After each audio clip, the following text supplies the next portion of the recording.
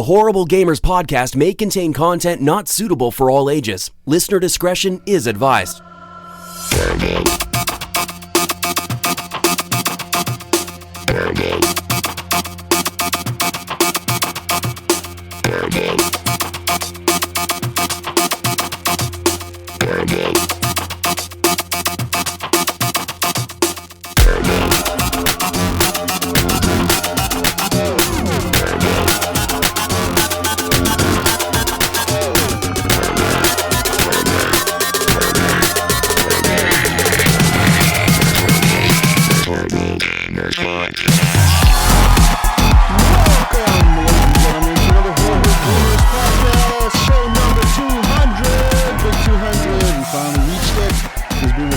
April the 21st, 2018, also known as National Drug Test Day. I am one of your hosts, Jesus Gonzalez, also known as Jesus Walks Loud. Today I'm joined by the crew plus some guests for our 200th episode. I am joined by my co-host, Ryan Gibson, Gib8777 from Canada Land. Welcome back, Ryan. What's going on, everybody? Happy 420 and episode 200 of The Horrible Gamers. Let's do this. And from the West Coast, the best coast, starting off from Oregon, our graphic designer, the guy who creates all of our logos and helps us out with that stuff, Jonathan Hall, Pinpoint Red is here. Welcome back, Jonathan. Oh, yeah. Thank you, guys. And don't forget, I'm also one of your contributor or Patreons. We'll get to that. Thank you. And from the East Coast, we have from Illinois, Chicago, the big windy city itself, Clint Thiele from the Geek Dig podcast. Vengeful Jedi is back. Welcome back, Clint. Welcome. Although I'm kind of surprised that you don't realize that Chicago, Illinois is Midwest, not East Coast. Whatever, same shit. Aren't you on East Coast time? Aren't you on East Coast time? It's a fucking windy Central. city. You guys are like Central. You guys are fucking oddballs I always thought you were like on. I know. Yeah, I don't want to be East Coast. I don't want to be West Coast. I want to be Central time. Oh, God. What's funny is I'm about 40 minutes away from the border for Eastern time. See, you're not that far away. You're good. Whoa. So you can time travel whenever you want, basically? Yes. All I have to do is head into Indiana. The border's like right there. See what I mean? You're pretty much East Coast. Whatever. But also from the East Coast, from Florida, I believe, somewhere in Florida with all the hurricanes and shit going on. Our news machine is here this week for a very special guest spot. Johnny Don't, the news machine is here. Welcome, Andrew. Welcome. What's up, everybody? Yay! You're Finally got him on here. What's up, Florida? You guys are fucking crazy down there, is all I know. Yeah. Any weird news that pops up in the U.S. is always Florida fucking based. It's always, Yeah. Pretty much. That's the truth. Crazy shit happens in Florida. It does. Yeah. But guys, It really takes the edge off of just about everything. if you want to, you can follow us on Twitter at _HorribleGamers. Please leave us a review on iTunes and subscribe if you haven't done so yet. Join our Facebook group, Horrible Gamers Podcast Community. Over on Facebook, we have a page as well. So if you just like our page, there's a link in there for groups, and it'll link you right to our group. It is a closed group, so anything you post in there is only visible to the people who are part of the group. So that means it doesn't flood your timeline with video game posts. And your wife won't see it, so it's Your pretty wife awesome. won't see it. She Your won't boss give you won't shit see for it. like posting all your stupid video game shit, so our family can see, and then she's embarrassed by you and Yeah. all that stuff. Don't worry about that. And then if you want to email us the old-fashioned way, head on over to feedback@horriblegamers.com. That is our email address. You just type that into the address bar, feedback@horriblegamers.com, and you can email us. And we would appreciate any emails you guys have for us, especially this being our 200th show. Give us feedback. We really appreciate it. We really, really take it to heart when you guys give us feedback. And real quick, let's do a quick shout out Jesus, to... wait. What's our snail mail address? We don't have one. Don't ask about that. About God. voicemail. We don't have one either. Guys, We don't have a voice. head on over to You guys lost your patreon.com. What the hell is my fucking Patreon money for? patreon.com/horrible gamers to support us with Patreon money every month, once a month. The money will be taken out of your account, whatever payment method you choose to use. And real quick, let's give a shout out to our Patreon. So one of them is on the show today, Jonathan Hall. I know. I was gonna buy drugs with that money, and then all of a sudden that money was gone. No drugs. You're like, oh shit, what happened? Fuck you guys. Thank you, Jonathan, for supporting us. Horrible. Alan Mavey, Joshua Wolf, Bill Garner II, Evan Tanaka, John Jerome, and Adam Sunday. Thank you guys for supporting us. If you want to be as awesome as these guys, head on over to patreon.com/horriblegamers and go ahead and give us some money. I mean, as little as $2 a month helps us out. Even $1 a month helps us out. So, I mean, for a cup of coffee each day, yeah, you can, pretty much cut out your coffee. You can feed these starving children. Jeez, $2 a month. We are starving. We're really hungry, guys. I'm hungry. I need McChickens. Jesus and Ryan are both fucking thin as fuck these days. Our intro song is done by Fowler and Twistic. It is called Breakout. It is a remix especially done for us, as you may have noticed. And our outro music, it is done by Broke for Free. The band Broke for Free, and it is called Night Owl. So go ahead and find them. That's an awesome track. Yeah. I really like it. It reminds me of like GTA menu music. I never tried to change it because I'm like, I really fucking like that track. Me too. It fits. You know what I mean? It's so good. It's always a happy ending. It is. But guys, let's get real quick and let's talk about the show 200. So we finally reached show 200 of the Horrible Gamers. This is a big feat for us. I mean, when we started the show back in 2014, when I was a part of the original crew, we would have never thought we would have made it to 200. I mean, we thought that we maybe had like 20 episodes in us. And now we're here at 200. We've actually done over 200 shows if you count all our spotlights, our interviews, and stuff like that. We have definitely reached over 200.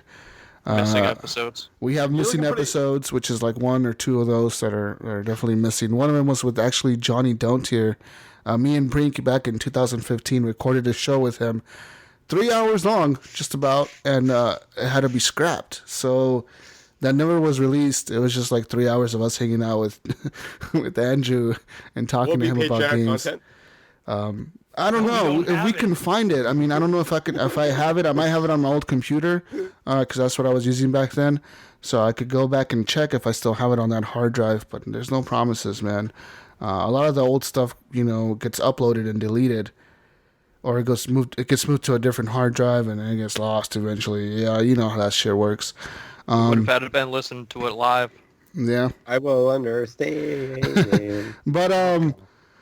But yeah, I mean, 200 episodes, guys. Real quick, the show has been downloaded around the world, plenty of places, around I think over 100 countries now that we've been downloaded of all time.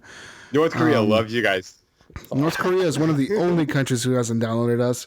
But we've been all around North and South America, Europe, Asia, even Africa, Australia, New Zealand. They seem to love us.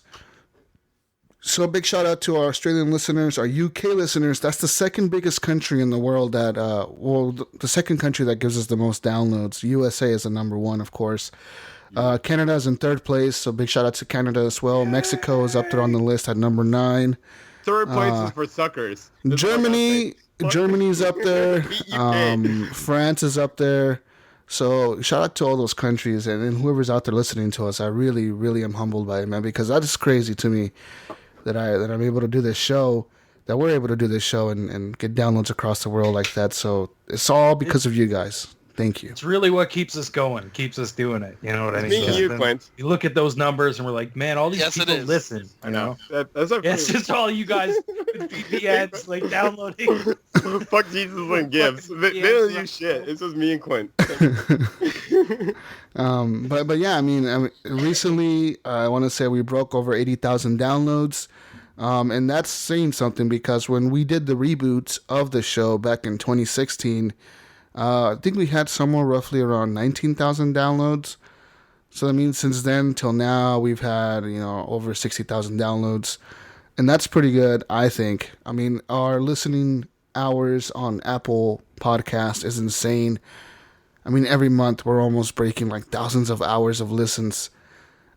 Because you guys' episodes are so fucking long. So I appreciate all the listeners on iTunes listening to the show for such a long time. I mean, you guys are crazy, but whoever makes it all the way to the end, every episode, that's insane.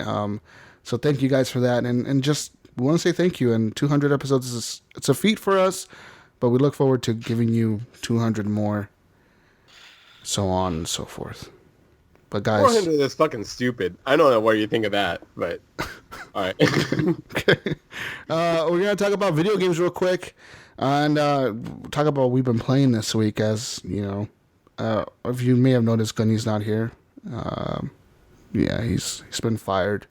We had to let him go once we reached 200. We old man Andrew to take his place. You know what? I wish I had the time, guys, but I just don't. Back in the day when we did the reboot, I told these guys they had a 100-episode contract. Gunny kind of just got cut. Couldn't afford to pay him anymore. We had to do a cut, so we cut Gunny off. I will understand. God damn it! Damn it! Shut up, Jonathan. I'm gonna hang up on you. Damn it! So much. Just kidding, guys. Gunny's back. He'll be back next week. He's out doing some shit with his family this week. He had plans for like months ahead of time, and we knew about the plans. We just didn't realize that it was gonna land on episode 200, or else I would have told him to fucking cancel that shit if I would have known. But He's at the Great Outdoors. he's just somewhere, one of those stupid parks that he goes to. So those I don't parks remember where. No, he was going to Great Death America, Valley, wasn't he? Oh, Death Valley this time. Yeah. That's fucking awesome. Oh man, I was. He might come in. I've been trying to get a hold of him. That would If be he gets on awesome. some Wi-Fi, he might pop in at some point. But I can't guarantee that. Where the hell is there Wi-Fi in Death Valley? It's fucking know. the middle of nowhere, dude. There's no fucking Wi-Fi out there. Oh man, but the Valley, we have great Wi-Fi. but he'll be back hopefully next week, so you'll get to hear his voice once again, guys. Let's get into it, guys. Let's get into the games we played this week. So this week, I want to say something. I didn't really turn on my Xbox. I turned it on What? maybe 3 times this week. And all I turned it on for was to watch Harry Potter, play PUBG, and that's it.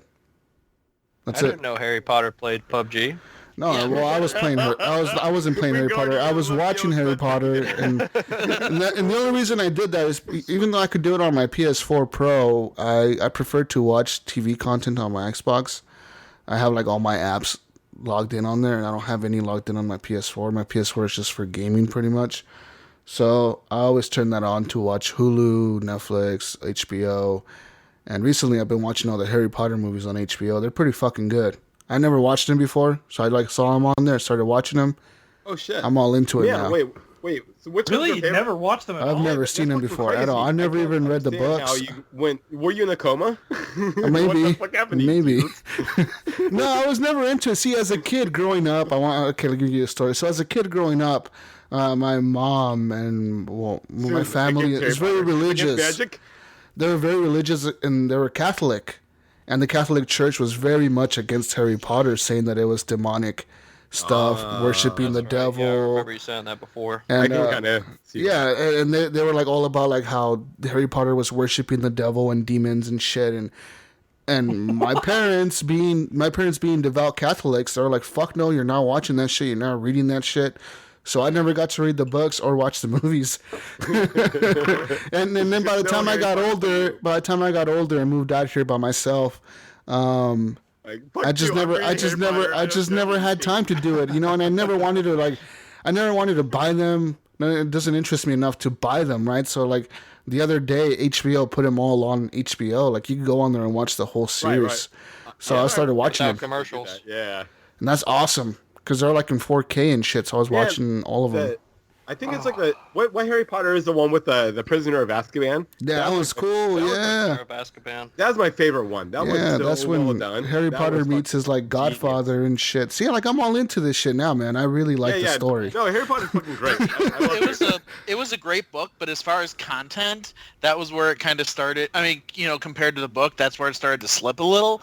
But what made that movie though was Alfonso Cuarón directing it. Oh wait, the Prisoner of Azkaban. Yeah. Well, Yeah, no, totally. That director is fucking on point. Yeah, he did such a fucking good job on that movie. it's like Ready Player One He to should me. have directed more. It's like No, Ready I agree. Player One, where you guys that haven't read the book and you guys have watched Ready Player One. You're like, oh, this is the greatest movie ever. Me, I read the book and I'm like, that shit's missing a lot of the story. It's the same way with Harry Potter. Motherfuckers But that it's have read still the a great book. movie, though. People that have read the books are like, oh, the movies are not as good as the books. Of course, they're never going to be as good as the books, man. They just can't put 1,000 pages of shit into a movie that's 2 Except for hours the- long. Yeah. Except for the last one when they divided it into 2 movies. They did, and I see that. One with Goblet of Fire if you've read the book. Oh man, I don't know if you guys have you guys read the Akira manga yet, or manga or whatever you pronounce it. Well, Jonathan, like- where are you going? Where are you going with Because this? What the fuck's going on here? One of the main this awesome This isn't director, Harry the Potter one that did anymore. Thor Ragnarok is gonna be doing Akira, and that was like, okay, so the Akira movie is like only 2 episodes of the 38 comic book, 38 issues of the manga. The movie is really only like 4 episodes. So like that's where I had a big disconnect. So I can't wait Okay. on the books manga conversion. So Okay. All right. Enough of your manga So fucking guys, crap. video games. Back to video games. So no, I was talking about how I only turned on my Xbox, but it was only for one game, and that was Harry for PUBG. Yeah. That was for PUBG, Hey, before man. we spin too far out of that, I just want to let you know that Harry Potter is my wife's to-go movie, and it is on every single day in my house. Really? Which single day. one? Like the first one? All of them. What's her favorite one though? Oh, so she just picks one at random every day and watches it? Pretty much. Okay, More than I could see once a that. day. Yeah, my ex is really into Harry Potter. Smokes. I could see yeah. that, man. Like they're really good movies. I really like them. No, they're good. I'll totally go through them again, especially that fucking Prisoner of Azkaban. That was Yeah, good. that was good. But, yeah. But I've been watching them in like succession, right? So like I finish one and I go right into the God, next we're back one, into this again. and that shit's crazy, man. No, because I'm just telling you from an experience from somebody who's never watched them or read the books. I'm really fucking enjoying them, Harry guys. Potter cast. All right, listen. Someone who's never read the books or watched the movies is really liking them. It's just like you guys with any other fucking series. Like I've never watched Lord of the Rings movies, and maybe one day I'll watch them on HBO, and I'll be like, "It's the most amazing thing ever." But I don't know. Harry Potter is way cooler than Lord of the Is he? Rings. Maybe. anyways. Because it was just a walking simulator. Even the like 'em. trees walked in that movie. All right, guys. So PUBG, and I turned on my Xbox to play PUBG because I really missed that game. I wanted to play something that was Battle Royale. I didn't want to play on my phone. I didn't want to play Fortnite on my PS4. I didn't want to download it. So I was like, I'm going to go play some PUBG. And I played with King Jiggly, Gary Ellis, and he was on there with the squad. He has a team of 2 guys that he's always playing with. And I jumped into his party. I was like, hey, you guys need a 4th? They were like, yeah, for sure. So come on in. And we launched, and they, of course, play that lame-ass third-person mode or whatever. And I was like, I hate this mode. And they're like, why do you hate it? I was like, cuz everybody's always cheating, peeking around corners. And they're like, well, you can switch to first person. I was like, yeah, but that doesn't change the fact that the other people are going to be peeking around corners. You know, that's what I don't like. Anyways, we get into it. We start playing it. And it was like our second match. The first match, we all died fairly quickly. We landed in like some fucking town that was like full of people. Second match, we land like by a firing range in that town up there. And there's nobody up there, dude. We had that whole town to ourselves, the one to the north. You know, it was just us up there looting. We get in our bikes and we go into the circle. And we're in this this area with 2 houses. There's these 2 houses in the middle of nowhere next to this hill. And one of the guys, I forget his name or his gamer tag, but he's part of the squad. And he's in the motorcycle, right? Because we had a motorcycle. He's in it, and he's jumping this ramp. He keeps jumping this ramp. And we're in this house, you know, we're looting the house. We're just sitting there. We're like, dude, you're going to give us away, man. Because we were kind of camping there, waiting for the circle to close in to see where we're going to go next. And this guy is like jumping the ramp. He's going in circles, really loud on the motorcycle. He's like, guys, check this out. I'm going to jump the ramp. So that's all I hear. And as I'm looking out the door, I see that he jumped the ramp. Dude, he just... boom, and he crashes. He's like, guys, if I go down, revive me. But he fucking crashes, dude, and he just boom explodes. That shit was funny, man. I was like, what the fuck just happened? Dude, we all were laughing, and he was just like all quiet. He's like, oh fuck. And we were just fucking dying, dude. We were dying. Was it ALS Manzito? No, it was the other guy. And then Zito was with me in the house. So PUBG is free to play this weekend. In 30 seconds, convince me why I need to fucking download it and play this shit. It's just fun, man. It really is. You got to play with the squad, and you'll have fun. If you'll be into the battle royale, if you'll like it. It's kind of a game for everybody, really. You don't need. I mean, you need skills, but there's nothing like. There's no XP based advantage that anybody has. Why am I getting an echo? Sold. All right, I'm downloading. Yeah, Right. but Jonathan, anyways, I haven't tried it yet either. If you want, I'll download it and we can try it tomorrow. there you Okay, go. so let's go. I'm done with that. It's free till the 22nd, so I don't know what time tomorrow it goes offline. You mean free till 4/22? Yeah, whatever. 420 the second. I know. For all of us stoners that had to work that day, it's our retribution. Okay. Anyways, go on. But yeah, I mean, we played that match of PUBG, so he blew up, right? And he's like all sad about it. We were all fucking dying laughing. We're like, dude, what the fuck? You know, we were just like laughing at how he was all like, guys, you gotta pick me up if I go down, okay? Next thing you know, he's on fucking fire and everything's on fire. It was funny. And so he's like, all right, guys, I gotta go. My wife is calling me. I gotta go. We're like, all right, dude, bye. And he leaves. We end up going on to win that match. We destroyed the last, like, there was two squads left in the end. There was 3 of us against, 7 of them. And then they started shooting each other. They started shooting at us. We made our way up to the houses, and we straight destroyed their teams, dude. We just had, I felt like that was, the best squad I've ever played with. Because we were all just doing the call-outs, and we were doing, just all the call-outs were perfect. We were all pinpointing people where they were, which rooftop they were on, which window they were in. And it was perfect. It was fucking flawless. I even told the guys that was the best ending I've ever had to a match. There was no panicking. We were all calm. We were just taking everybody out pretty easily. So that was that. And then the second match we went on to playing again. We got second place. We were the second team left alive. But yeah, I mean, the game is fun, dude. It's fun when you're playing with a good squad. That's all I have to say about PUBG. And it's running a lot better now on the Xbox One. Still has a few frame rate issues when you're dropping in from the plane now. But once you're on the ground, for the most part, it's running at a pretty solid 30 frames a second with certain glitches here and there. The game does still crash once in a while. So wait, have any of you guys played the game Vertical? Was it Vertical Heights? Radical Heights. Radical Yeah, Heights. I played it last week. I'm actually pretty curious. This actually seems like a Cliffy B personal heart project. I feel he's gonna stay. No. I think he's gonna stay. It's a money grab. It's a trashy game right now. It's super early. There's no wall textures. Right. There's crates just look like fucking mesh boxes on the ground. They're doing weekly updates though. Well, they I feel have this to. is It's an unfinished ass game. I feel that this is going to be Cliffy B in his representation of himself on this game. I love Cliffy B. He brought me Gears. So he's always in my heart. Yeah, don't expect anything like Gears. This is very rough, super rough. Oh. Especially right now. But I mean, it's cool. I think you in particular would get a kick out of it.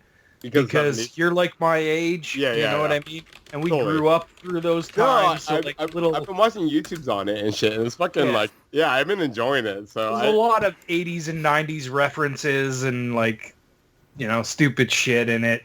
I just hope Cliff keeps up with it. This develops it into something solid.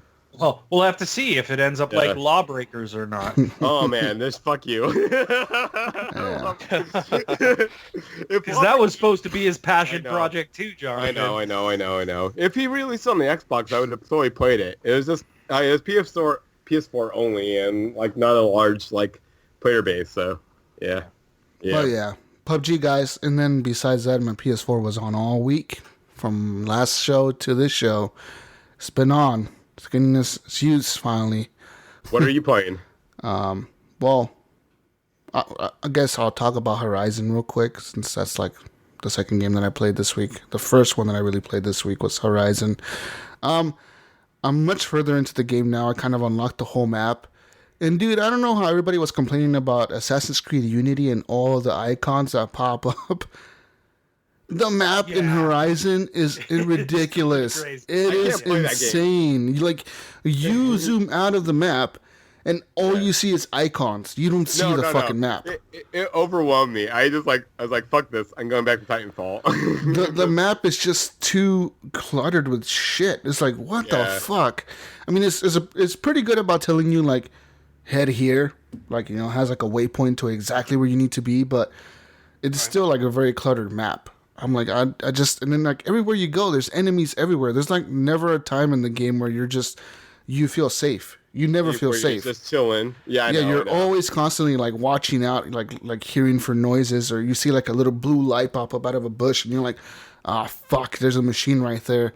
And and then it turns yellow and it starts looking at you, and then it starts walking towards you, and you're like, oh fuck, I gotta take this thing out. But I've done a bunch of the cauldrons. I have like one cauldron left. And one of the tall necks left. They're up on the north left, so it's the northwest part of the map. So I gotta get up there now. I gave up pretty quick on that game. It's a pretty cool game, but I only made it I made it like a level in. I was appreciating it, but I like the people in the game. I like the big city that you get to go to and all the people you talk to. I really like Aloy as a character. She's really awesome. But the game, like I said, the map is very cluttered. There's too many icons. There's too many enemies everywhere. I'm constantly just fighting random shit. I'll be like walking down the mountain and a fucking bird will fucking pop up and it's like, oh, there's a fucking bird attacking you. And you have to hide in the bushes for a while. No, then I fuck it up and then I kill it. And then like I take its parts, and then like it says you have too many parts. You can't even pick up these parts because you too much. So then now I have to go hunt for fucking foxes and rabbits and fish to upgrade my carrying inventory. It feels a lot like a Far Cry game in that aspect where you have to hunt for animals to be able to upgrade your shit. The game is good though. It is a fun game. The combat is fun. I really like the slow motion arrow tech they have in the game. They really need that in the next Tomb Raider. Like, I want Lara Croft to be able to do slow motion, dude. That'd be awesome. Yeah. I think it would have been a lot more, a lot better if it, because you compared it to Unity, and you know how in Unity you can come across NPCs throughout the whole city of France, and they're just doing their own thing. You know what I mean? Yeah. But in Horizon, once you leave one of the tribe areas, there's nobody else out there. Like, there might be like one person in one area, but the rest of it is just everywhere you go, it's nothing but enemies. Yeah. And I think that would have been a lot better if they just threw in some random events. People out there. Yeah. I mean, there's been times where like I've been walking and like I'll see like a group of hunters like attacking a certain type of robot, and I kind of go and help them out sometimes, but sometimes I don't help them out because like, the first time I kind of seen that, they were attacking like one of the big T-Rex robots, and I was like, no way, dude. I'm not going over there. That thing's like the size of a building, and I'm like level 20. I think it's going to fuck me up. So I was like, I'm not going to go over there. And then, I don't know. The game is hard. If that's like in a multiplayer environment, I'd probably be down for that. Like, if that was like a Destiny...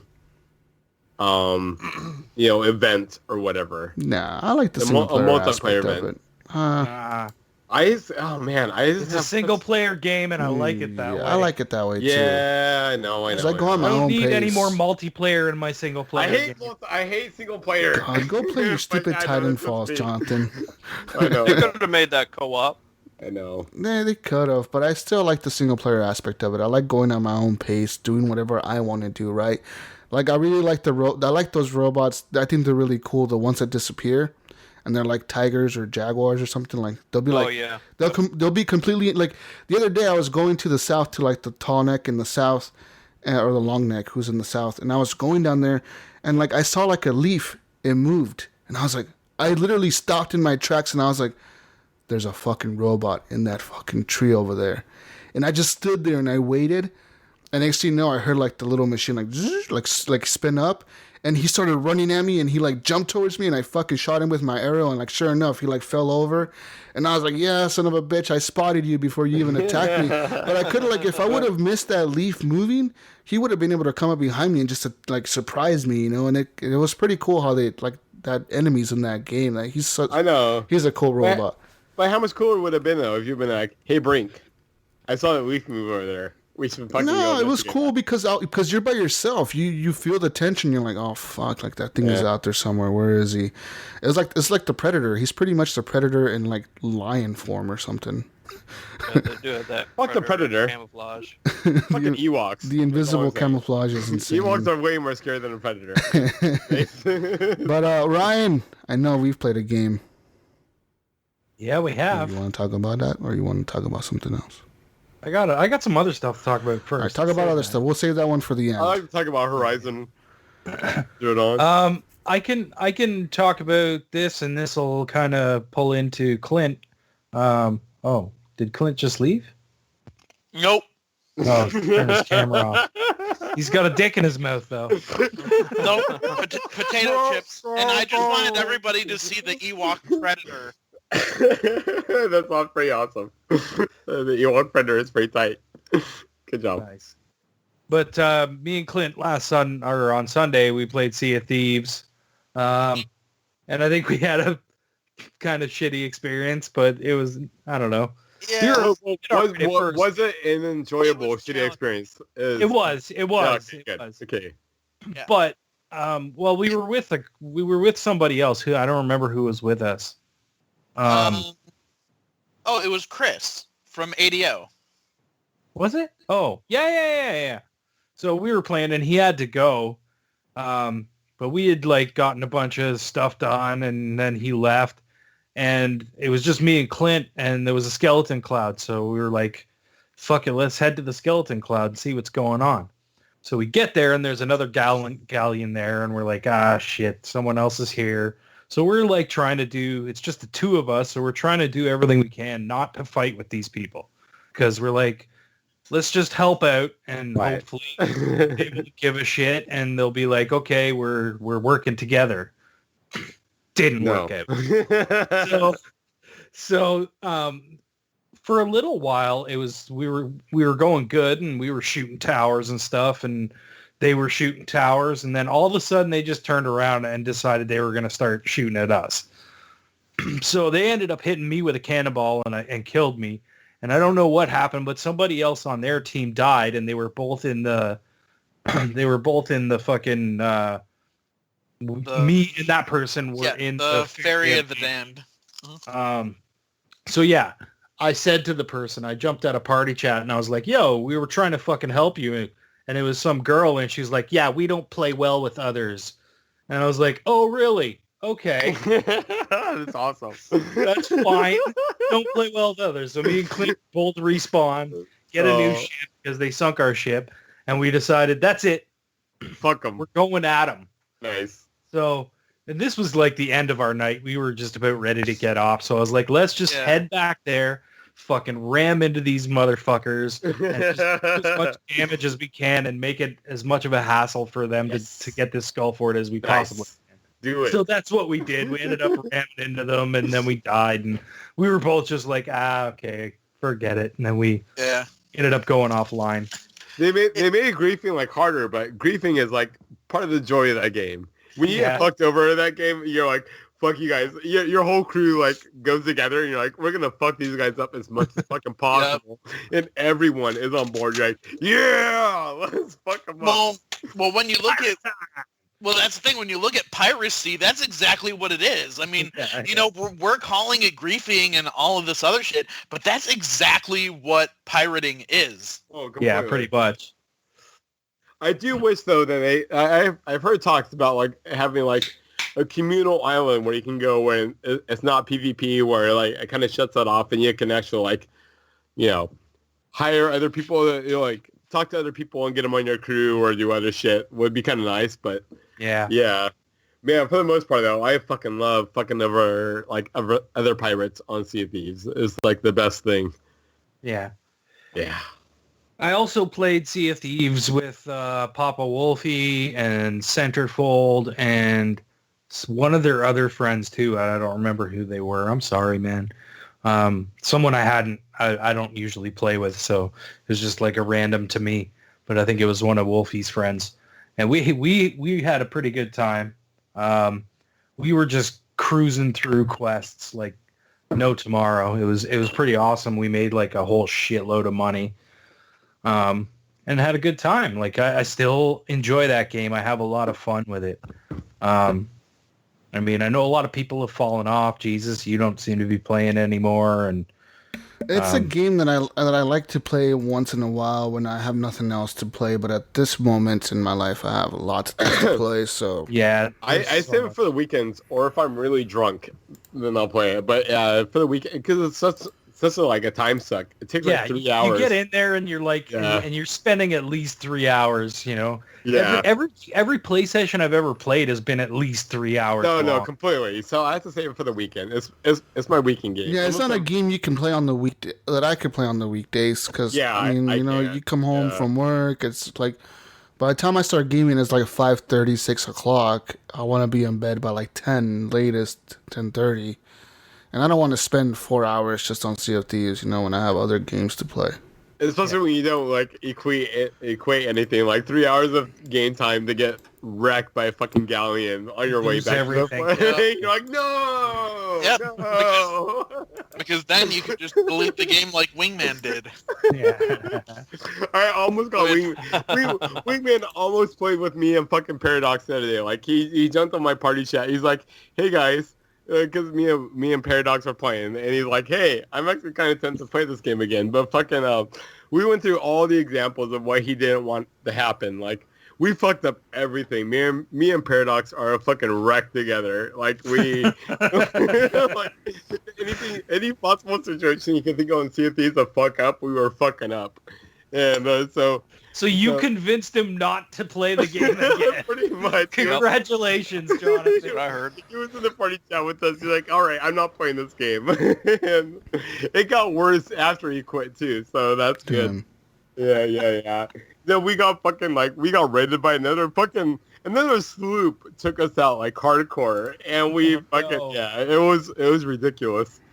Yeah. Sea of Thieves, I don't know, man. They need to add more to the game to kind of get me to really want to play it again. Well, there's more coming next they have the development calendar. I'm bored with it, honestly. Like, it's just... There's so much shit in that game. Like, even me being bored with it, there's so much that I haven't done yet. The most enjoyment I get out of that game is playing with the people that I play with. I can never, ever see myself playing that game in a sloop by myself.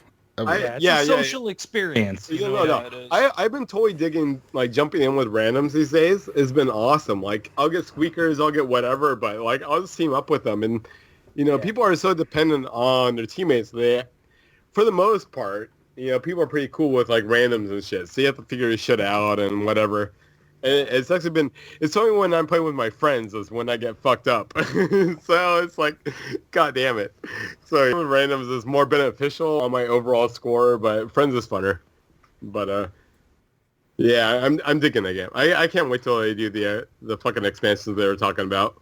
Like the weekly update. The weekly events are gonna be great. I can't wait to fucking take on a big old megalodon or a big old crab or some fucking mermans. It's gonna be awesome. Yeah, I can't wait for them to add stuff. So another game I played, I picked it up. It was on sale this week. A Hat in Time. Okay. This game's cool, man. Like, it's a cool 3D platformer. I saw a lot of people were looking forward to picking it up. Yeah, it's worth it. It's worth checking out. I haven't gone too far in it, but it's a lot like, it's like only those like $250 right now, right? Well, I'm sorry, $250 No. here. I don't think it was. I think it was like 7 something, so it'd be like $5 there, I think. I can't remember actually. I know it was on sale. Is it still on sale? Yeah. Yeah. So yeah, it should be. As long as it's breaking into a crack budget, then I'm all good. It's a basic 3D platformer, your ukulele kind of style or Banjo-Kazooie, whatever. And it's really well done. It's fun. I haven't played enough of it to really talk it up because I've had other games that I've been playing. But yeah, I'm enjoying it. It's an interesting title. If you're looking for a 3D platformer, it's a lot of fun. It's better than a lot of the ones that have come out recently. So yeah, it's $22.49 right now in the U.S. Yeah, okay. Marked down from $29.99. Right, yeah. Because I think it was 30 here. I think it was the same price. That's weird. Or it might have been 25 something for us. But yeah, cool. So Hat in Time, guys. It's actually made by Humble, the Humble Bundle people. It's made by their development company. Okay. Yeah, check it out. What have you been playing, Andrew? I have been. Well, I'll tell you what.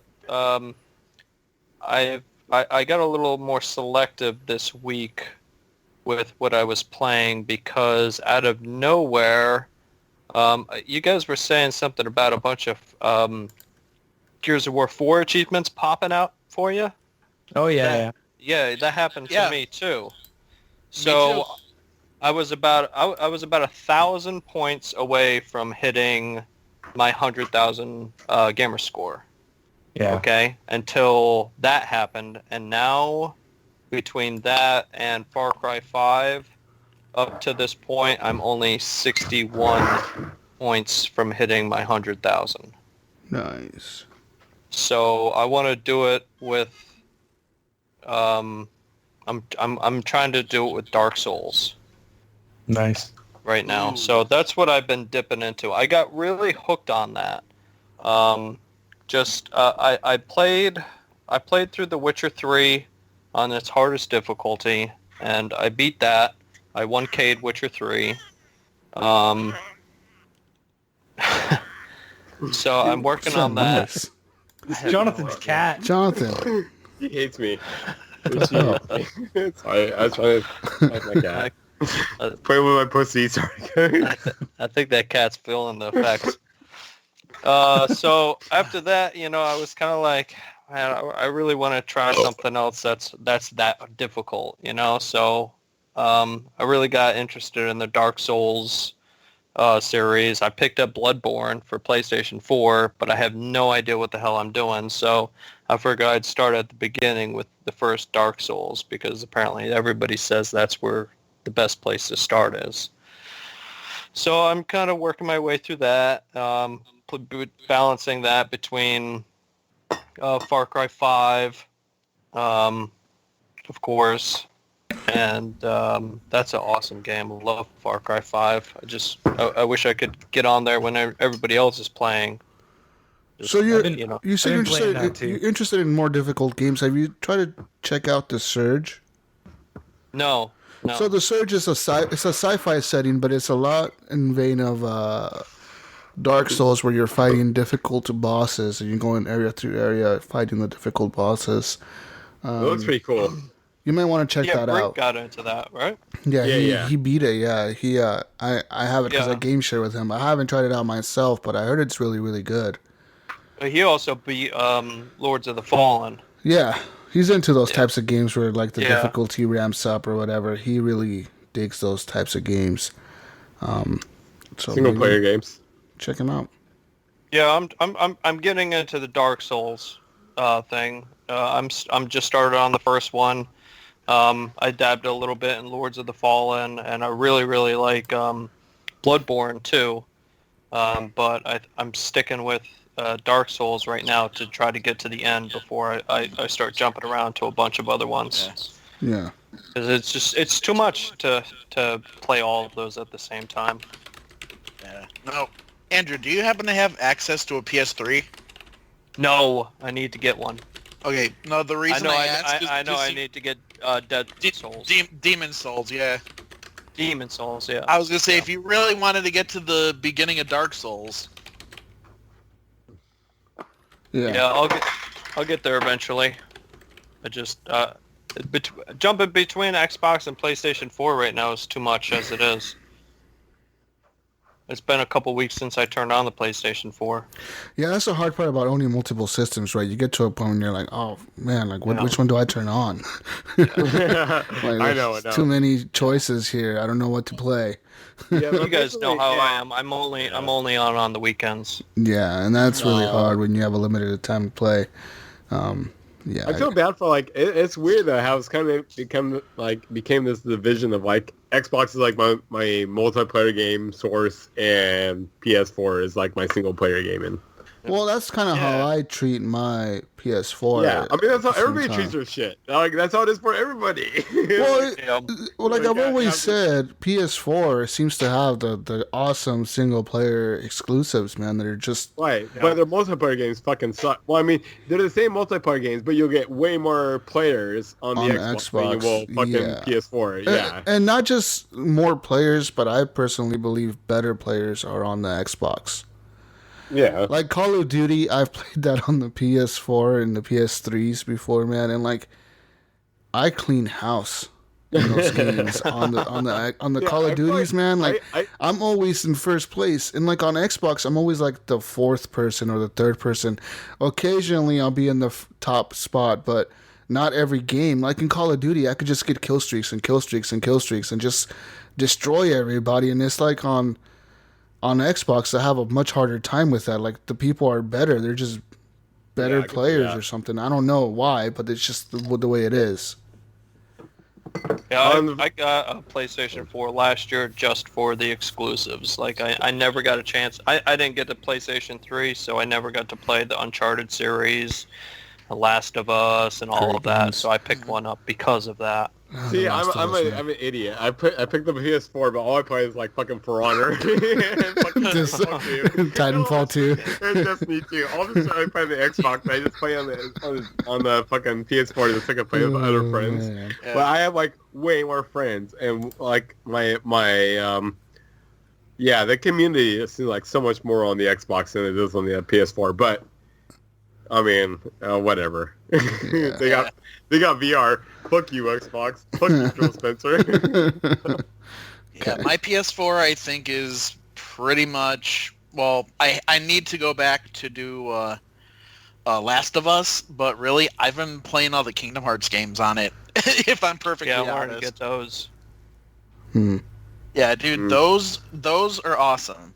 They've got the one collection that's the 1.5 and 2.5, and then they've got the 2.8. If you just get those two, you've got pretty much like every game that you can play.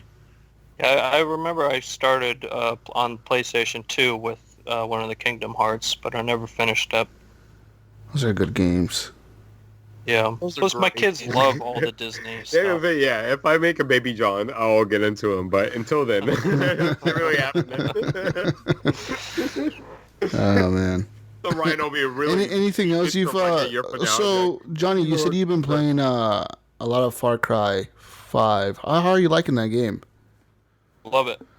Are you playing? Are you playing on the Xbox One X or Xbox One S or original? I still have the version of Xbox that I have was the Unity bundle actually. Okay. That thing's still ticking along. Eventually I'll get an Xbox X. But it still looks awesome. I just got a new TV a couple weeks ago, and it looks good. It looks good enough for me. Yeah. I'm happy with it. It's a good game. I wish I had more time. You know, my co-op buddies, Matt White, that we usually play through a lot of the co-op games with, but he's busy as hell. He's on a whole different schedule as I am, and every time I'm on to play and nobody else is up, but it's still a great game, even if you have to play it by yourself, a single player. It's still great. I really got hooked up on the fishing, Ryan, and just about, just working my way through it. Just kind of what I'll do is, I'll look at the map and look at the closest thing to me and head for that, get it done, and move on to the next thing. Just kind of try to clear out the whole map as I go. Yeah, I really enjoyed that game. I thinking back on it now after finishing it, I really liked it in the beginning, but like I said, man, towards the end there, I was having a hard time doing the side missions. I was like, this That's what I've heard. Yeah. They open a lot of them open up. Yeah. A lot of them open up on you too, because it's like every single person you talk to, it's like, hey, how you doing? That's good. I got a mission for you, motherfucker. Yeah, like, I need you to go do this for me. And I'm like, really, dude? Like, have you heard about that thing over there with the stuff? You should go look at that. What's the drug that they're doing in that? The Bliss? Yeah. Man, I could totally go for that right now. I would love some Bliss right now. That's all I'm saying. Like I was telling you, man. Like that shit up, like, the girl Faith, I never wanted to kill her. I was like, if I could just like arrest her or something, I would. No, we're gonna become Bliss buddies. Yeah, like I don't want to kill her. She didn't seem like a bad person to me. She just seemed like I'm sold. She was the one of the major backbone behind the whole story or whatever. She was the one that like was drugging the people or whatever, but. It probably seems like all my friends. She didn't seem as bad. She didn't seem as bad as like the other characters. Like the guy in the north, he seemed like probably the worst one. He was the one having everybody killed. Do you guys watch that Wild Wild West show yet on Netflix? I have not. Oh yeah, with the Rushnishis. No. Yeah, no, it seems like very similar to that because it is. It's basically it's a cult in like Eastern Oregon that it became like very militant, and so like Yeah, it's fucking I think great. Kathy watched that. Yeah, it's super good. But so I went to my friend's house and I played like the first couple levels, like a good chunk of Far Cry 5, and then went home and then started watching that documentary. It just totally reminded me of that because they at some point they become like so fearful to say that they become militant and they have all their guns and all their shit, but like. Maybe not so many drugs. I mean, there's the drugs, but not like... It's not like the whole cult in Far Cry... Pretty much everybody's in the cult because of the drugs. They're not in it because... Right now. They're not in it because they want to be in it. Based on the Waco event. Yeah, a lot of it is... They're into it because of the drugs. They're not into it because they want to be in it or whatever. They like the drugs or whatever. It makes them brainwashed. Yeah, it makes it easier for her to brainwash them to join.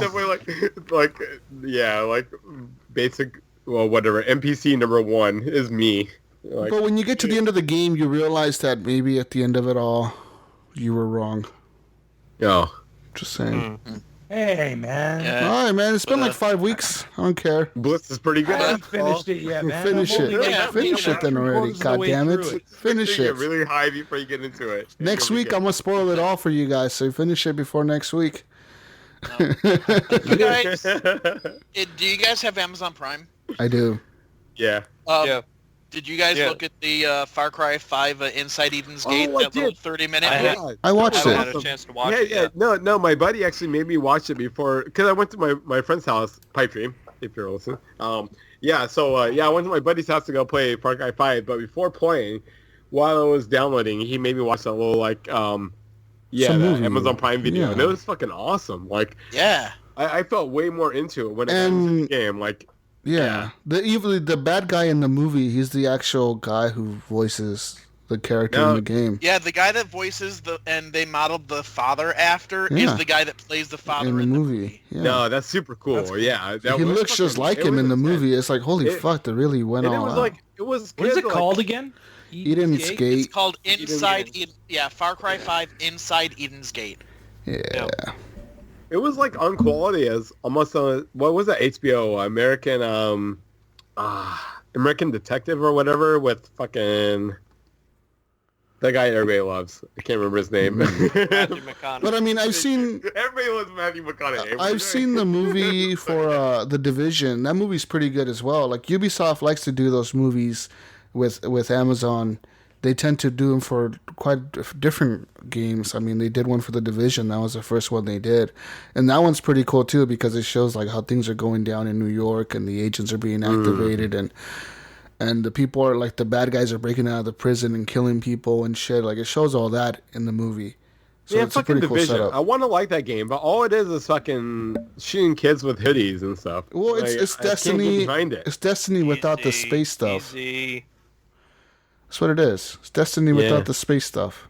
I know. I have a bunch of friends of mine that are playing Division, and I played like probably like an hour of it. And I feel like the bad guys that you're shooting are like my friends. So I just can't do it. Like, I'm like, fuck this shit. Like, I would totally be a gangster. Like, and when they're saying like, oh, the gangs are like hoarding medicine, you're like, fuck you guys. That's like not just because we're not corporate or fucking government doesn't mean that we're fucking like lethal. We're a subtract gathering medicine to help our people, and you're fucking calling us gangs and shit. Fuck you guys. Well, in the game, they really are. They're killing like civilians and shit in the street and beating people up. I didn't see any of that. To get them to convert to their cult. Or they're beating people with baseball bats and shit. Fake news. It's all government conspiracy. Okay. Those gangs in Division they're all right. Pretty sure I've played more to Division than you have, and those guys are pretty bad. But fuck you probably killed more of my friends than Watch that movie, and you'll see why. Just watch the movie and you'll see why they're bad. Just watch the movie and you'll see why the gangs are bad. Anyways, anything else you've played, Andrew? The HellBlade. Okay. Oh yeah, sweet. But before we get on to that, I just wanted to say that Far Cry 5 has got a lot of influence from the Waco event. Oh yeah. I want to watch the documentary. I saw they had it on TV. That's on Amazon Prime too. You should check it out. Everybody should check that out. It was done very well. I remember when that shit was going on. I was pretty trying to keep up as much as possible. Like that all seemed pretty fucking crazy. Yeah. So anyway, who shot first? Wait. So Andrew, I'll definitely watch that shit. But who do you think shot first? Do you think the fucking Waco guys shot first, or do you think the police shot first? Because that's the big. Whoa, guys. Question. Whoa, wait. I'm gonna hang up on Jonathan. Something totally unrelated. Jonathan, we're not going to talk about this. Let's move on. Andrew, tell me about HellBlade. HellBlade's good. I want to hear this machine first. All right. Yeah, and actually, Jonathan, I couldn't answer that because when I started watching the episode, I started on the last episode of that whole season, so I never watched the first episode. No, I need to watch that really bad because that's the big question is who shot first. Well, I don't know. You should watch it, Jonathan, and make up your decision after watching it. I'll keep you guys on episode 300. Okay. HellBlade. So HellBlade. Let's go into HellBlade. HellBlade, yeah, I really like that. I'm so happy that came to Xbox. Like I said, I've been going through the PlayStation 4 and picking up all the exclusives, but when I heard the rumor that it was coming at Xbox One, I held off on picking it up for the PlayStation 4, and as soon as it was available, I pre-ordered it right away. And I really like how they're doing that. To me, honestly, with all the voices gone all over the place, you guys say that it drives you insane to hear all those voices, but to me it's almost calming to hear all that going on at the same time while you're trying to play it. Okay. Yeah, but place you're used to being? Yeah, I guess so. Are you used to this voices in your head? Maybe.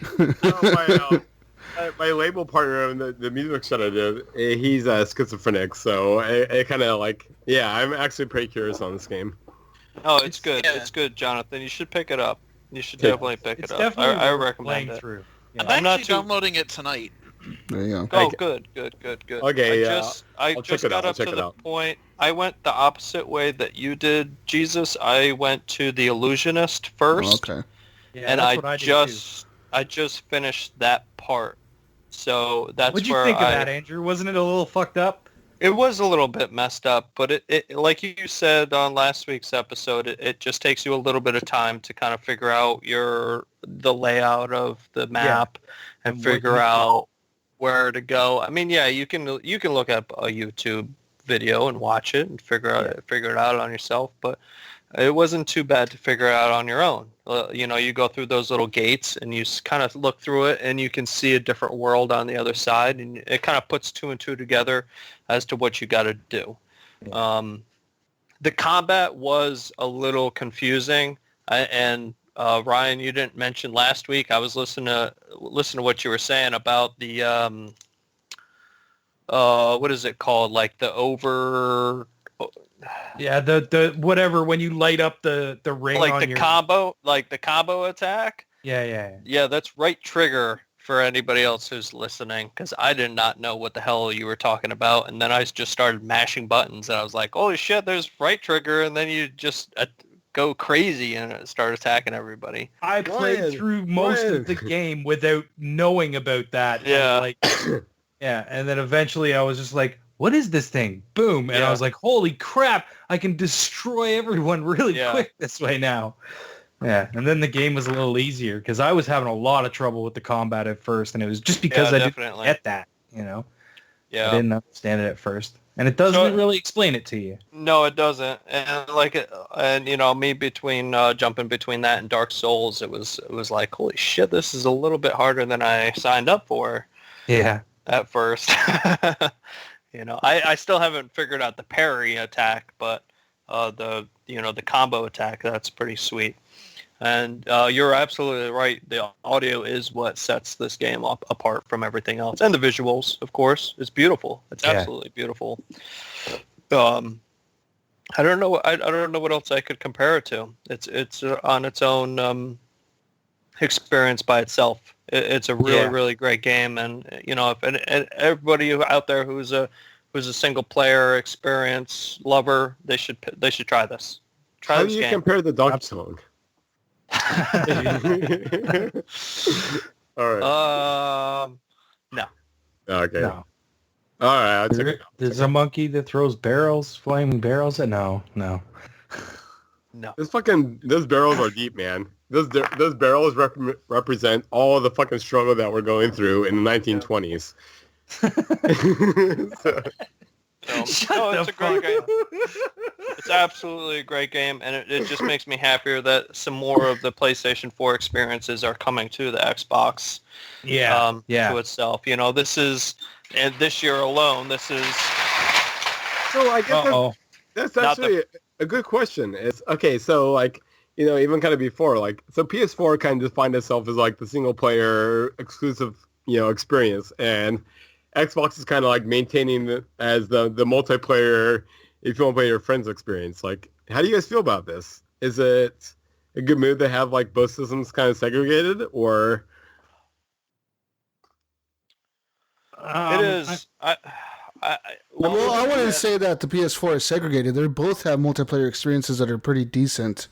Yeah, but the multiplayer experience sucks on the PS4. But it still has the larger player base, so there's still definitely going to be multiplayer experiences. If I go in there and play any game... Jesus, even me and you were talking about this earlier today. Yeah, any game I play multiplayer on the PS4, there's fuck tons more people playing on the Xbox than there is on the PS4. There is, but it doesn't matter. At the end of the day, the PS4 still has a larger install base. It means that maybe a lot of their players don't have the PS Plus, or a lot of their players maybe are not even connected to the internet, but they still have the larger amount of consoles out there. No, I wouldn't even say that, Jesus. I would say that that's soy. People. It seems like for instance, okay, I go online on my Xbox, and I have anywhere from 30 to 40 people online constantly. Right. It usually doesn't drop too much lower than 30. It's 28, maybe 19 in the morning. You know what I mean? But if I go on PlayStation and I have... I'll buy two friends. Quite a big list, there's 2, maybe 3 friends online. And this was just... I just turned my PlayStation on to play God of War. And there's 3 people online, and I'm like, I thought 1 million people would be online playing this game right now. In my eyes, there's a lot of people that own PlayStation 4s that aren't even turning them on, like myself. Yeah. Well, they're not. I wanted to say something about this too, because this is something that has really stuck with me as far as the PlayStation players. It's a full thing. Yeah. The thing is, I've come across a lot of people who are gamers. I'll get into a conversation with them, oh yeah, you play video games? What do you play on? Oh, I play PlayStation. Oh, and then this week I would say, hey, did you pick up the new God of War? And they would say no. Oh, well, what are you playing on there? Battlefield or Call of Duty? Yeah. I'm oh, okay. Well, have you played the Uncharted series on there? No. That's most of the attitude that I get from from the people that I just meet, amongst people. Like I'm working with a guy right now. He says that he's a gamer, and I say, hey, what do you play? Oh, I play Modern Warfare on PlayStation 3. Like, oh, okay. Well, I play Xbox. Oh, Xbox sucks. Okay, that's cool. Did you play? Have you played Journey? No. Like, oh, all right then. Like, why are you so why do you stand behind your console so strongly if you're not going to play the strongest games? Yeah, I play on both, and I've been kind of like, on Titanfall, I see that on the weekends there's like 10,000 plus players on the Xbox, and there's like 3,000 players on the PS4, and it takes me a while to get into games, and it's just like, have you guys run into that before, where somebody's like so strong into their console, but they don't play any of the exclusives to it? Yeah, I mean, definitely have run into that. It's just, you gotta understand that not everybody is a gamer like we are. People are different types of gamers, and there's people that are just casual gamers, and there's people that only play Madden and only play Call of Duty, and they consider themselves gamers. So a lot of the times when people, tell me that they game, I tend to take that with a grain of salt, because I'm like, all right, like, what type of games do you play? I have a lot of personal friends of mine who consider themselves gamers, but they only play Battlefield. They only play Call of Duty. They only play Madden. Yeah. One of my friends, he plays on the 360, and he only plays Skyrim. And he's still playing that since 2011. He's been playing Skyrim. And that's the only fucking game he plays. That's the only game he plays. I got some friends that do that too. Yeah, totally. I have somebody still on the 360 who all he plays is Battlefield 4. Yeah. Yeah. It's crazy when you think about it, right? Like we're so used to thinking about gaming as like playing everything. And there are a lot of people that get an experience and like make that $60 last them fucking forever, Right. So all you horrible gamer Dreamcast players out there, we love you. Keep it up. What are you doing? Dreamcast it up. And there's people that they prefer that way because that's what they like, and they don't want to change. They don't like change or whatever, so they stick to what they have. Yeah. No, that's fine, and I get it, but to like hate on the other consoles, I just don't get that. Weird. Yeah, that's a pretty that's fucked up. Especially if they know that the games they're playing are so much more like they'd be having so much more fun on the Xbox version. But, they want to feel justified for their purchase. That's the thing. They're trying to justify the money they spent on it. I definitely do that. Like, when I bought Teenage Mutant Ninja Turtles, I saved me on my purchase. It's a great... Oh, man. Why did I purchase that shit? I only played it like 20 minutes. I fucking hate that game. Yeah. The new one? The one by Platinum? Yeah. Yeah. I thought I had people to play with, but I don't. What did you get it on? I got it like when I bought it the day it came out. No. So did you get it on PlayStation or Xbox? I bought it on Xbox, but it sucks by yourself. But it seems like it'd be fun with friends. But I can't talk to anybody into buying this game because the game fucking sucks. So, I'll get it. I'll get it. Okay, cool. We'll play. Okay, cool. I'll play with you. Sweet. Just for my fucking purchase. Oh, man. I hate the fact I purchased that game on fucking day one. It was like between that and Overwatch, and I was like, okay, Overwatch looks pretty cool, but I'll probably have way more fun with Turtles. Fucking bought that game. Yeah. And I can't buy the Transformers that they put out the year before, and it's pretty good. Yeah, but it's very repetitive. Well, yeah, that's why I bought the game. It's because Transformers fucking kicked ass. Like, that was so fucking good. And I was like, hey. What's up, bro? Are you playing? Guys, we have a special guest that just joined us. Our friend from the Horribly Awkward podcast, founder of Horrible Gamers himself, Sean Iams Fuller, is here. Welcome. Dude, what's up? I'm in San Jose, California. Oh, dude, I was born in San Jose. You're where I was birthed. I ejaculated on my mom's vagina in the area that you are now. Wait, not how that works. What? That's not how that. Wait, that's not how any of this works. That's what happens. You come in here and everything gets awkward. Yeah. I was born here at Old Center Hospital. Anyways, Thank you for coming on the show. It's our 200th episode, man. Thank you for being a guest. I really, really appreciate you coming on. Yeah, I'm waiting for my table at this restaurant. It is so busy over here, man. But big ups to you guys. 200 episodes. I guess 104 of those go to me. So wait. What restaurant are you waiting at? What's going on? What type of food? I want to hear about this. We're at Alboro at Prune Ridge. Okay. What type of food are they? It's Mexican food. Because they're closing the restaurant. I don't know if they're getting booted or what, but everyone's trying to get their last meal. So everyone's like, it's packed, dude. Okay. Oh, wow. Nice. And get my Mexican on. I came to get a little Jesus. How long's your wait? I don't know. I think we've been here an hour. Holy fucking shit. Holy shit. I do not put up with lines. I have like a 15-minute max, and then I fucking bail that shit. But we're in town, and this place is gonna be gone soon. I know. That's definitely yeah. Anyways, happy 421. Oh, happy 421! Yeah, man. Yesterday I vaped some CBD. You know. Nice. My wife loves the CBD. Yeah. I like smoking weed without the high. I know, right? it's like the weeds that fucking Chappelle talked about in the day. Yeah. Oh, what's going on? Are you guys in the middle of the show? Like, we are in the middle of the show, actually, so you just joined us. I'm taking a poop. What kind of cocaine you got, Jonathan? Oh man, I got some. It's like some brick shit, man. I got like the quarter cut. It's pretty fucking awesome. You fucking with that Heisenberg or what? Wait, is that a sort? This is being recorded, you know. Just is it a form of LSD? Is that a form of methamphetamine? You on that blue dog? Yeah, you on that blue dog? You want some blue? I told you on that blue dog, yo.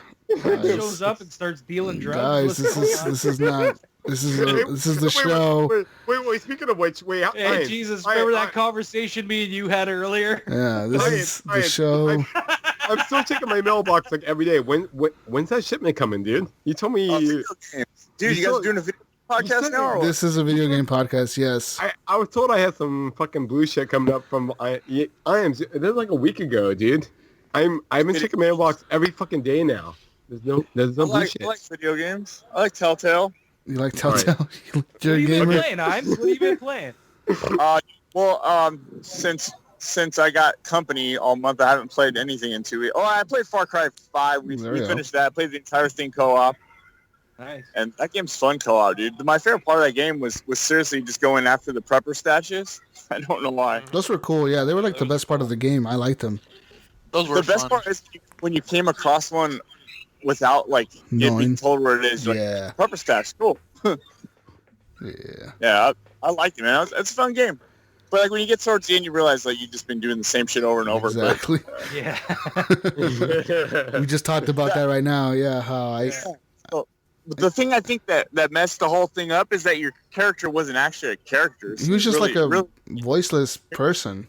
Yeah. Yeah, but you couldn't do you couldn't even choose dialogue like in Skyrim without a voice. So it kind of took away from the story that way. You're just like, oh, you're a person.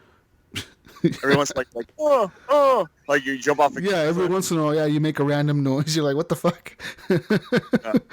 But yeah. But I mean, it's still a good game, man. It's just incredible to see what the Xbox One X can do. Yeah. Game's beautiful.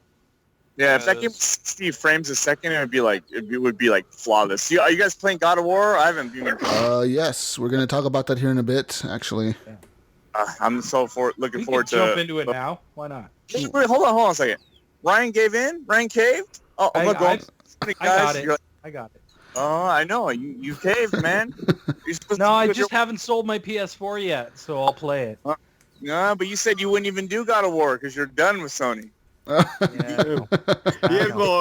but all those 10 out of 10s, they sucked me back in. I was like, all right, if it's 10 out of 10 by everybody, then I got to see this. Well, there's going to be more 10 out of 10s. Just stick around, bro. 10 out of 10s. 10 out of 10s. You know how much dust is on my PS4? Dust that shit. Dust it. Dude, I have dust on my PS4 and my Xbox One and my TV and my shelves and my PC. I'm just lazy to dust that shit off. I hear you. Sounds like your new girlfriend's been slacking. Yeah. Oh. Who is that? I can't hear you. That's our news machine. News machine. Oh, is that Andrew? Yeah. What's up? Dick? Andrew Yep. Dick? Yeah, one of those. Dzek. What's up, bro? What are you wearing? What the fuck? This is kind of weird. News machine needs to know. I got a tutu on. I got a muumuu and a tutu. You got that Gucci thong I sent you? Yeah, but I don't want to talk about that right now. Not the podcast. So they got these bikes here in the Bay Area. They're called they're bikes. You just pick them up and you scan it, and it starts to charge you. You just ride the bike wherever you want, and then you park it wherever you want, and just get off and leave. Wait, are they made by Nike? We have a bunch of those Nike ones up here. What happens if you don't scan it? Like, do they like call the police on you? It's called the Lime E, and it's all green and yellow, and it says GPS track. No, it's GPS track, so it's locked until you scan it with an app, and then it unlocks it, and you can drive it to anywhere you want in town, and then you just get off and leave it. But you gotta leave it at like one of their things or something, don't you? You can't fucking drop it on the street and walk away. No, yes. Yes. You leave them anywhere you want, and I mean literally sidewalk or. So Iams, why haven't you biked up to me and Jesus yet? We're waiting. That's me and Jesus are waiting for you. Hey, Jesus, you gotta park it back at a bike thing, or it'll keep charging you. You just get off and you leave it anywhere you want, and it stops charging you once you stop using it. You kick the kickstand off and it turns off. Okay, so there is a what's that chicken place that has orange chicken next to you? Jesus, it's like Panda Express. Okay, there's a Panda Express right around the corner from Jesus. What? Okay, what's that? Why is that relevant? Because the fucking bucket, his bike can go anywhere. He can bike it anywhere he wants. He's not gonna bike 800 fucking miles to come up here. What the hell? Okay, Ames. For orange chicken at Panda Express. So we're gonna meet on Tuesday at 4 p.m. at Panda Express. I'll already be home. I'll be at work. Yeah, no, it's really, you get on the bike, you scan it, and you pedal it wherever you want in town. Like right now, there's one left in the middle of this patio area. I've seen them left just along the side of the streets. What if you like leave it on the rooftop? Can you leave it on the rooftop? Yeah, I mean, I guess someone comes and collects the bike when you're done with it. No. No one collects it. The next person who wants to get on the bike. Like fucking rooftop. It's fucking madness. Yeah, it sounds crazy right now. Why would anybody do this? Like I've seen a similar thing downtown Toronto, and it's basically all these bike locks, and you can walk up to it. You swipe your card on the thing, and then the bike unlocks. The bike out, and then you drop it back off at one of their bike locks, and they have a bunch of them around the city. Yeah, Chicago has those too. Yeah. But I'd like just willy-nilly just fucking drop it in the middle of the park and be like, I'm going to drop it in the middle of the river, throw it over the bridge. Yeah, it's like you leave it in the middle of the park, and then the next person who gets on it gets charged from that point. That's weird. That's bizarre. It's totally weird. Yeah, I just learned about these today because I just seen them on the side of the road. I took a picture. Watch, I'll send you guys a picture. Sounds good. I was like, what the fuck is this? I'll see you next Tuesday. All right. Yeah, awesome. Okay. But just figure out how to ride a bike without putting up the kickstand. Yeah. Yeah, then you won't get charged. Oh, tight. Yep. Andrew. Just do a half pedal. You fixed your problem. Tap. Just go down a hill and you won't have to pay for it. It's locked. It's bike backwards. This guy went minus 200 kilometers. We owe him some money. I know, you'll be making money in no time.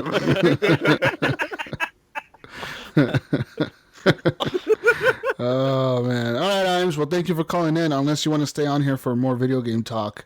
Hold on a second. I'm gonna have my mom say happy 200th. Okay. Oh man, I love Ian's mom so much. Say happy 200th podcast. Happy 200 podcast. Great Yay! Yay! Thank you. Yay! Thank you. Happy 200 podcast. Woo! Nice. Awesome being here. Hello? Hello? I can't really hear you, but it's awesome to be on here. Thank you. Hey, Thank you for coming on. Thanks for coming on. We got a jam. I got a jam. All right. All right. Thank you, later on. Iams. Thanks Later, for coming Iams. on, man. That sounds hot. Bye, man. Okay, bye. Later, guys. All right, guys, let's get back into video game talk. So that was Iams from the Horribly Awkward podcast. He's an original founder of this show, so it was awesome to have him on here. That's super cool. So Far Cry 5, we talked about that. Anything else you got there, Andrew? No, I think that's it. Yeah, I think that's it. Just Right. about. I mean, I don't get a lot of time to play, so I've been jumping back and forth between those games past couple of weeks. That's about it. Probably going to pick up State of Decay next month. I got to get back into A Way Out with somebody, and I have to start that game. Do you own that game, Andrew? I yes, I downloaded- do. Yes, I do. I might want to play it with you. All right. I went. Heck. I'll Oh, I see how you guys want to play with him, but when I offered... Hey, Jesus, I tried to play with you, I man. tried I to fucking do. tried. Oh, no, when Jesus offered, no one wanted to join me. Fuck up. Jesus, you never offered me. I could offer. I offer everything. You know I what I'm tried saying? to connect with I you, tried man. to. Fucking Yeah, I know. 50 You guys need to fix your I know, fucking right? internet. No, How about that? And then Taggin shows up. How come all of a sudden Taggin was able to join? I don't know, man. And Shout out you to guys Tegan. couldn't. Hey, Tegan. Woo! How's it going, man? But yeah, I mean, Yeah. let's Then move on next here. month, the Far Cry 3 remake is going to come out. But then if you have the season pass for Far Cry 5, you get that for free. Is it going to be So I'm looking enhanced for forward to get back into 4K? that. Or is it just like a lame remaster? It's Go back. I don't know. They didn't really put out a whole lot of information on it. Yeah. I don't know. But I mean, if you got the season pass, you get it for free, man. I guess. It was a good Free game. shit, dude. It was. I liked it, but I mean, I already beat it, so I would want to play it again. I'll play it again. It was a good game. I only played like 20 minutes into it because Really? I hated the character that I was being forced to play as. So I started looking for ways to make him die. How did you hate the character? He was like a dude bro with his friends who got kidnapped. Yeah. Yeah, he was a freaking like preppy douche. He was a rich douchebag, but it's okay. He learned his lesson. By the end of the game, he learned his lesson. Okay, so that's what I've heard. Yeah. So I do need to stick more with it. So I might get the season once pass you for get to Far the Cry 5. end of the game, like he You get- realizes how much of a douchebag he was, and he apologizes to his girlfriend, and all kinds of shit goes down. Because you do Season pass, eventually, get those rescue 3 your DLCs. girlfriend and all that. So, I mean, the game is good. I liked it, but yeah. Moving on now, Jonathan, tell me the games you've been playing. Oh, dude, you won't I don't believe wanna it. hear no I've been playing movies. some Titanfall 2. Okay. It's been awesome. No, okay. As much as I love that game, I have had another woman in my life lately. It has been called Star Wars Battlefront 2 Ewok Hunt. I have been loving the shit out of that. So, what is this mode? Dude, Explain it's it. fucking awesome. Okay, so 2 players start as Ewoks, Okay. and 18 players start as Stormtroopers. Anytime a Stormtrooper dies, they will respawn as an Ewok. Ewoks have unlimited respawns too. So basically, the match is like 10 minutes long. Stormtroopers are trying to like stay alive as much as possible until a dropship comes over that they can run into and get out. But the Stormtroopers only have first-person view. Their screen is completely black except for a fucking flashlight that they have in front of their fucking face. In the meantime, This sounds cool. Ewoks are running all around them. So as an Ewok player, you have like night vision. So your screen is completely clear. You're a third-person view. So you have like a great view on what the fuck is going on. And you have access to traps. So like as a Stormtrooper, you are fucking... Ewok is fucking terrifying. Like you are fucking running around as a... So it's like Call of Duty Infected. It's like zombies or Yeah, it's an infection style gameplay. I've been playing it too. I like it. It sounds interesting to me. I haven't played it, but you just really piqued my interest. Fun. There's so many metas to that game. Like as the Stormtrooper, like you're like, okay, I need to get my squad as fast as possible. Okay, I need to get into that cave as fast as possible. I just need to watch this fucking corridor for fucking Ewoks, and then just hold out for like 5 minutes and then get to the dropship. Like, but then as a stormtrooper, what can you use to defend yourself against the Ewok? Do you have a blaster on you? Can you shoot them? You have your standard blaster and you have your punch. So you can shoot them and they'll die. Yeah. Okay. You can totally blast the fuck out of Ewoks. And there are some equipment drops around the map. So you run over and there's like a heavy weapon and some grenades and an infinite flashlight on your thing. Do the stormtroopers spawn together? Like, are they huddled together? No. When you spawn, you're all separated. Oh, that's kind of lame. Yeah, you're that's scattered. Scary. And you're by yourself, and you're like, oh fuck. And you feel so vulnerable. Like, it'd be awesome to like be able to find like 3 other stormtroopers and like huddle together back to back and like. Yeah. No, that's what you do. You'll find. Yeah. You'll immediately run to it, like on your way to, because there's a cave system which is actually lit by like fire, so you can actually see Ewoks in there. So you're like running and you're making your way for this cave system at the same time. You know, if you see another stormtrooper mass, you'll like group up with them, and it's awesome because you'll be in your pod of like stormtroopers and you'll go into the cave. And then you'll see, like, where you're holding it down, you'll see another pod of, like, 5 or 6 stormtroopers come in together, too. Like, it's really squad-based. Like, that's awesome. You form up really fucking fast. But at the very same time, all of a sudden, like, you'll be watching your team, and it'll say, like... 5 Ewoks running at you, like crazy ninjas. Like Pinpoint Red was lost in the forest. That means I was fucking taken out. And you'll see, like, all these names are popping up on your... Like, oh, this person was taken out. This person was taken out. Boom. And you're like, oh, fuck. Those Ewoks are, like, raging in. And then all of a sudden, you're like... You'll find yourself being chased down by, like, 5 Ewoks. Oh, that's scary. That is scary. That sounds so cool, man. Are those Ewoks CPU controlled or player controlled? No, player control. All player.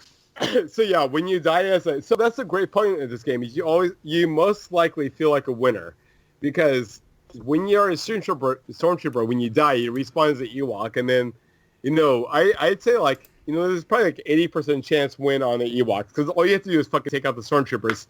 But if one stormtrooper makes it onto the dropship, then the Empire wins. So you have to. So you have to kill all of the stormtroopers. Yeah. Yes.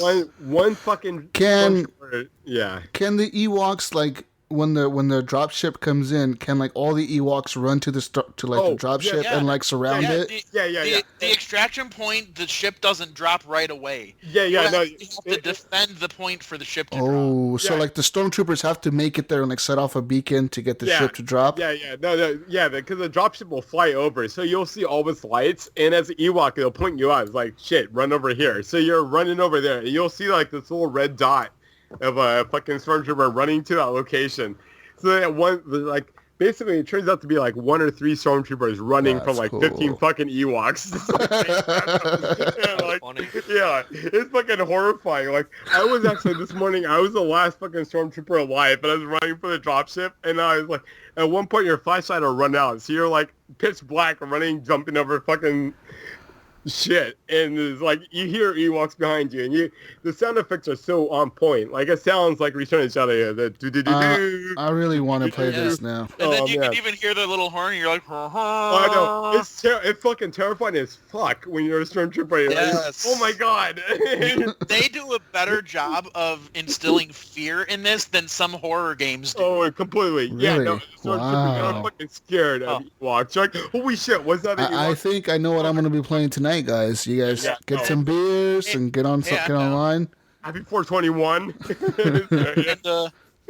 Jesus, the whole thing takes place on the forest moon of Endor. Yeah.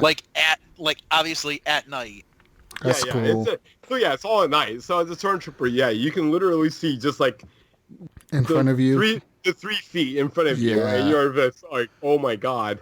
Yeah. As a stormtrooper, could you find like a drop, maybe like find a special drop with like night vision goggles in it or something? Well, no, the only drop is a heavy weapon. So the drop consists of a heavy weapon, incendiary grenades, and unlimited flashlight. It'd be cool, like, if all of a sudden you ran into like a power up that was like you turn into Darth Vader or some shit. Oh my god! And just start wrecking all the Ewoks. Holding Ewoks. You kill all the Ewoks as Darth Vader. That'd be so awesome. Like, you got like 15 Ewoks running at you and you're just destroying them. know. Throwing Ewoks everywhere. That would be pretty fucking awesome. But yeah, no, this game doesn't. And that's a free mode that EA just added to Star Wars Battlefront 2. That's pretty cool. It's kind of weird though. I was thinking about it this morning though. So players like myself, like I don't play the game fucking ever anymore. But I'll jump on to play this game. Does it really help the game if I'm just jumping on to play this one player it does. Because it still shows that they have a certain player count. I figure with every 10 of me, one of us is going to go on and play the real game. So I kind of feel like that's what it is. But I just I'd rather play Titanfall than fucking the main game itself. But yeah. It's now cool. That it's a Disney good movie. Owns Fox or vice versa. Do you think they're ever going to add some Family Guy into the Battlefront? Because no, that would be great to be able to play as Carlos Spicy Wiener. That would be pretty fucking awesome. I heard that the big ordeal right now is wondering if they're going to include any of the Clone Wars shit in there. Because basically the main game, it doesn't include, it's all original trilogy and up. But none of the pre-trilogy, so I don't know if there's some shit going on. They should go back and start adding the previous movies to the game. It would be cool, but I wonder if there's some sort of anything what legal holding it up or whatever. But well, I think I saw an article earlier this week that I didn't put into the news, but it was something along the lines of EA realizing how many mistakes they made with Battlefront 2, and that they learned their lesson. Well, it's amazing that the whole fucking so here's the Ubrink, and they had the whole fucking loot boxes and microtransactions. Fucking, that was a shitstorm. I can't believe that how much drama that caused, but it's almost ended. Fucking almost every game now does not have loot boxes. Actually, their features we do not have. EA put a stop to that real quick with that. They went overboard and all games took it out. Dude, they had to put a stop to it because Disney got on their ass. Well, as they put a stop to it for the industry as a whole. I bet there's there's other companies that don't have it. It's almost anymore. like a bad word now. If you have if you have loot boxes, people are. Anti-loot box. Companies are marketing that they don't have loot boxes in their game. Exactly. The God of War people came out and said, we don't have loot boxes. Yeah, our game doesn't have loot boxes. Yeah. It's a weird... It's such a fucking change from a year ago. It's fucking crazy. Exactly. Actually, one of the articles in the news this week is from the Netherlands, where they're actually prosecuting against loot boxes. Yeah. Wait. Can we pause for a second while Horrible Gamers does gambling? Shut the fuck up. Or a word from our sponsor? That was a word from our sponsor last week. He's no longer our sponsor this week. Well, somebody else will be our sponsor. I thought it was pretty awesome because you can earn real money versus fucking, in-game shit. So put your money where it counts. Yeah. But anything else you've been playing besides the Star Wars Battlefront 2 just Titanfall. I played a little bit of Destiny. Oh man, I played a little bit of Destiny last night. I played that 6-player Crucible, and 6-player Crucible is where it's at. The multiplayer in Destiny is solid. It's a solid shooter. Yeah, but the 6-player, the 6v6 is where it's at. You don't feel so the game's on your shoulders. You can just have fun knowing that there's 5 other people that are carrying your weight. So, good job, Destiny 2. It's not how it works. You're supposed to be a good player. You're not supposed to have your teammates carrying you. I know. I like to have my teammates carry me as much as possible. Man. Way to go, Destiny, for being mentioned in every other week of the Horrible Gamers podcast. No joke. Somehow, some way, Destiny has been part of this show since 2014 when we started. Oh, Fuck. But yeah, I've been playing that. But it's been fun. I actually really do enjoy the 6v6. So, good ups. I won't deny that Destiny does have a solid multiplayer. They did a good job with that part of the game. As long as 6v6, the 4-on-4 is fucking bullshit. Fuck that. They only made that for fucking competitive playing, and nobody watched that shit anyways. Oh, yeah. Okay. Anything else? Yeah. Some Sea of Thieves. Yeah. And Whatever. I actually got. What's funny? I wonder how long it's gonna take before Sea of Thieves just stops being talked about on our show. Did you not watch their fucking? Nah. Their roadmap? We'll stop talking about it. They're gonna have weekly updates, dude. By Red Dead Redemption 2 launch, we won't even remember Sea of Thieves. On the Game of the Year show, we won't remember Sea of Thieves. I don't even know what. Nobody's in the Cowboys these days. Nobody cares. All right. Is Westworld? Did Westworld start yet? I actually keep forgetting about that. Westworld will be out tomorrow. Okay, cool. I'll start watching that, and then I'll probably get in the fucking Red Dead. For sure. But yeah, who the hell is this Rockstar Games? I never heard of them. Oh yeah, but you never heard of them. On, but yeah. Okay. I don't know what the fuck is up with that. This little indie company. Yeah, like a little indie 5-man studio. I think I kickstarted them like 4 years ago. Yeah, but you did. Clint. Their Patreon. Clint, how? I think I throw in like $10 a month. Another $10 a month. Clint, I want to thank you real quick for actually subscribing to our Patreon just now. I saw that pledge came through. Good job, Clint. Yeah, thanks. I've been meaning to do it, and then when I saw the thing in the notes, I was like, shit, you know what? I'm just going to do it now. Awesome. Thank you, man. Appreciate it. Thanks, man. You get announced like every episode. It's pretty awesome. Yeah. So, Clint, tell me, what have you been gaming, man? What have you been doing lately? Well, as Ryan mentioned, me and him played a little bit of Sea of Thieves. Mm-hmm. And actually, even after that, like later that day, I did a little bit of solo. Yeah. Which was, okay. I knew I wasn't going to be doing too much, and I wouldn't be in there too long, but yeah, it was fun. Been playing a bit of Far Cry 5. Dude, I just got Cheeseburger as my companion. The fucking big brown bear. Yeah. Dude, fucking beast. I love this thing. He's a total tank. He takes a lot of shots and stuff. Yeah. So he's awesome. I haven't seen him go down yet. He went down for me a few times when I got in like some of the harder areas. Just enemies kept spawning with rocket launchers. Those usually take him out pretty quickly. Yeah. I've had a few innocents shooting at him, a few regular civilians. Really? That's weird. Well, because they saw the bear and freaked out, and they just started shooting. Yeah. But other than that, so yeah, Sea of Thieves, Far Cry 5. Obviously, I always play a little bit of Rocket League. Yeah. Monster Hunter World, I've been really starting to get back into. Really? And yeah, a little bit. And then, actually, like Jonathan, I've done a shit ton of the Ewok hunt in Battlefront 2. That sounds real interesting. Yeah. I want to try it. Yeah, I think I want to try that too. And I ended up downloading a couple of games. Oh, and I tried that Carmageddon. I downloaded Carmageddon because I like the original arcade game. Is it Ewok based? No. But you totally destroy other cars and run over pedestrians, and it was great. I ran over these these two girls, like they were like cheerleaders. Like I got into a stadium of some kind, and I ran over two cheerleaders, and it's like, and it pops up this little thing on screen, girl on girl action. Awesome. Nice. I was like, oh yeah, but no, obviously I have HellBlade actually installing now. And then I downloaded... Good choice. But because it was just on sale and I liked the some of the killers in it, and I liked the gameplay of Friday the 13th, I downloaded Dead by Daylight because it's on sale for $15 right now. Yeah, they got the spring horror sale going on at the Microsoft Store right now. Yeah.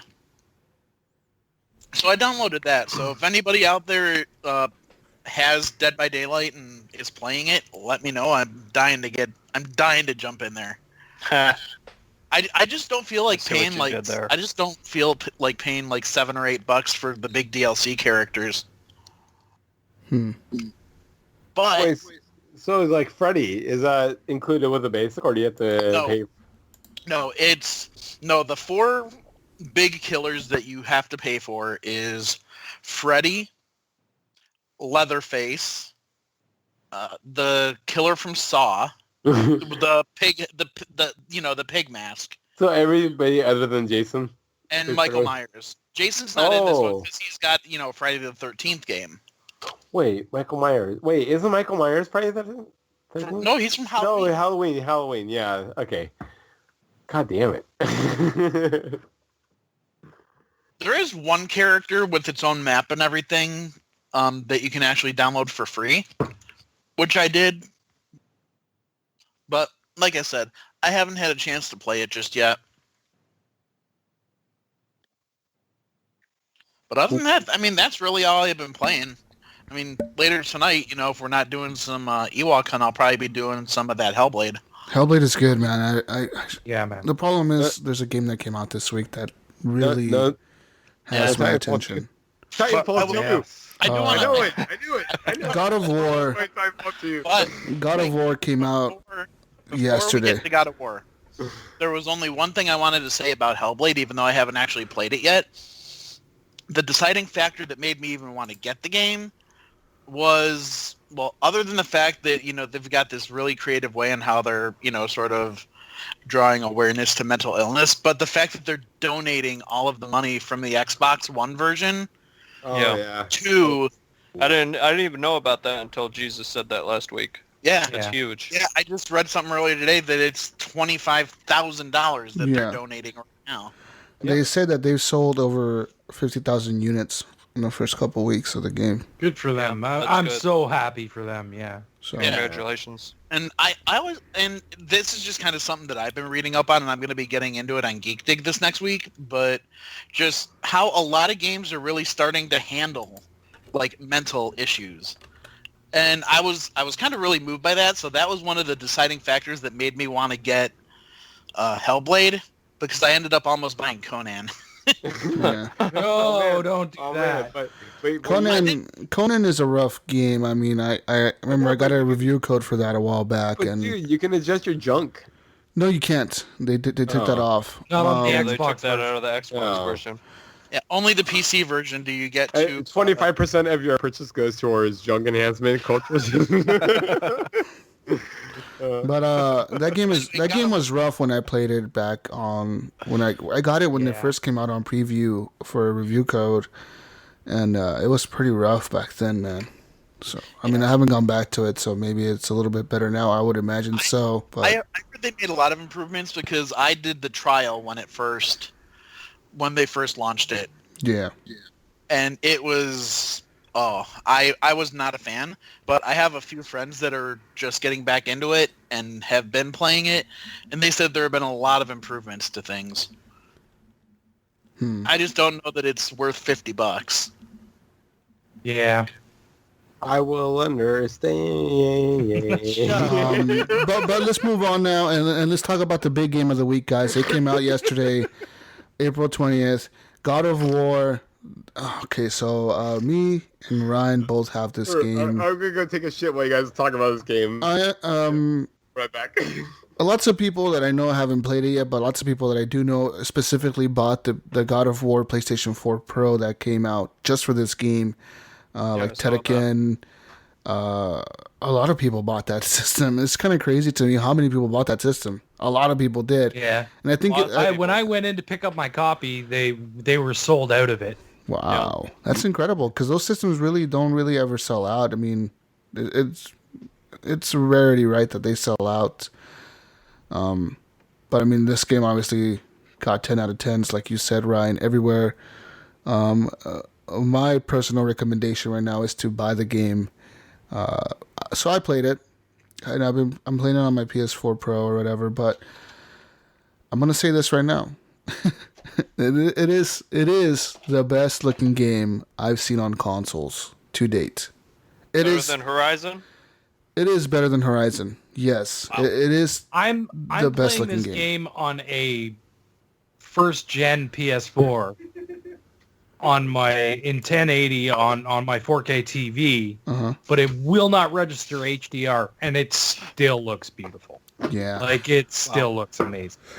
The game is just the way the light reflects off of Kratos, and like you can see his pores and his skin, man. It's the amount of detail they put into the game is fucking insane. I can't believe it. Like I'll be walking through the caves and like the dust is coming off of the rocks, and like little pebbles are coming off the rocks, and you see the sunlight coming in, and it's fucking crazy. I'm like, what the hell did you do this game?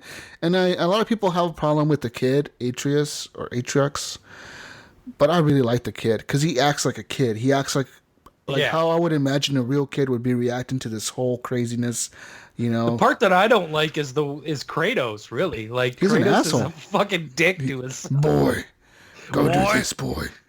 Boy, you listen to me. I don't think he's called it.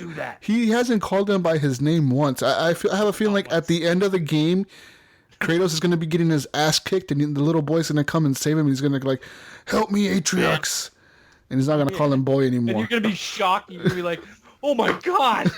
What's my name? Call me my name, what bitch. A twist of God of War. Yeah. Say my name. So one thing that they did really well was there's a big opening fight scene after you go to the initial part of the game. In the beginning, kind of hunting with your son. You're teaching him how to hunt a deer. So you tell him, go hunt. And you're kind of with him, and there's a lot of little hidden pathways you can take in that area. And I failed to do that. And it honestly made me want to restart the game when I got past that because I couldn't go back there. I was like, dude, I should have just went to those hidden paths. I saw them.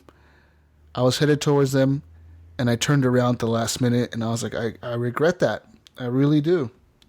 You know what, Jesus? I did the same thing. I was like, oh, I'm following the kid, whatever. He's trying to find this deer, and I was like, ooh, there's a path over there. And I'm like, but he's going that way.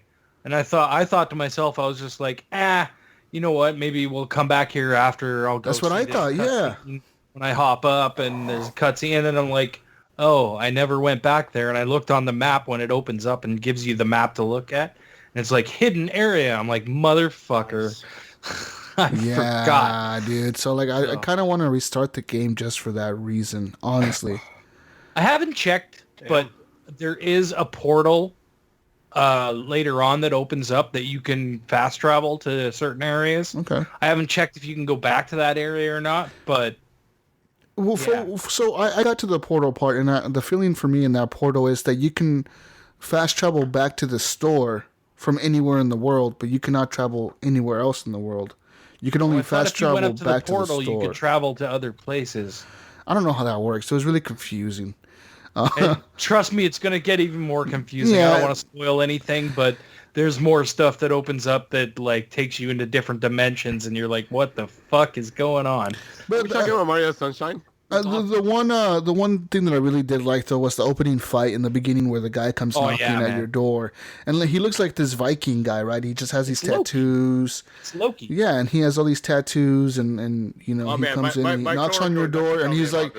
And then what I was sitting there, and he's slapping the shit out of Kratos, fucking just slapping him in the face and punching him, and I'm like, Kratos is gonna get pissed because he's just taking it, dude. He's just taking it. And he's getting punched in the face.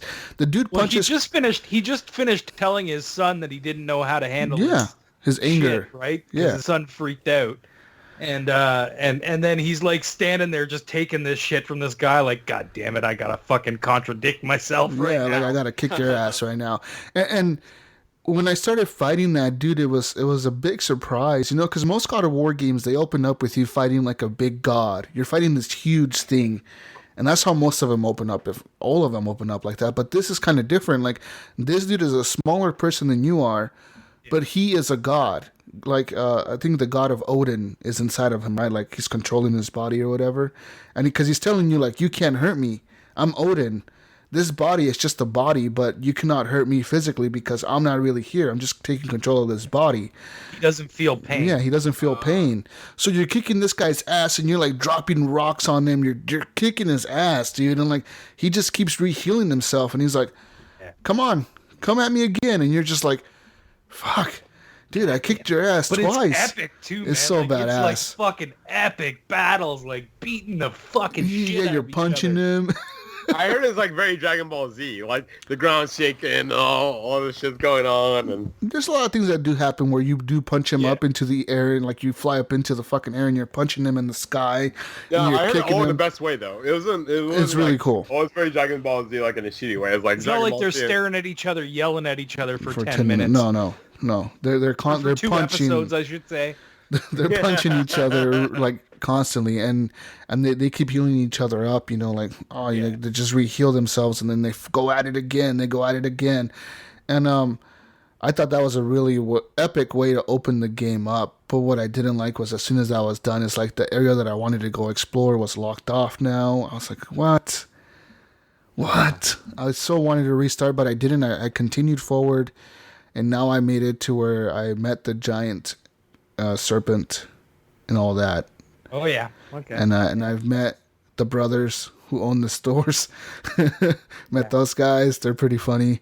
And you met the witch, right? I met the witch. That was a really pretty area, like with all the colors and shit. That was like, this is like Disneyland. I love the fucking turtle tree, man. I love that shit. That was so fucking awesome. That was cool. I love turtles, right? So like, fucking the turtle tree was fucking turtle tree fort was fucking badass. Cool. I was like, that's so cool. Yeah, the witch was really cool, and man, the game honestly is incredible. The combat is at first kind of weird because you're not expecting it to be L1 R1 to do heavy and light attacks, but once you start fighting enemies, you get the hang of it really quick. It makes it easier to fight. I hate it still. I really don't like it. I like it. I feel like I'm sure you can, but I almost wanted to change it to like a different control scheme. Really? I don't know. Yeah, I don't like... I'm used to it now, so I don't want to do it anymore because, like, if I change it, I'm going to fucking fuck it up again and have to relearn it, But I don't like having my attacks on the triggers. I'd rather them have them on face buttons. Because it's not like you need a trigger, you know what I mean? It's not like it's like a light to heavy, like pulling the trigger or anything. There's no reason for it to be on a trigger. It just feels wrong to me. I don't know. I like it. The one thing that I do not like about the game is how convoluted the mechanics are for upgrading your armor, and how the menus are set up. It seems very just kind of like we have all these. It feels like a Japanese game with all the menus and sub menus and runes and upgrading the runes, and you install a certain rune to a certain slot. Upgrades, and you get. Runes and fucking weird upgrades and stuff for stuff. Like at one point I had an upgrade so that my kid would come and save me if I got downed, if I hit the square button. But then I think I changed my rune, and now it doesn't do that anymore. It does something different, and it's like, what the fuck? And then I couldn't figure out how to get that rune back on, and I was like, fuck it. I'll just keep going. I don't know. Yeah, I don't know. I'm just putting on random stuff because it's like telling me, equip this rune, equip this. I'm like, okay, whatever. I just equip it. And then you just fucking equip it. Yeah. I know. That's what I did too. So that was kind of confusing. I mean, that's really the most confusing part that I'm having with the game right now. But I really like all the little puzzles to like unlock certain coffins or chests. They look more like coffins. They get harder too, man. Yeah, they're pretty tricky. Harder. Yeah, there was one that I was stuck on for a little while. I don't know if you've gotten there yet, but there's 3 bells. There's one really, really far away. Yeah. And then there's the 2 really close together, and you have to fucking hit all 3 of them. I spent like 45 minutes trying to get that. By my 3rd try on that one, I kind of figured out. I was like, okay, I'm going to stand far away from the one that's far away and throw my axe across the map. I didn't think I could stand that far away from it. I was trying to hit it and run back. Yeah, no. And it's like I ended up figuring out, if I stand just right by this rock, I can hit it, turn around, and then hit the other 2. Yeah. But I spent a long time on that goddamn puzzle. It fucking pissed me off. And there's another one where you have to spin these fucking these wheels. I did that one too. And that was a pain in the ass too. That was confusing for me a little bit. But like I said, it takes just a little bit of like 1 or 2 tries, and I'm like, oh, okay, this is how you do this, and you figure it out. The game just looks incredible. I really like the lore. I like how your kid is constantly writing things down in a journal for you. Like you run into an enemy and he'll write a note down, and then you run into that enemy again and he'll write more information about that enemy. So like you constantly, like after the end of a fight, it'll be like new journal entry, and you just press up on the D-pad and it opens it up, and it'll say like, my mother told me about these things when I was younger, but I never thought they were real. I can't believe we ran into one. Like and then he'll make a note like saying like, my father knows how to like defeat him, but they seem a little bit tough, like if they gang up on you, they're going to be tough to beat. And then like you fight those same type of creatures again, and it'll be like another note, like, these guys, if you dodge their attacks, they're a little slow, so you might be able to like catch him off guard if you dodge their attacks. So like he's kind of giving you notes on how to defeat hints on how to defeat things. Yeah, and that's the cool really thing, cool. And the cool thing about this game as well is like, as much as you think as that, like Kratos is trying to teach his son seems to know a lot more about the lore and the gods and all that stuff in this area than Kratos does. So his kid is kind of teaching him too. Yeah, you know, like how to read the languages and you know, he knows more about the gods because that's where he was brought up. So he knows this lore a lot more than Kratos does because Kratos is from a completely different place. Yeah. Right. So like that's an interesting aspect of the game as well, where it's like Kratos is not only trying to teach his son is trying to teach him as well. Yeah. And that's really cool. Yeah. I like how he knows how to read the languages. Kratos like, come here, boy. What does this say? Yeah, what does it say, boy? This says like something about the giants or whatever. This is where they used to live. And he's like, really? Yeah, that's what it says. Okay. Mom used to tell me a story about blah, blah, blah, blah, blah, blah. But yeah, sometimes, you know, some of the enemies you run into the game are really tough, and they're... Yeah. And it's really... Every time, like, something starts shaking in the game, or, like, I hear, like, some crazy noises start, I'm like, oh, shit, here we go. You know, and you start getting ready for the big fight, because you're like, oh, this is going to be epic, you know, or when you run into, like, one of the giant trolls, those things are fucking crazy looking. Have you run into the fucking, tears in time? Where, like, you walk up to them and you hit it, and these fucking purple guys will come out, and they, like, will hit you once. One hit, and you're fucking dead. What? It's crazy. So you're, like, dodging and trying to hit them and getting your son to shoot them with arrows to knock them off fucking base, and then, like, it's super tough, though. I beat one of them, but the second one I came up, two guys came out, and I was like, no fucking way. I'm like, I'm not even going to attempt this right now. It's not worth it. But yeah, man, the game is cool. I really like it. It is. It's really good. The upgrade system... Kudos to fucking Sony Santa Monica, man. They fucking put out a good game. They knocked it out of the park. I gotta say, man, this is the best looking game I've ever seen on a console. I thought Far Cry 5 looked good, and it does. This game looks a little bit better than that. And I don't even know how they pulled it off. Because, you know, you think about just the hardware in general on the Xbox One X is more powerful than the PS4 Pro, but somehow they made this thing look incredible, dude. It just, like I said, the amount of detail in the game is out of this world. It really is. And the voice acting is pretty good. I like Kratos' voice. It fits him, you know, the big, like, you know. I don't know. I just don't like the way he acts. It's just like, God damn it. He's an asshole. He's an asshole, man. He's a complete asshole. He's just an evil dude. Like, you know, like you think about, supposed to be, the shit he's been through in the previous games. You know, he's been fighting fucking big gods and killing all of them, you know, for the last 3-4 games or whatever. So, I mean, it kind of makes sense. He's an asshole to his kid. And he's trying to be an asshole to his kid because he's trying to show his kid that this world is not like all fun and games, man. You live in a rough world. You're gonna have to fight, and you have to learn how to fight, you know. And that's he's trying to show him the ropes of how he was fucking, you know, what he learned from his life. Yeah, you know. And this kid might not necessarily be going through what he went through, but he has to fucking toughen up and you know, pull the line, so to speak. Yeah. But I really like how the kid is actually learning throughout the game. Like, because I reached a point where it said, like, oh, Atrix is gaining confidence. Now he's going to actually like jump on people if he finds an opening to jump on somebody's back and stab him in the neck or something. He'll do it now.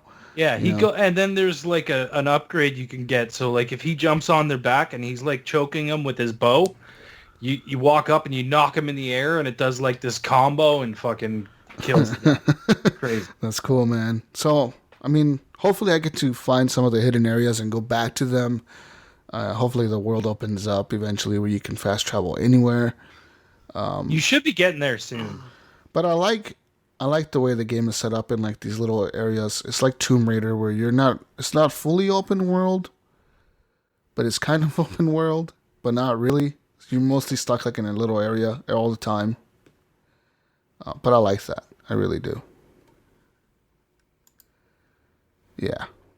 I've never played any of the God of Wars. Would this be a good spot to start? Yes. Or should I try to pick up a PlayStation 3 and pick up the collection? You don't need to. This game is very different from the previous games. The previous games, it was mostly about fighting these big monsters, and you're constantly fighting big people.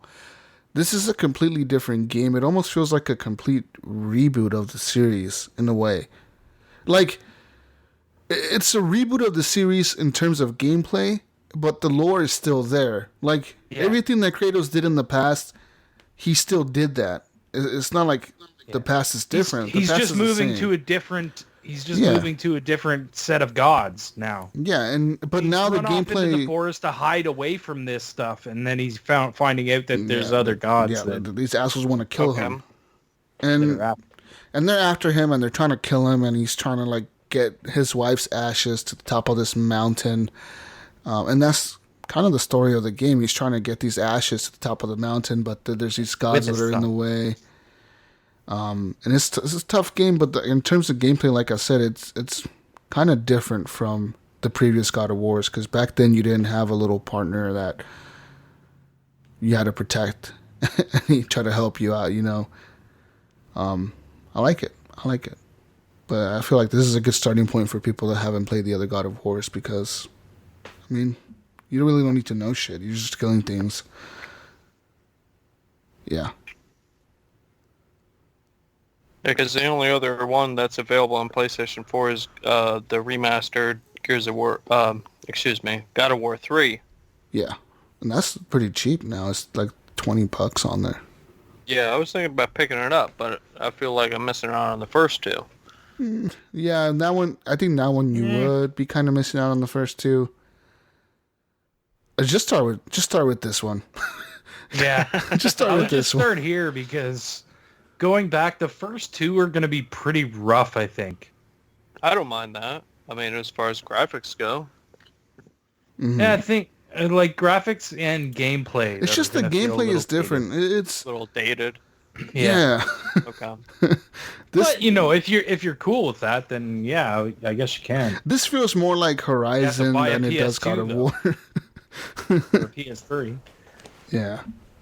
Just start with this one then. You're gonna like it. You're gonna be amazed by the graphics. You're gonna be amazed by how it looks. You'll probably like the little boy or Kratos, depending on the type of person you are. You know, half of my friends hate the little boy, and half of my friends like him.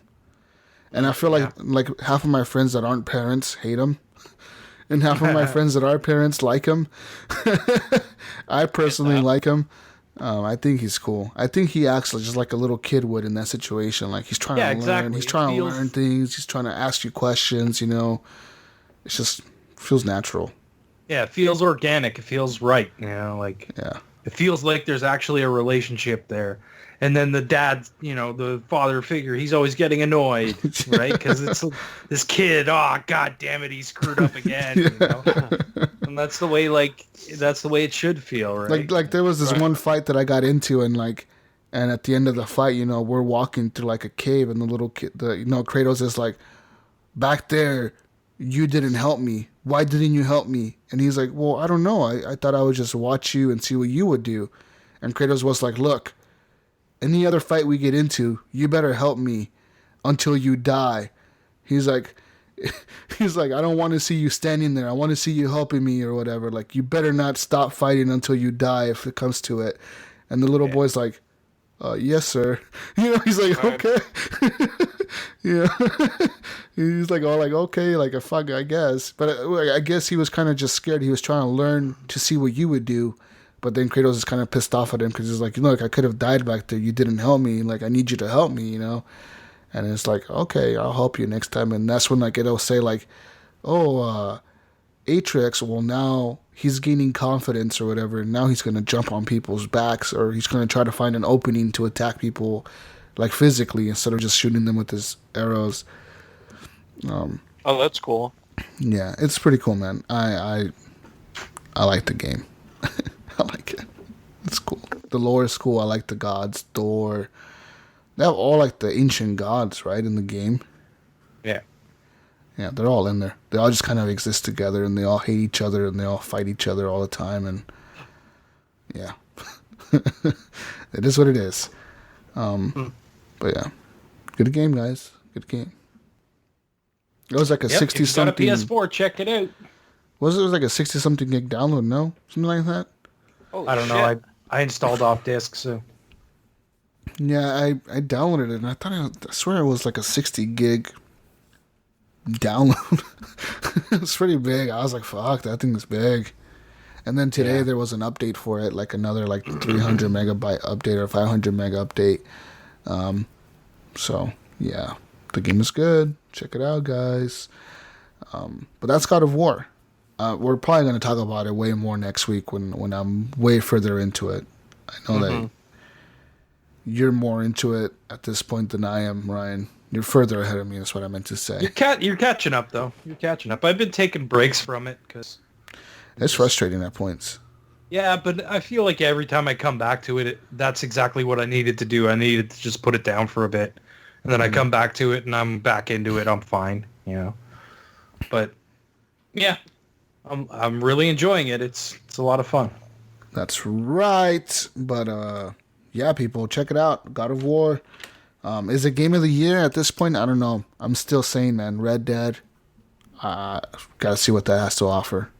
I really do.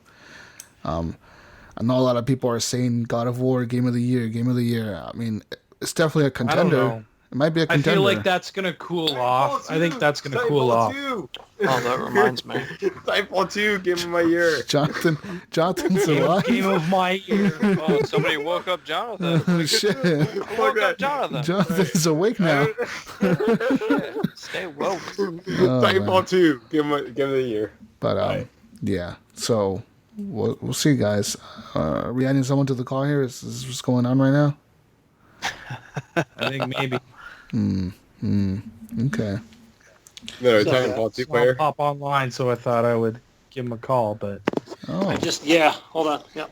Oh, whoa. Hey. Oh, look at this. Hey, I hear somebody. Who's this? I hear Gunny. Get some clothes on here. At least put a shirt on. Oh my God! I hear Blue Pill. Guys. Gunny Chief is here, guys. He made it. Camera on? Let me get some pants on. Is that what he said? No, Or at least a shirt. Can you guys see me? No. No. Luckily, thank fucking Jesus. Here we go. All right. Yeah, it's not a blue. There it is. Wait. Let's see your pants. Whoa. I want to see proof. A little lower. A little Proof. lower. Proof. A little lower. Whoa. I got my pet Gunny, welcome to the show. Glad to have you on our 200th episode. We appreciate you coming back for real quick to say hi. We understand you're busy with your family, but thank you, man. Yeah, appreciate it, guys. It's cool. Man, I was thinking all day. I was like, oh man, I hope they don't do it at 10 o'clock because I was literally rushing home this morning from because I had to spend the night late last night and then up in the middle of nowhere and then rushing home. Literally came in, changed my clothes, and we were off to for another 400 miles. So. Well, yeah, but we just got back from dinner here in Lone Pines, California, which is the middle of nowhere. It reminds me of Far Cry 5, guys. It's like one of those towns. Don't get brainwashed. Are you Bullets right now? I wish I was. But put some headphones on. Yeah. Yeah, Gunny Chief. He's back. You been playing anything, Gunny? We're just finishing up what we've been playing. Oh, okay. No, and he's gone. The only thing I started up was A Hat in Time. I talked about this earlier. Yeah, what do you think of it, Gunny? No, I literally started up, and I think I fell asleep. I just didn't even get to play it. Yeah. He means he literally started it up, guys. That's all he did. I started the game, so yeah. I turned on my Xbox and I fell asleep. That's my time with it. Gunny Chief, will you be playing God of War anytime soon? No, not unless the missus over here gets me a. No, tell her to buy you. Tell her to buy you the God of War PS4 Pro. Yeah, Sure, that would be nice. Be a nice gift. Yeah. You wouldn't even let him buy your Switch. Forget Switch, guys. I want that PS4 Pro. Oh, yeah. I think it would be a better system for you anyways. I really do. Because if I'm not driving, if I'm on the road.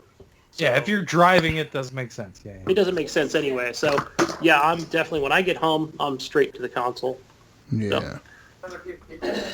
But Gunny Chief, 200 shows, man. Hell yeah. Yeah. I remember I've been following since episode 1. And Sean, I don't remember when it is you started doing the Twitch thing, but I've been watching ever since you guys were doing the Twitch broadcasts. Yeah. That was cool.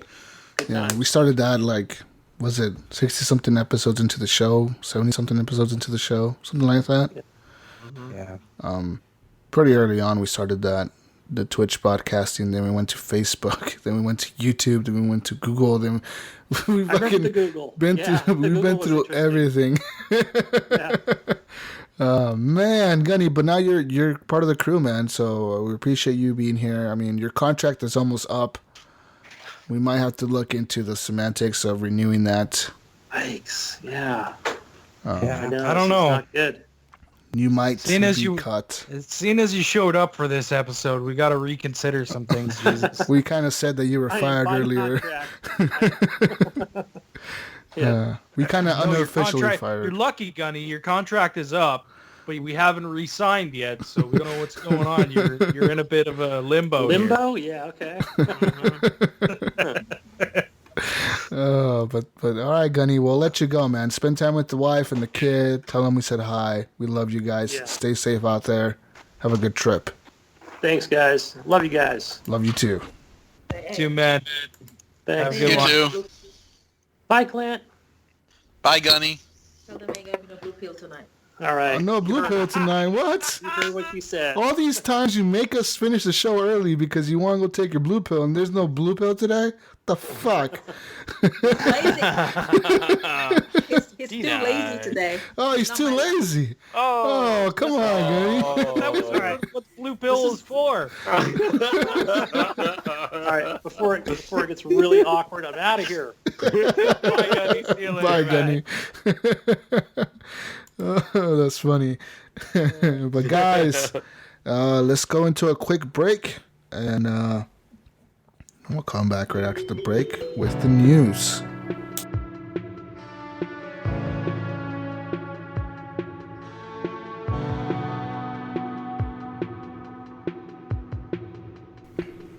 Vengeful Jedi here, Horrible Gamer and patron of the Horrible Gamers podcast. Want to give the gamers an XP boost? Want to see the show level up? Then support the Horrible Gamers on Patreon at patreon.com/Horrible Gamers. Don't be just another NPC, non-Patreon character. Become a patron. 2 gold, 5 gold, 10 gold, 20 gold. It all supports the party. So game on.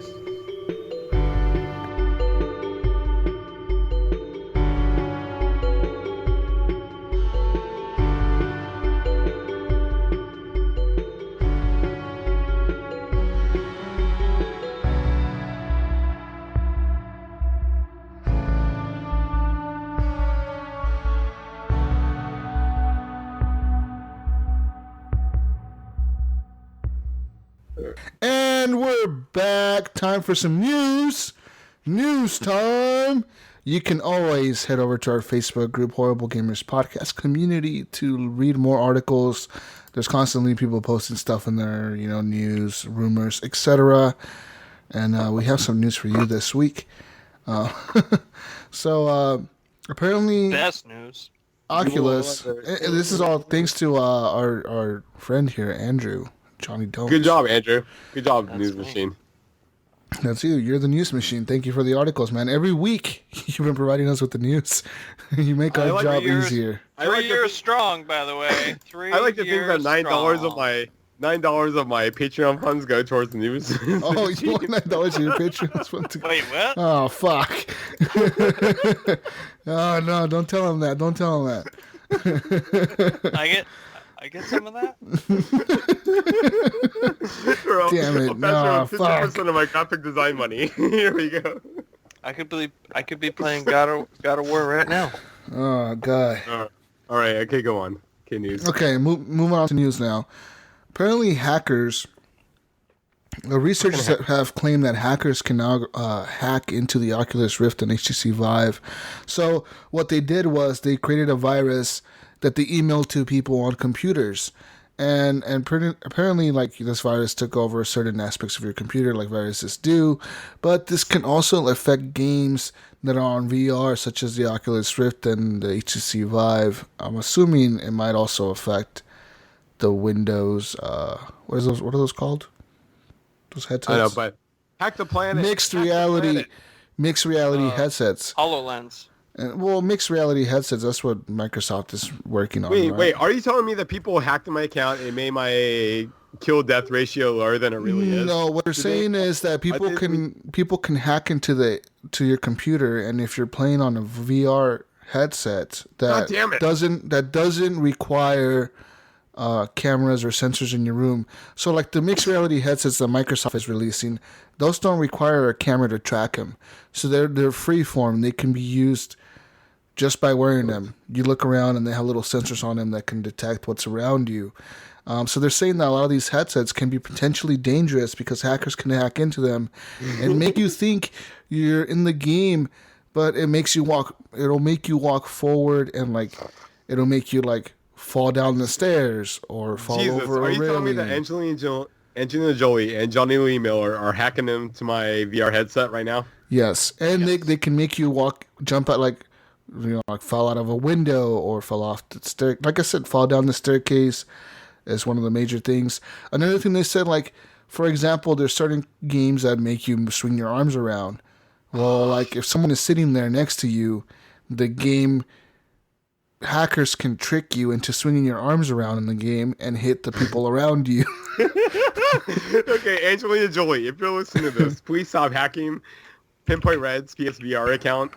So apparently these researchers, what they did was they attached malware to an email and they see what would happen. And they did infect a few PCs and they tried it and they said it works. They can hack it. They can do it. They can make the game show... They can make the games on the VR headsets show certain things to make you react to them in the game, but it'll make you like swing your arms really fast or do something crazy, right? And then in turn that could like potentially affect. So they're hacking you to make you look stupid. Is that really? Well, no, they could hack you to like break your stuff, fall down the stairs, etc. Look at this sucker! He's waving his arms like an asshole. Sucker. Yeah. It'll all just be dick pics. That's all it boils down to. Fuck you, Angelina Jolie. You and your hacker community. Right now? Do we have time? I mean, I would still do it if I could. But yeah. I love you, Angelina Jolie. That's the opening news we had. In other news, a super dedicated Super Smash Bros. Melee player broke a 14-year record yesterday for the game's Break the Targets mode. So apparently this player went on to break the world record on the Break the Targets mode in the game. So yeah, he had a 2.82 second run. And then he had another run with another player that was 3.23 seconds. Apparently the previous record, I'm not sure what it was. I could probably somewhere in this article, right? I had like a 2-second run yesterday. It was pretty awesome. Did you? Yeah, it was a 0.3 second lead from the previous record title. Yeah, so that was set in 2004 by a Japanese player named Taka. Wait, what was that one more time, Jesus? What was the guy's name? That was his name. That's how you have to say it too. You have to say it like that. Taka.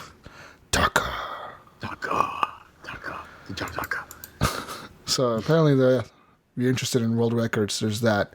In other news, Deadpool's 2 director is now going to adapt a new video game movie. The Division is getting a movie, and the director of Deadpool 2 will be the director for that movie. They've also started casting people for the roles in the movie, and there's a few actors that have already been picked. Stay tuned for more info on that later on. What do you guys think about that? A Division movie? Would it be good? I think personally it could be good. I mean, wait. Are you saying a Division movie or a Deadpool movie? Like no, the Division a Division movie. Wait, I don't care about a Division movie. I do. I think it could be well done. I think it could be. Really wait. Are they going to shoot a bunch of kids in fucking hoodies? Is that what's going to go on? Well, no. It'll be like any other apocalypse movie, man. Think about any other apocalypse movie you ever watched. It's just going to be like that. Just shooting me and my buddies. We're just fucking raving. We're just on our hoodies. We're just playing it cool. We want medicine too. And fucking no, the story. If you paid attention to the Division, Jonathan, the story is that on Black Friday, some terrorist group was able to infect money with the virus. Cash. Right. Yeah, cash. Money, and people went to the stores and spent a bunch of money on Black Friday, and they got a bunch of people sick, and then the government went crazy because people were getting sick. But it just bugs me that, like, fucking, okay, so if that situation actually happened, I wear a lot of hoodies. I have a closet full of hoodies. I will wear a hoodie and hang out with my buddies, and if we get some medicine, sweet. We happen to be, like, maybe not corporate or whatever. You know, we're just hanging out. We're listening to techno music. We're in, you know, we're you're gonna get shot, Jonathan. You're gonna get shot by an agent, dude. Just face it.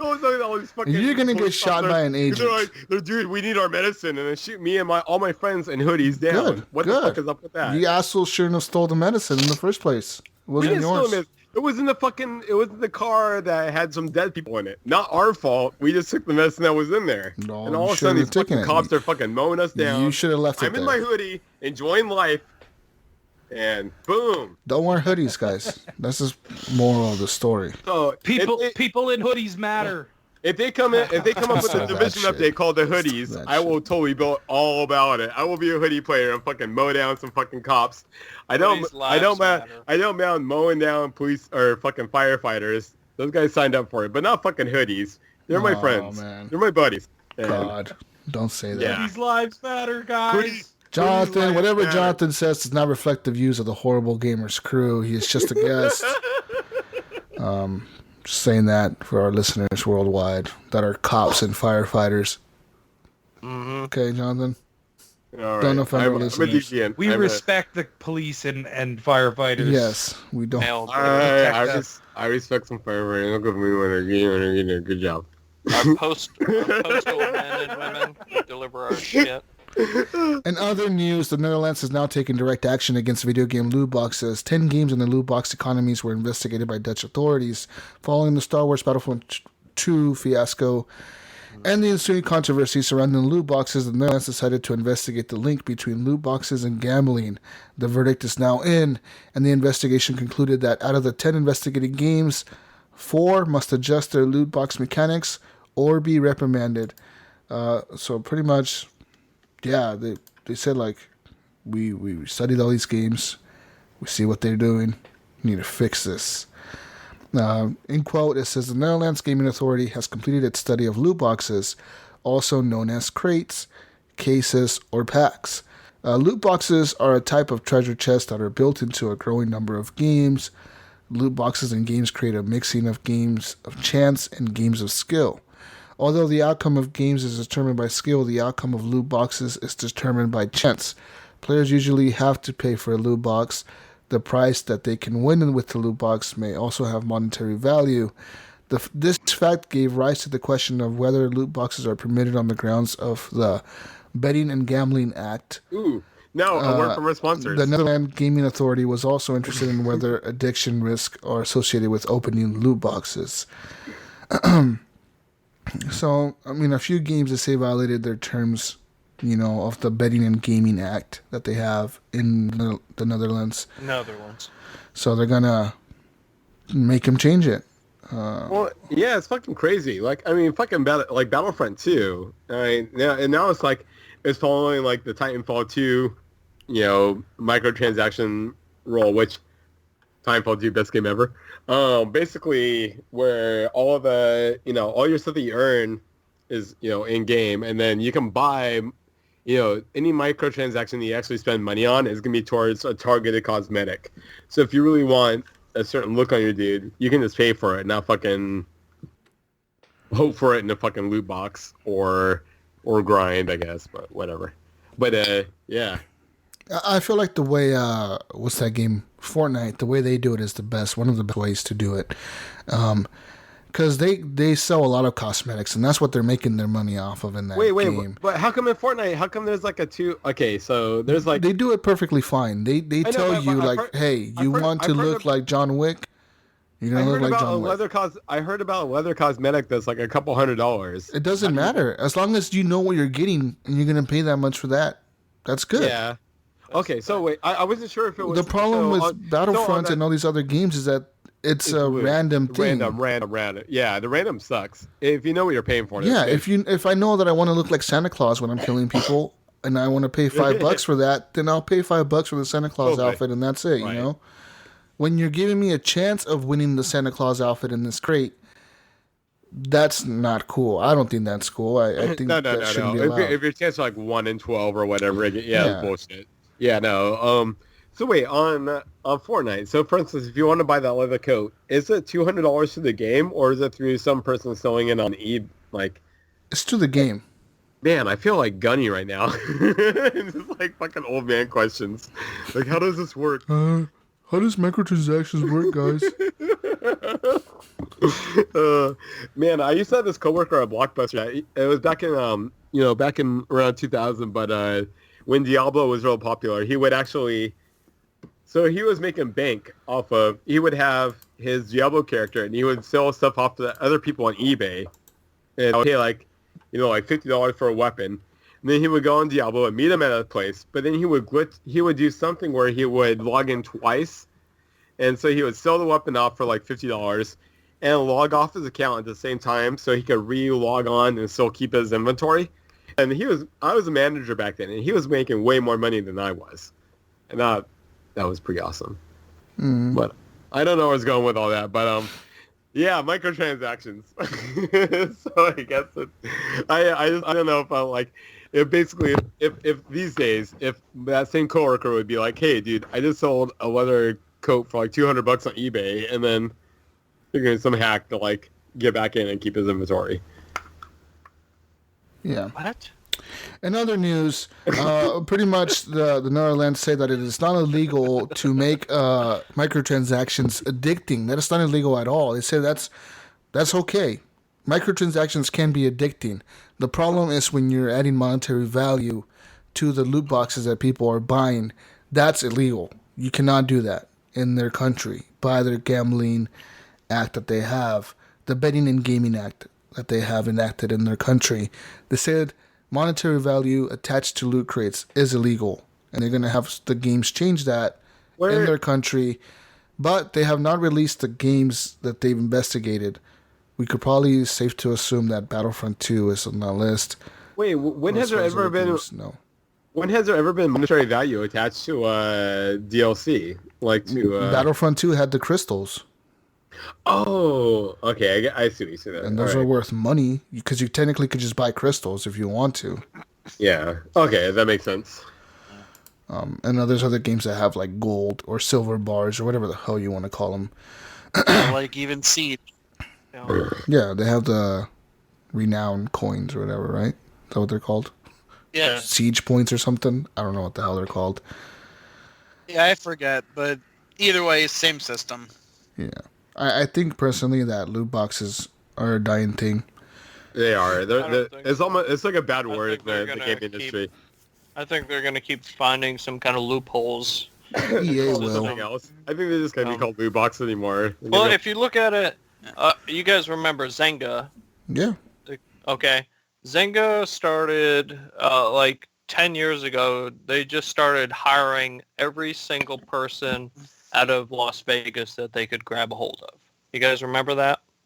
Where they just started buying up like every single CEO that had anything to do with. Yeah, they started buying all the casinos and stuff. When Don Matrick went there. Yeah, exactly. So I don't think it's going anywhere. You know, Zynga isn't anything anymore, and all of the the arcades that you see around the U.S. they're shutting down, but they're slowly popping up here and there. They're always trying to find some kind of loophole. Barcades are the thing now, right?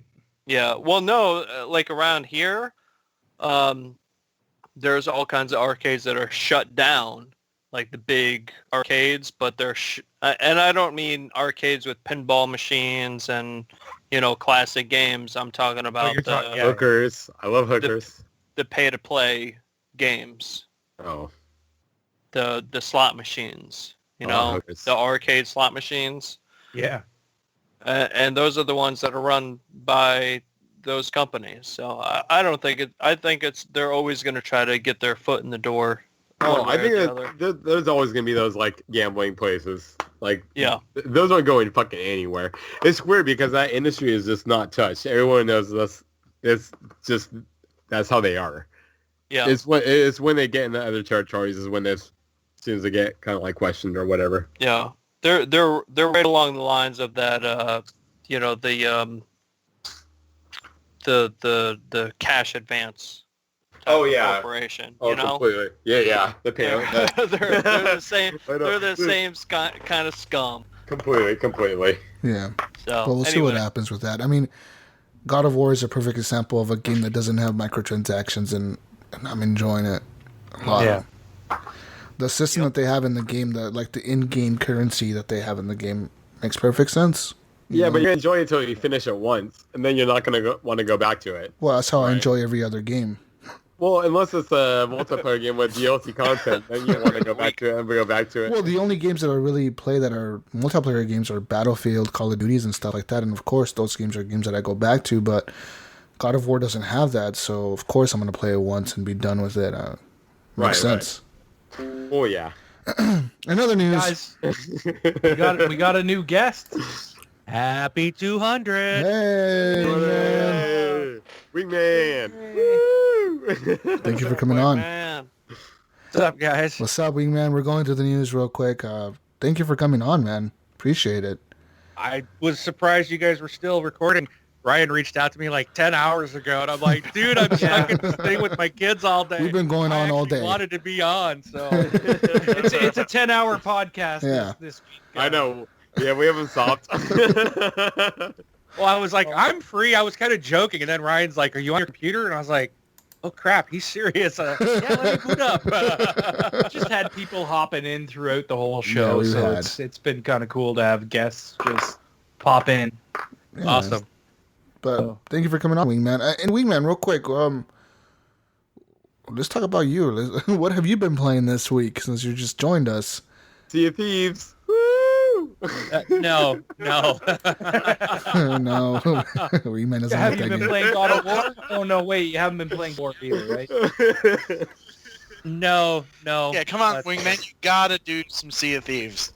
You know what?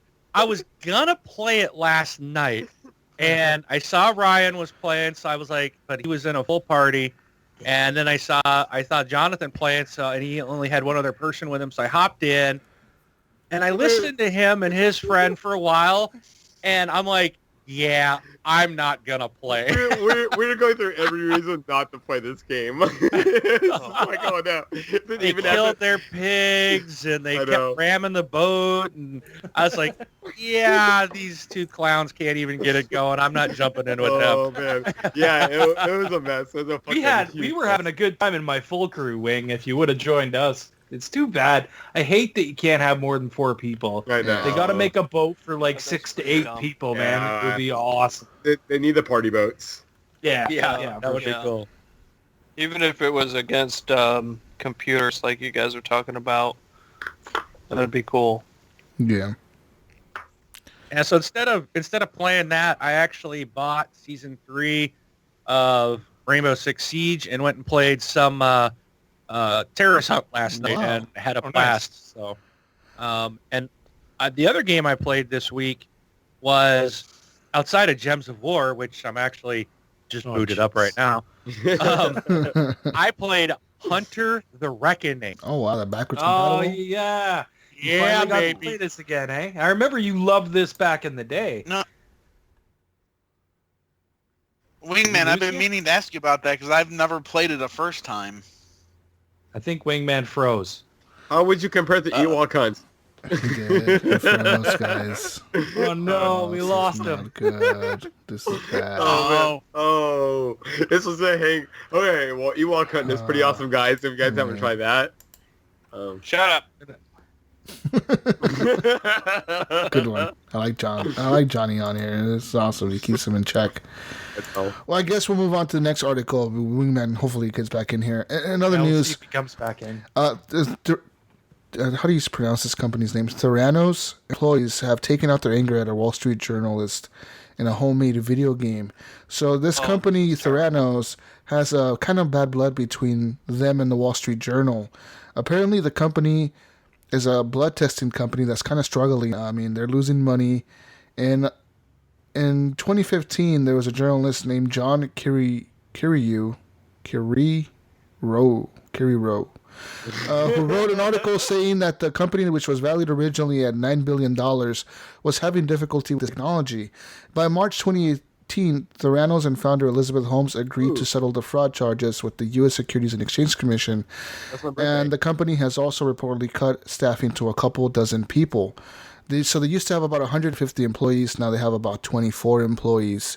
Right. And it's a $9 billion company. They're a blood testing company.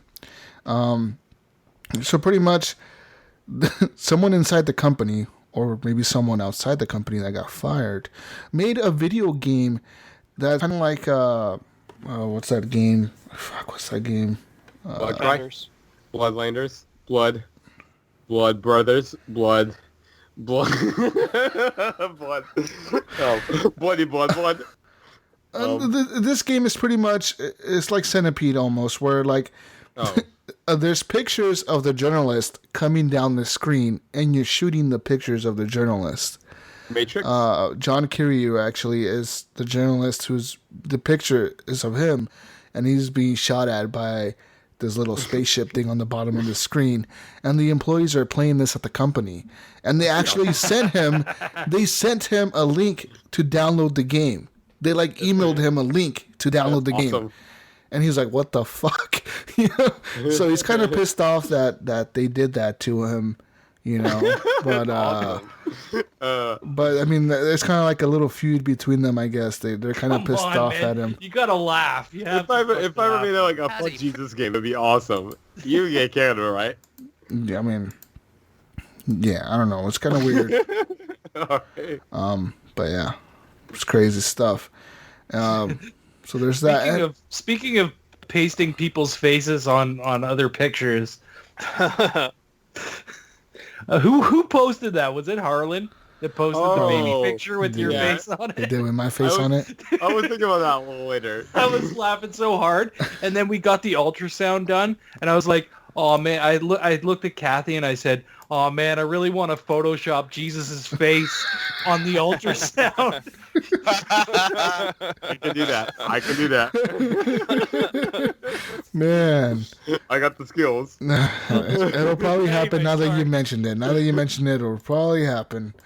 In other news, a Metro mom is holding on to good memories of her son after he was allegedly killed last week over a video game. She says, quote, "He was a positive child. He loved sports, especially basketball, and he loved cooking. My son was a very good son." That's Ashante Douglas speaking about her son, Lorenzo Hudson. Kansas City police said last Saturday they were called to the 56th Street in South Benton after gunshots rang out. Officers said they found Hudson and his friend both shot in Hudson's car. Investigators said that Hudson later died at the hospital. So pretty much on Friday, the police said they confirmed they arrested a 15-year-old suspect who will now be charged with first-degree murder and armed criminal action. But I mean, it was apparently over a video game. I know, that's fucking bullshit. Over a PlayStation game. So which kind of video game? Was it Xbox? No, it was PlayStation game. Of course. It's always PlayStation. No, but was it over a match, or did they say it was over a gaming match, or is it just over games in general? I was trying to buy it. Yeah, someone was trying to buy it. I think they were trying to sell a game on Craigslist or something. I remember I was fucking bullied on on the bus for my Game Boy games and shit, and If it wouldn't extend further, like, you know, I could see getting shot over that shit pretty easy. So it says here that Hudson's relatives told the Fox News that he drove a friend to a house so his buddy could sell the guy a PlayStation game. So Hudson was just a person giving his friend a ride to somebody's house to sell a PlayStation game.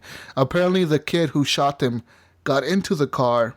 Oh, fuck. Bought the game, but as soon as he was in the car and he got the game, he shot them both inside the car, and then ran out of the car and took off running. Jeez. God damn it. How does a 15-year-old have this gun in the first place? I know. Just never it's know, weird man. when fucking drug dealers are safe for them fucking video game deals. It's fucking crazy times. It is sad. I mean, it is not kind of sad. It is sad. It's fucking It's horrible. hella sad. Very yeah, sad. Yeah, I mean... Anyways, man, how's it going? Wing's back, yeah. You were just about to talk about Hunter the Reckoning, and I was saying you've been waiting a long time because I remember back in the day when you talked about this game and you loved it. So you must be over the moon. How is it? It's freaking hard, man. Yeah. I played it the other night, was streaming it on Mixer, and like I got to this part, like you start out trying to find this little girl, and then I find this little girl, and dude, I wanted to stab that little girl in the chest myself and kill her. Oh, it was so annoying. Like, you can't get around. She blocks you. She doesn't run very quick. She just stands there and screams. And I'm like, come on, I'm trying to save you. And she just kind of hinders your progress. But it was fun to play. And when you first boot the game up, it does the original Xbox splash screen, you know, with that whole intro, just kind of like the 360 one does. And I'm like, I couldn't help but grin when I saw it. I was like, this is awesome. So nice. It's fun. I'm really happy to be playing this game. So yeah, it's such a good thing that you can do that with this Xbox. You know, you can play all those games now, and they keep. And I don't have to pay $20 a month, Sony, to play my old games. Yeah, exactly. Yeah. Do you have anything else? At this point, Wingman, would you recommend it for someone who's never played it before, like me? I don't think so. Because it's very dated gameplay. Right? It's dated. Like, one of the things I had a hard time with is, like, when you go to fight, so I'm trying to swing my sword, so you hit your right trigger to attack. It's like she's like swings forward, backwards, and then like stabs backwards or something. Like, there's this whole like 3-step animation, and you can't do anything until that animation is done. Yeah. So it's not like current games where you can stop, you know, or turn around and like, you know, like Assassin's Creed or Batman. Like you can start to attack and change your mind and change directions. You can't do this. You got to wait till that attack is complete before you can turn around and try to attack somebody else. So, I mean, it's dated, and the games are really hard. The Hunter games are hard, so I don't know how far I'll get in it. And I know I never got that far in it before, but it was like, I liked it, you know. So it's not something I can recommend to someone who's never played it. I'd like, don't waste your time and your money. But, you know, for someone who may have played it in the past, it's like, oh, man, I remember that. Then, yeah, I would say go ahead and get it. It's probably like $10. I don't know. I had the disc. I popped it in, and it's like, oh, you need to download the update. And it was like a 4.7 gig update or download. And then you download it and played. So, but it is dated. It's even, like, you got the black bars on the side of your screen. It doesn't even fill your widescreen screen, man. Awesome. It's 4:3. So the times. It does not look pretty. It's not Xbox One X enhanced. I'll tell you that. I was just gonna say that. Yeah, it doesn't have the enhancement, right? Yeah, it's the original, but it's still fun because it's like you're looking at it and going, "Man, this sucks," but I'm having a good time. But dang, this is like, it just makes you appreciate what we have today. Yeah, for sure. Did you play anything else, Wing? No, I don't think so. Rainbow Six and Hunter and Gems of War. I think that was it this week.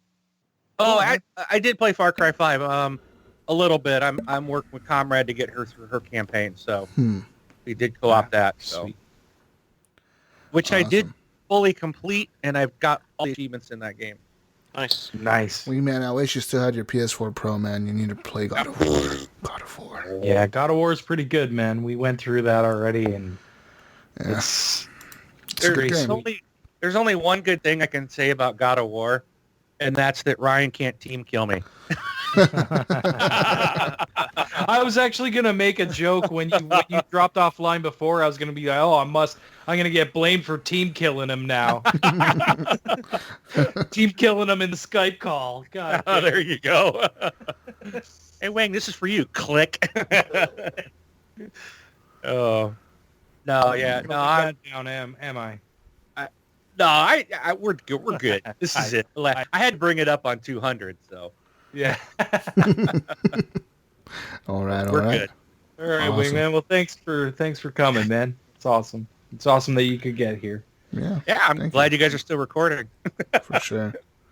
You can stick around for the news, or you can take off if you need to. I'm gonna hang out, man. Awesome. Cool. So let's move on to some other news. Let's talk about some real world Minecraft news. So Minecraft has been working on a project called Block by Block. This is a project that has been going on since 2014. And this was right before Microsoft. It actually has been going on before Microsoft acquired the company Mojang. And I don't know what year. Was that 2014 when they bought Mojang? Or was it something like that? It was. Sounds about right. Well, Block by Block it's an initiative that Mojang was working on back in the day with slums around the world. Pretty much like different parts of the world where people are impoverished and living in bad neighborhoods, etc. This Minecraft was working with the people in the neighborhood. They would go to the neighborhood, they would give these people computers, and they would let them play Minecraft, but they would say, using Minecraft, we want you to design your neighborhood. We want you to redesign your neighborhood. So these people around the world have done so, and they were redesigning different parts of the neighborhood, like parks, schools, pathways, lighting. And so and after Microsoft bought the company Mojang, Microsoft actually continued this partnership with Block by Block, and they actually made it into a nonprofit organization, which now has about a $2 million a year budget. They work with the United Nations Unhabitat program that helps, cities around the world redesign neighborhoods, etc., make them safer, make them better for the people, and they've done it recently. They said that they've used the platform to make 40 projects in 35 cities in 25 different countries. Like there was a market that they turned into a skate park in Pristina, and they've also done other projects around the world. But what they're saying is that Minecraft is such a unique thing because they have young kids using this to redesign their neighborhoods, and they have older people that have never ever used computers in their life. They've never used a computer, ever. They don't even know what technology really is. But they can hand these people iPads, they can hand these people laptops, they can hand these people Xbox controllers, and they're able to use Minecraft and understand the mechanics behind it to redesign their neighborhoods. And that's pretty incredible. I think that's so cool. What's a computer? What's a computer? No, jeez.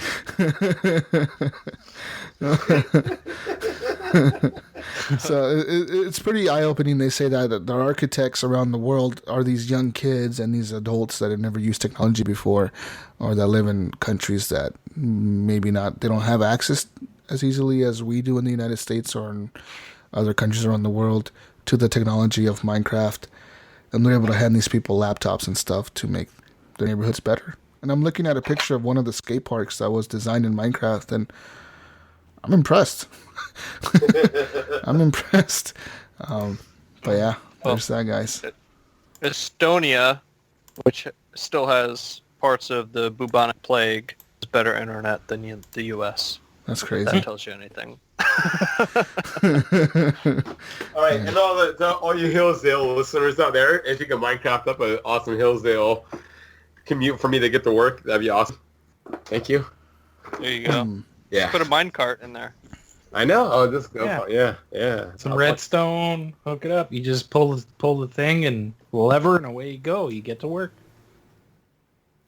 Anyways, in other news, high schoolers around America will now be able to compete in esports games beginning this fall. In the next school year, there's a new project called what's it called? Fucking High Score for Championship? No, it's called Play VS. Play VS will be a new type of esports competition that will be held between schools around the country that will join the league, and it will give students a new type of sport, I guess, to play against other schools around the country. So they've pretty much announced on Thursday that they now landed an exclusive partnership with the National Federation of State High School Associations, which will write the rules for the competition for most high school sports. Well, they actually already write the rules for the most sports around the country, but they're also going to write the rules for the esports. And this is all made possible by a kid who's 25 years old. Well, he's not a kid. I guess he's an adult now. Wow, high school. 25 years old. He grew up in Detroit, and he says that playing esports and playing video games can give people that live in bad neighborhoods a safe sport to play. You know what I mean? And keeping them out of trouble, he says. It can keep kids out of trouble, give them something to do. Maybe a kid isn't good at football. Maybe they're not good at basketball. Maybe they're not good at baseball. Maybe they're not good at traditional sports. Yeah, but they're good at something computers. To put their attention on, right? Yeah. Like other than going out in the streets and causing trouble. And, oh man, gang banging. Woo! Hey, do you think there's like Letterman jackets? Do you think there's Letterman jackets for fucking esports? There's going to be, I bet. Yeah. Dude, esports, the esports kids are going to be the jocks of the future. They're going to be walking around school with the Letterman jackets. Like, what's up? Damn kids these days. Hanging cheerleaders. It's like a Letterman jacket with a fucking Overwatch symbol on it. Overwatch symbol. I wonder what games they're gonna play. I wonder if they're gonna play traditional sports games online against each other, or it's all Fortnite. You think so? Fortnite esports? No. I don't think they're gonna have. It's not gonna. Yeah. They're gonna have shooting games. They're gonna have sports games, I think, or something like that. You know. Assassin's Creed, educational mode. Maybe VR games. Maybe they'll have VR, like HTC I think vibes. you're gonna see your normal esports games, like Call Halo, of Duties, like fucking Halo. Halo, yeah. Maybe fucking Halo, stuff like that. Overwatch, DoD. I don't think so. Those kids are too young to know any of that shit. Yeah. Young. High school? No, they're not. As far as Halo? Yeah, man. Well, yeah, shit. Yeah, good point. Think about all the people that are playing esports now. They're all they're in behind their early 20s. Early 20s. I don't even know what the fuck those kids are into these days. At the latest, all of a sudden there's a mid-20s. You're retiring from esports. RoboCraft is the new big thing, and we don't even know. It's like... They ought to call it back in my day. We didn't have this shit. Oh. Mm-hmm. You know what I'm saying? Okay. Back in my day, we got our first game called Overwatch. We played a thing called Tetris. Actually, I won our Tetris championship. It was pretty fucking awesome. Yeah, I know. It got me loads of cheerleaders. I was banging like crazy. It was awesome.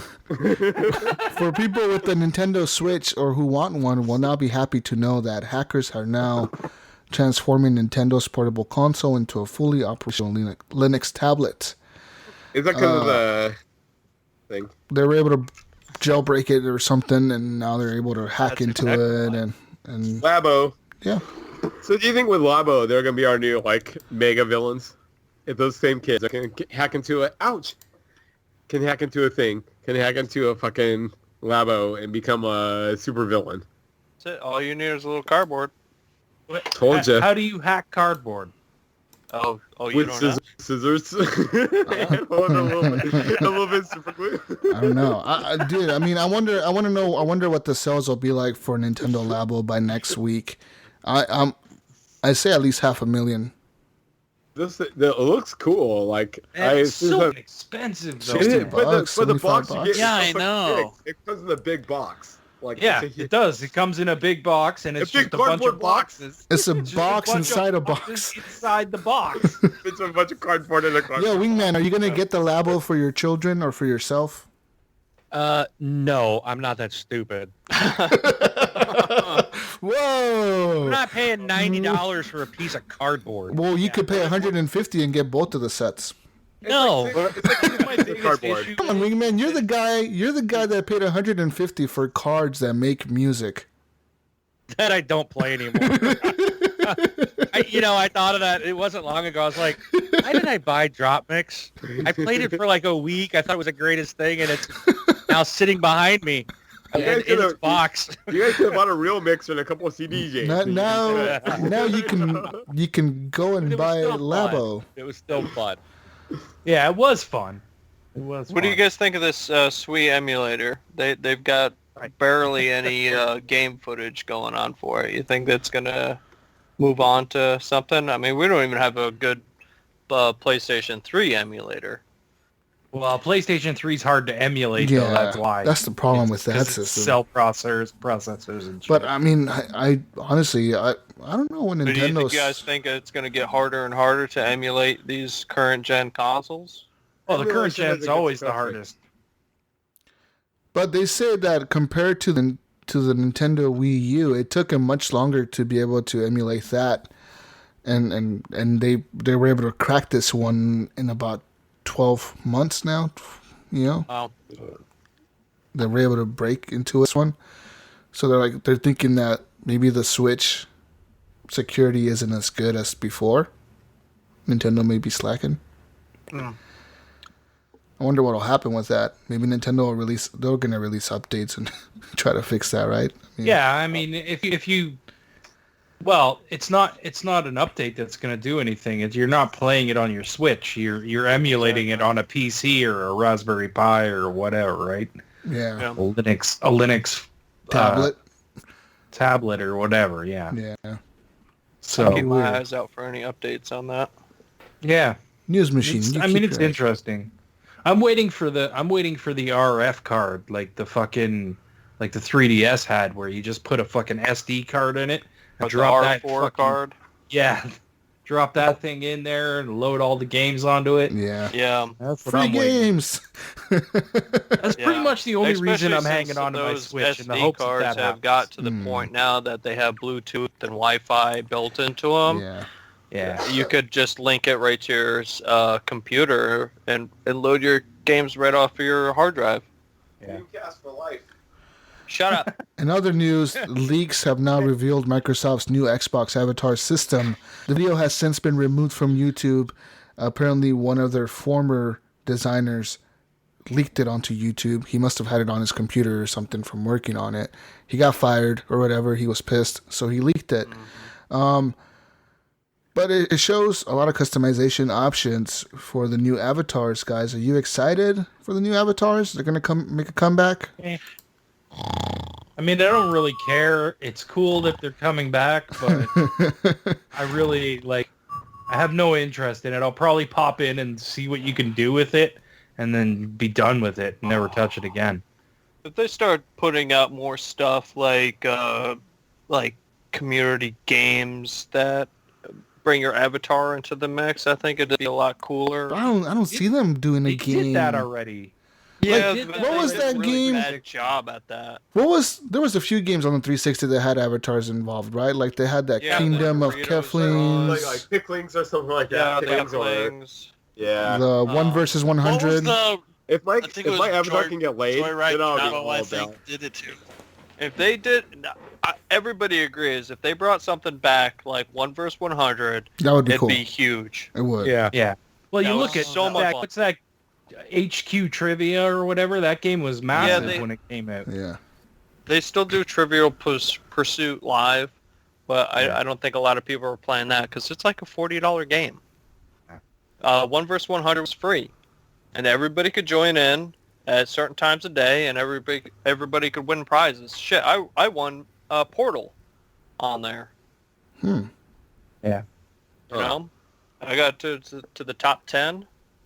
It was good. It was a lot of fun. They needed to do something like that. Bring the community together. Or get them laid. It's just really expensive and hard for them to do like a live thing like that. Yeah, right. And like, how many players will actually play it?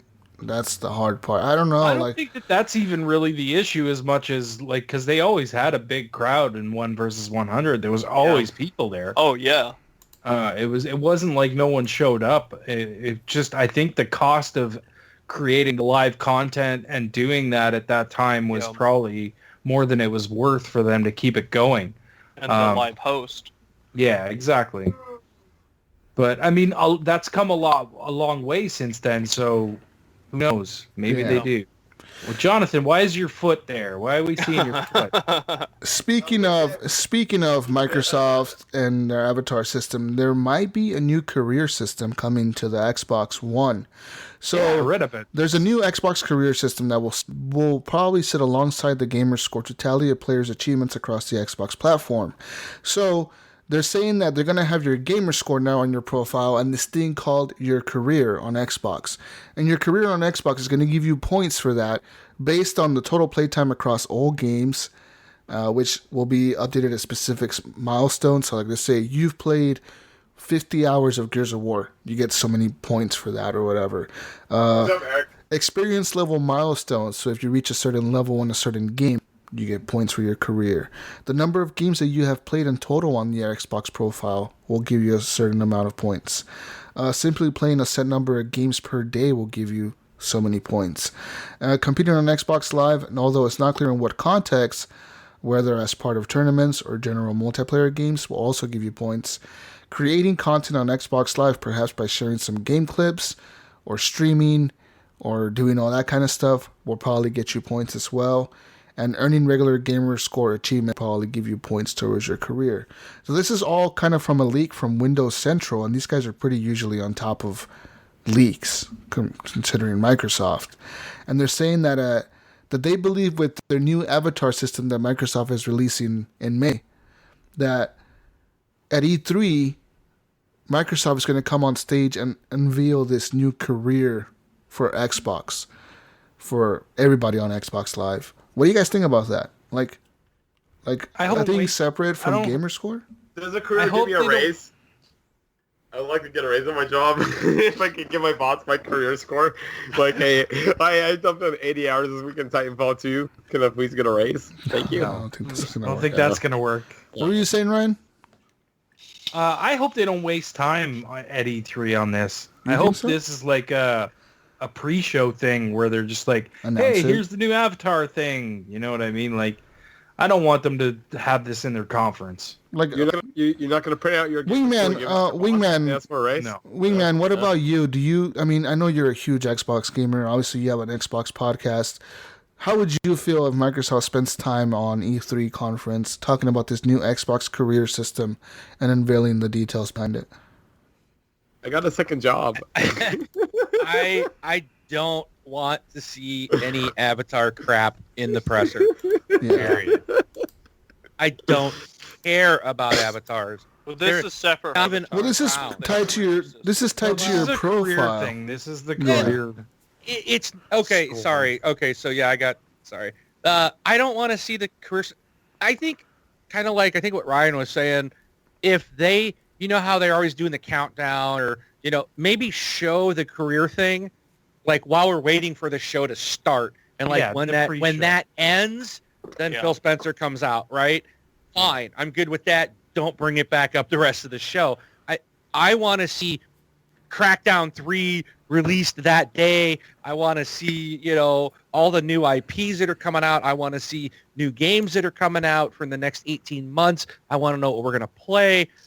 Don't waste time on Xbox updates. I don't even care about at Xbox because those things never seem to ship at any time. You're still waiting on Below, which was shown. That's coming out 4 years ago, 5 years ago. Yeah, right. It was shown at the Xbox One release reveal, right? Yeah, like it was playable at PAX, and it should be out by the end of the year. But the point is, that was like 5 years ago. It was. That's my point. Don't show me. Crackdown 3 though was also They 5 years revamped ago. that game. Yeah. Yeah. Below is still as interesting as the day it was shown. From what I've seen though, they're talking all this 4K, 60 frames a second. Of course, the game is in 4K. Half the screen is black. Colors, Half the screen is black. Of course, this shit runs at 60 frames. 90% of your screen is a black. Your TV is off, pretty much. Yeah, it's like running dumbed down Doom palette, you know. I was just gonna say it's gonna take the new color palette award of the year. Oh man, best colors: blue and black and gold. Oh man. Well, I'm interested in the career system because just last week we got news that they're shutting down the Xbox Live Rewards program, and they're going to merge that with the Microsoft Rewards program, which sucks. I've earned a lot of money personally with the Xbox Live Rewards program, so if this adds something to it, I'll be interested to it. And also, ever since Xbox came out with the Achievements program, it's been replicated by the PlayStation trophies, and now Nintendo's got their own version, and Valve has got their own thing on Steam with achievements. So Microsoft is stepping out, and they're coming up with something new for themselves, with this career program.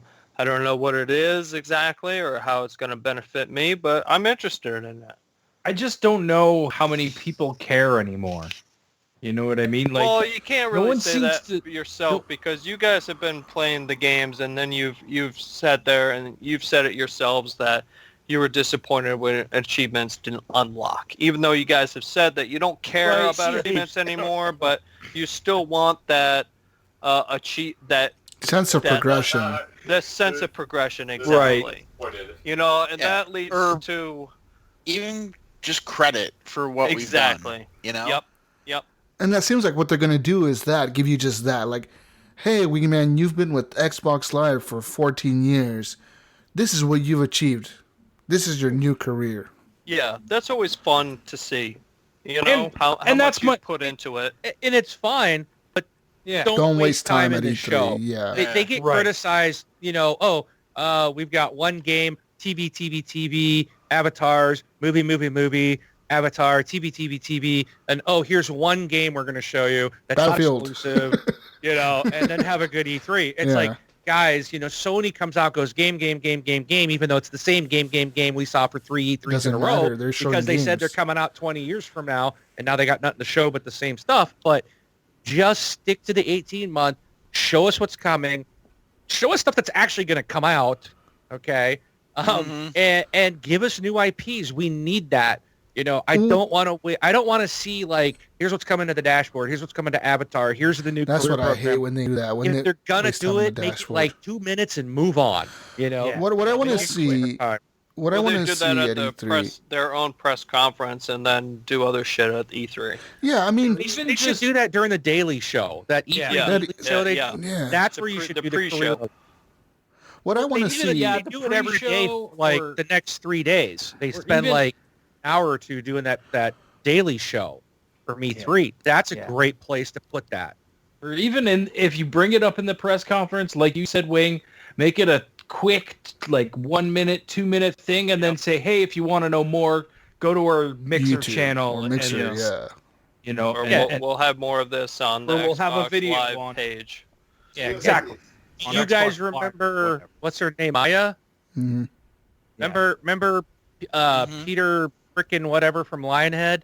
They spent all that time on Connect and talking with this girl, and where is that?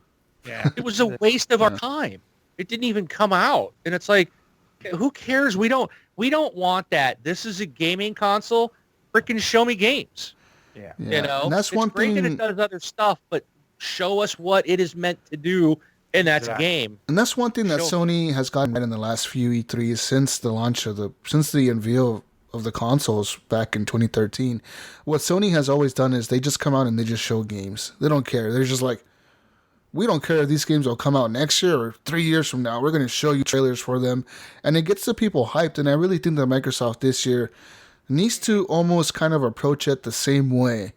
Don't bring out the stupid Forza cars. They've gotten better. I'm tired of seeing the stupid Forza cars. I know there's a Forza coming. Show me a 5-second thing that says Forza Horizon 4. Boom. Like 5-second thing. I just want to see that. Like a little screenshot. Cool, we know it's coming. Don't waste your time sitting there talking to me about a stupid ass car that I could never buy and bring it out on stage. I don't want to see that. I want to see new IPs. I want to see, like, give me a... No, you want to see waterfalls and orchestras? No, Ryan, no. But I want to see a trailer for Halo for Halo 6. I want to see a trailer for Fable 4. I want to see a trailer for a new IP. Give me another trailer for another new IP. Sony does that right. They get the people hyped. Microsoft just doesn't.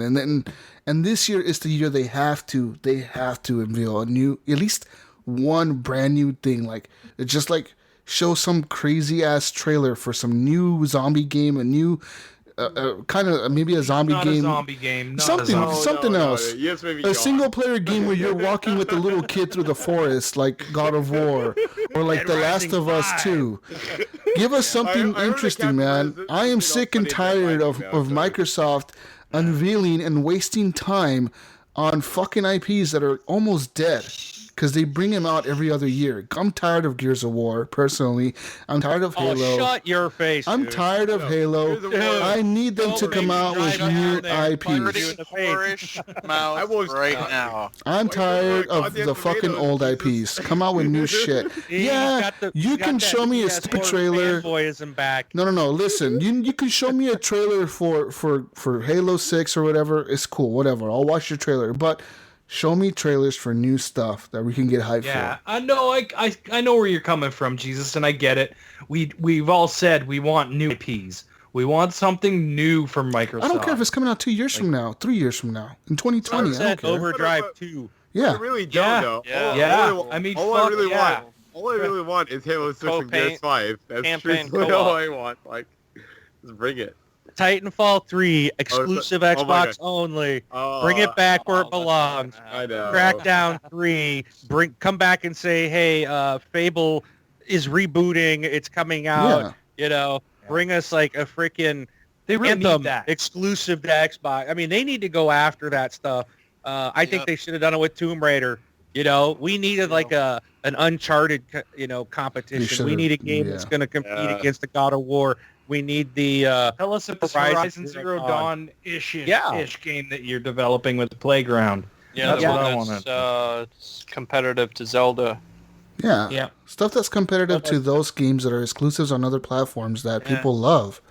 There's a reason Horizon sells good. There's a reason God of War sells good. There's a reason The Last of Us is such a cherished game, and people will actually buy a system just to play one game.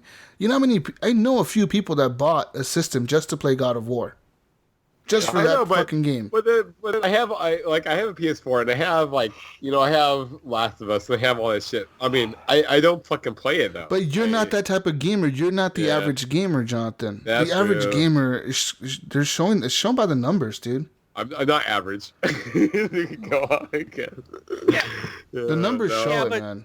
But Jesus, on the other hand, the reason something like God of War sells so well, it's because there's nothing else to play on that system. Yep.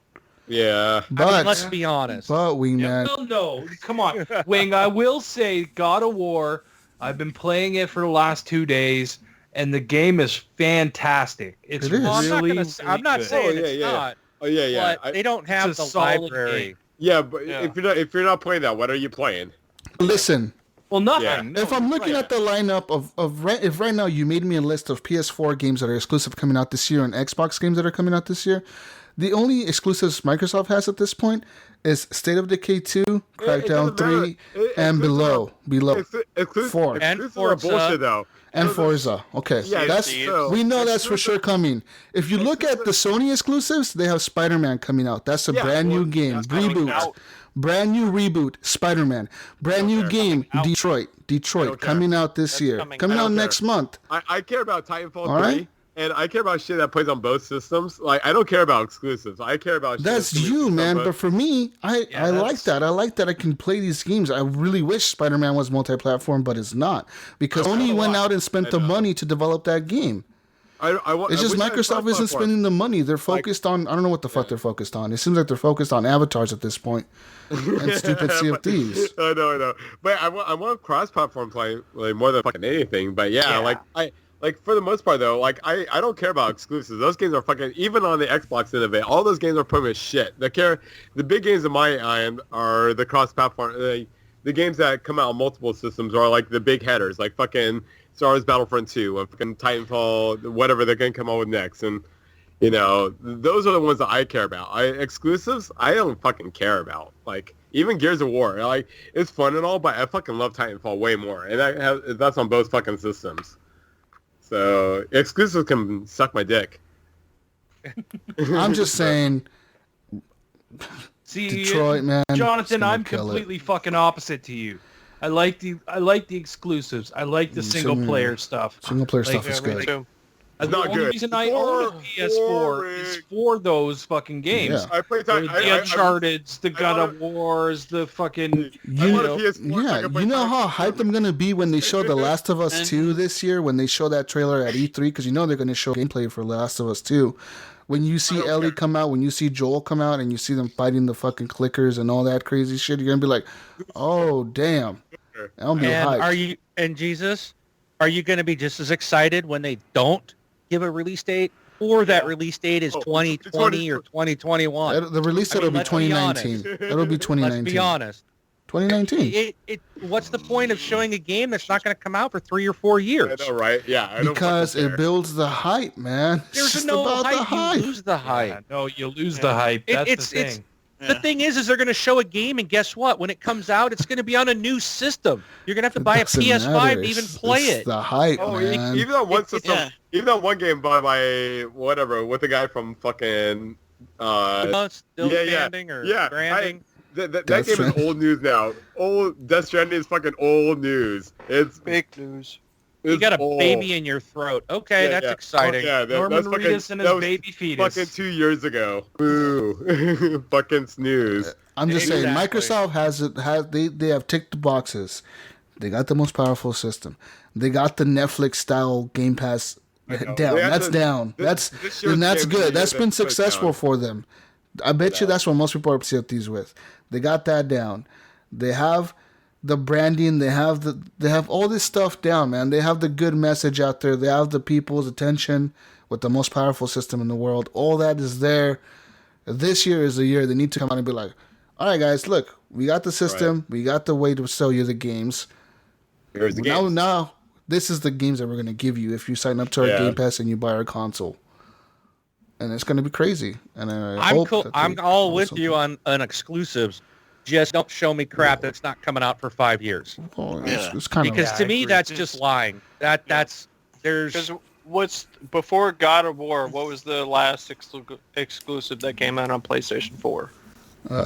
Probably Horizon. HellBlade when it was exclusive to them. Well, there's been other indie games and stuff that have come out. There's been like HellBlade and fucking... HellBlade is now on Xbox. It's now on Xbox, yes. Not exclusive. Not exclusive. But it was an exclusive, just like Tomb No Man's Raider. Sky. No Man's Sky. No Man's Sky. No Man's Sky is coming to Xbox. They had Neo. They had exclusive. They had that game Neo, Horizon Zero Dawn, Nier Automata. All I know is Persona 5. Persona 5. How long do you have to wait? This whole Deathwing, though, is coming out on fucking PS4 and not on Xbox. And that fucking pisses me off more than anything. I cannot believe that. They had the Uncharted DLC standalone game that came out last year. Yeah, that's DLC.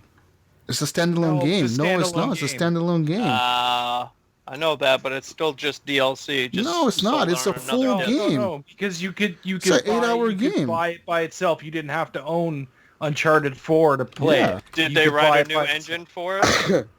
No, that doesn't matter. It's still a new experience. Don't tell me that, because did they write a new engine to make the new Call of Duty game? No. Oh, that doesn't count. But that's a new game. They wrote a new engine for the new Assassin's Creed. Yeah, but Assassin's Creed 4, how long did they use that old engine? And the last 5 games were done on that fucking old engine. No, because they had to put out Assassin's Creed they put out Assassin's Creed 4, Unity, and the new one, Origins, on 3 separate engines. Yeah, because they were trying to fucking build a new engine and everyone was broken. Yeah. So I'm looking at the list. With this new one. The new Uncharted, separate DLC, even though it's on a separate disc. Horizon Zero Dawn, which won Game of the Year for lots of companies and stuff. Right. Pretty much but the there same was nothing map. wrong with the Uncharted 4 engine. It ran well. It ran good. So why? But it's still DLC. Why fix something that's not broken? How is that DLC? Do you consider that? Was it that Far Cry Blood Dragon shit? Was that DLC or was that a game? That's DLC. That's a game. Oh, it wasn't. That was a It's a completely different standalone game. It doesn't matter. It was a new experience. Single player board same map. It's the same map as Far Cry 3. So Far Cry Primal is the same map as Far Cry 3. Primal was on the same map as... So you're saying Far Cry Primal is not a new game? It was a DLC for Far Cry 3? I don't feel like fucking just because the engine didn't change. Yeah, that is the same it's game. It's not a new game. No way. Because they tweak things in the engine in order to make it run better. It's not 100% new game. Yes, it is. It's a new story. Dude, our news machine. New concepts. Okay. Hey, I want to butt in real quick because I want to ask you guys a question. Okay. I have to leave in a little bit to go a few minutes to go pick up my daughter. But I want to know what you guys think of something, and I apologize if you talked about this earlier. And if you guys did, just say we talked about it earlier, and I'll hear you guys later when you put the show out. Black Ops 4 we haven't has no campaign. Oh god. So how can you call it Black Ops? Because that name is based on the campaign. If there's no campaign, how can it still carry and say this is part 4? I didn't play Black Ops 3, 2, or 1, so I'm not one to talk about I haven't played any of them. Yeah. I don't know. I played 1 and 2. I agree with you, man. Well, it doesn't matter. Okay, so say you played Modern Warfare 1 and 2, and then Modern Warfare 3 came out, and they said, we're calling it Modern Warfare 3, but there's no campaign. Yeah. Wait, but is there absolutely no campaign? No. Or is it like there's no campaign. No the campaign is gone. Yeah. They couldn't finish it in time, and they scrapped it. This is a game made for Jonathan. Multiplayer. Because then people were talking shit about like Titanfall 1's campaign, but I think it's pretty fucking revolutionary. But anyways, revolutionary. Titanfall didn't even have a campaign when it came out. I just like to talk about Titanfall. Revolutionary. What the fuck? I agree with you, man. I think it's just a branding thing. It's definitely just a thing to boost the sales. What I think they're going to do is, remember the rumors that the people were saying that Modern Warfare 2 was going to be remastered, but only the campaign. I think they're going to stick that with this game, and they're going to be like, well, if you still want to play a campaign, play the Modern Warfare 2 campaign. Play one you've already played. Yeah. That's exactly what they're going to say. That's going to be their excuse. They're going to be like, awesome. We didn't have enough time to remaster Modern Warfare 2 and make a new campaign, so we just kind of like mishmash this game with this multiplayer. What if they said there would be a campaign, but only after you like reach a certain level point? They won't that'd do be pretty. that. That'd be pretty. There's no point in awesome, that. No, People that play multiplayer just play it. Black Ops has a story. It does. That was so unique from every other. It was its own franchise. Now they're calling it Part 4, but Without there the story. is no Part 4. There is no story. So that's pretty fucked up. It's dumb. That is pretty dumb. Yeah. Yeah, I agree with you. And you know what, Wingman? They're still going to sell it at $60. I know. And how many people are going to be PO'd? Because I still think a lot of people like myself, I typically will play the campaigns in very little multiplayer. Now, I know a lot of people won't touch the campaign. Yeah. And that's probably the bigger number. But I still got to believe there's a large percentage of people that play that campaign, and they're going to pay $60 for this, and they're like, all right, Black Ops 4, I'm ready for the more story. And they're going to go, where the hell's the story? I think this is going to be a PR nightmare. I'm predicting that. See, I don't know. If this game did come up with a campaign, and if somebody... Actually, let me put it this way. If somebody convinced me to buy another Call of Duty game, if the game had a campaign, I would play it, because I played the campaigns for Black Ops, actually just the first one, and I think a little bit of the second one. The numbers. But I liked that campaign. the first Black Ops was the only Call of Duty campaign I ever played all the way through. I liked all of. I like a lot of the Call of Duty campaigns. Recently, as you guys may have heard on the show, I've been going back and playing them randomly. Like I played Ghost, I played Advanced Warfare, I played Infinite Warfare, and I like them all. They're all kind of cool. But employee. But not having a campaign in Black Ops 4 really kind of makes me not want to buy it because I always my way of playing Call of Duty is I always play the campaign first and then jump into multiplayer. I never really just jump into multiplayer because playing the campaign kind of teaches you the mechanics, what certain gadgets do, etc. And that's why I play it. Yep. And not having that in this one is kind of lame, and I don't want to play Modern Warfare 2 again. As cool as that campaign was, I don't want to play it again, dude. So you want to play with yourself before you play with others? Yes. Yeah. But I mean, I just don't. I'm not interested in a Modern Warfare 2 remastered campaign. Like, what the hell? That doesn't even interest me. I could play a Modern Warfare 2 right now if I go buy a 360 and buy a Modern Warfare 2 disc. And it has nothing to do with Black Ops. Yeah, at all. How can they use that name? It should just be Call of Duty 27. I mean, that's really what they need to do. Yeah, just call it Call it Call of Duty. That's all you got to do. Call it Call of Duty. Call of Duty 2018. I mean, they just need to annually put the annual number on there and call it. That's what it is, because it's just if you're going to take these out now, then what's the point of having? Then you don't have a franchise. It's just multiplayer. Do you think, Wingman, this is like the sports games? Do you think this is part of a new strategy by Activision to, like, let's say next year, instead of releasing a new Call of Duty, they just say, we're going to release Season 2 of Call of Duty for next year, and they're just going to add more maps to the current lineup of maps, and then go the Rainbow Six Siege route. Instead of releasing a new Call of Duty every year, we're just going to gradually kind of update it, add new modes, throw in new crazy modes, and every year, instead of selling you a game, we're just going to sell you a season pass for $60, and we're going to call it a season pass, and we're going to make you think that you're getting value out of a $60 pass. I think that's what maybe they're trying to do, because maybe they're losing too much money developing these campaigns with actors and all these people they have to pay to voice act and motion cap. Fucking Kevin Spacey. Maybe it's so much easier for them to just say, fuck the campaigns, let's just release DLC every year and sell it at $60. How's Kevin Spacey going to afford lunch now, though? Yeah, I don't know. That's the route that I've been saying. He'll I'd get like it. To see He'll sports sit with his games girls at the high school cafeteria. Yeah, that's right. Or elementary school, that he can eat his lunch. But I mean, I think that might be the route that they're gonna go, guys. They might just be like, next year, instead of we're gonna be like Rainbow Six, we're gonna be like Ubisoft. We're not bad people. We're just like Ubisoft. We care about our gamers. We're not releasing a new game. We're releasing content for our game. Yep. Make them look good, you know? It's almost better, though. I mean, if you think about it, okay, think of your favorite game. Would you rather they came up with a $60, like, update in, like, 2 years, or would you rather they came up with, like, a $20 season pass in, like, they're not going to be $20. They're going to be $60. I can guarantee it. This is Activision, man. I don't know if they can get away with that. Okay, Ryan. It won't be 60. It'll be 50. I could see, like, 40. I could say it's Activision. 40. No one gives a shit, dude. They don't care about you. They care about money. Oh, man, there's a lot of people like me though that I won't play a Call of Duty. I fucking won't. I play those games for the campaign, and that's it. That's all I play. I never touch the multiplayer ever. There's a lot of talk even with Destiny as far as the other expansions being free from now on and not being like paid for expansions. There's a lot of in the Discord. There's a huge fucking talk about that. Yeah. Yeah, I just wonder like what Activision's plan is, because if they piss off a lot of people this year, maybe next year they don't even release a Call of Duty proper. They just say like, year 2 of Call of Duty Black Ops 4 is coming out this year, and then next year we'll bring out the new Call of Duty or something. We're taking 2 years to make the new one because it's going to be so much better. So Activision's in with Call of Duty and Destiny. Yeah. It's like 2 of the fucking most drama. Yeah, they'll do what they do with Destiny and release it every other year instead of every year.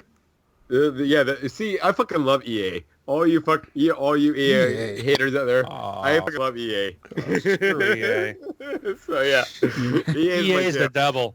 No way. EA's I always play fucking Battlefront and fucking Titanfall. The only reason you love EA is because they make games you play. The only games you play. When I saw the EA logo come up, I kind of ejaculated in my pants both times, but I was like, oh, thank you guys. I love you. Because they on that note, I'm gonna jump out. No.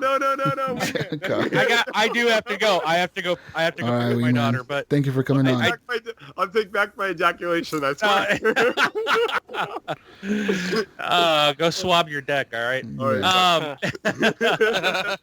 I want to leave one thing with you guys. This is not a plug me or anything like that. I get nothing from this, but this is a podcast that my company puts on that I think your audience and you guys actually would really enjoy. Okay. It's very well done. It's very interesting. It's called Hackable. Oh. Okay. It's called Hackable, and they do like they're on season 2, and they release a show every 2 weeks. But they've done stuff like this guy will bring hackers in to do stuff like hack there's like this machine that like when you're gone you can feed a treat to your dog, and you can see him through the camera and talk to him. But they talk about and they talk about how that device can be hacked, how cars can get hacked, stuff you guys probably have in your homes. It's really interesting. I can't wait till they get their hands on Labo. That'd be kind of crazy. Like hack that shit. So, but just check it out. It's called Hackable. It's hackablepodcast.com. Again, it's check it out. It's not trying to take it from you guys. No, that sounds pretty cool. I work for the friggin' company and wasn't even aware of it till like this week. I was like, whoa, this is good. I'm like, it was very interesting. Yeah, I'll check it. You like devices and gadgets. It's a really neat little show. So. And congrats to you guys. Hope you guys are around for at least 200 more. Yeah. And I'll catch you guys later. Take it easy, Wingman. Take care, guys. Wing. Bye. See you later. And on that note, go listen to this Xbox Live as well. Awesome podcast. Let's move on to more news, guys. So apparently now more teens than ever are being treated for what researchers are calling internet gaming disorder. Pretty much they wake up in the middle of the night to game, or they don't go to sleep because they are gaming. They are on the internet and cell phone. And they're ditching school and they're not doing their homework. It leads to conflict at home and arguing, said Dr. Isn't this Christian called being a Thurstone. kid? The recommended treatment for patients with internet gaming disorder is 90 days away from the devices or technology they developed an addiction to. So like if you're addicted to your Xbox, 90 days away from it. You're addicted to your computer, 90 days away from it. Dr. Thurstone said that teens ages 16 to 17 are the most at risk for developing gaming addiction, citing studies showing 5.5% of teens have problems with using the internet too much, and males are 5 times more likely to develop this type of addiction than females. It's called drugs and fucking hanging out with chicks. Is all you need to kick that addiction. Like I was addicted to video games when I was a kid, and then I started doing drugs and hanging out with girls, and it was pretty awesome. And then I got married and I got back to being addicted to video games. It's great.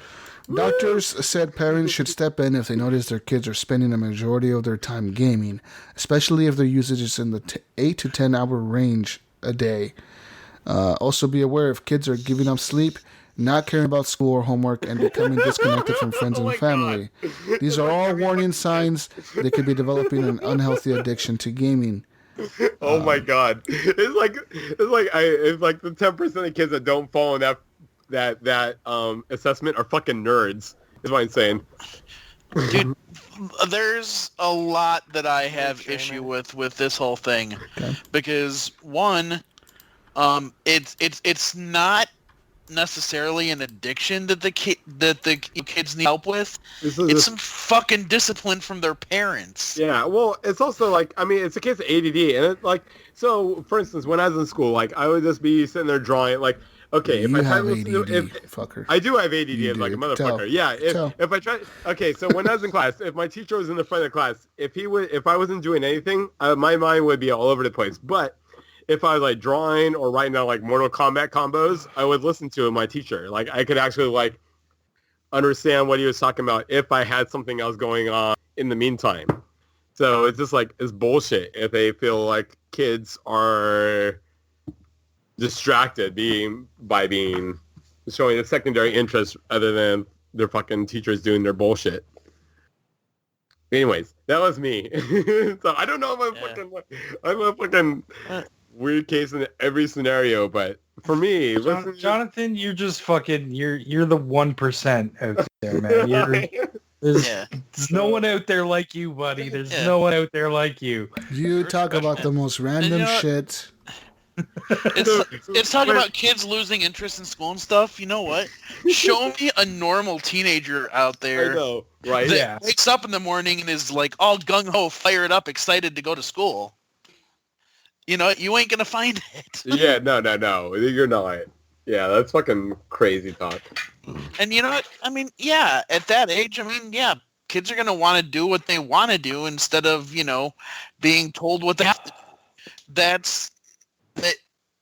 The issue is that, that's when they feel like they need to come into their own and, be their own individual. And I don't know. Parent, I honestly think a lot of it falls on the parents, being more, involved and giving, having given them other outlets. Well, being a high schooler though, like I don't even think I was raised with like a single mom or whatever, but I don't think she could did shit as far as like my school tendencies. I think we're out of her reach at that point. Yeah, I'm just weird when it comes to this type of thing, because I played a lot of video games when I was growing up and everything, but the difference between me and these kids that are having to go through these addiction corrections and everything is, my parents made me get out of the house every once in a while. They, had me go play in the yard and, go out with friends. Parents rely on video game consoles to be a babysitter, and I know, but when you go out is when there's like sex and drugs. and that's the other thing these days is so fucking dangerous to send your kid out. No one wants to do it anymore, right? Like, it's more safe to be inside. So yeah, no, completely.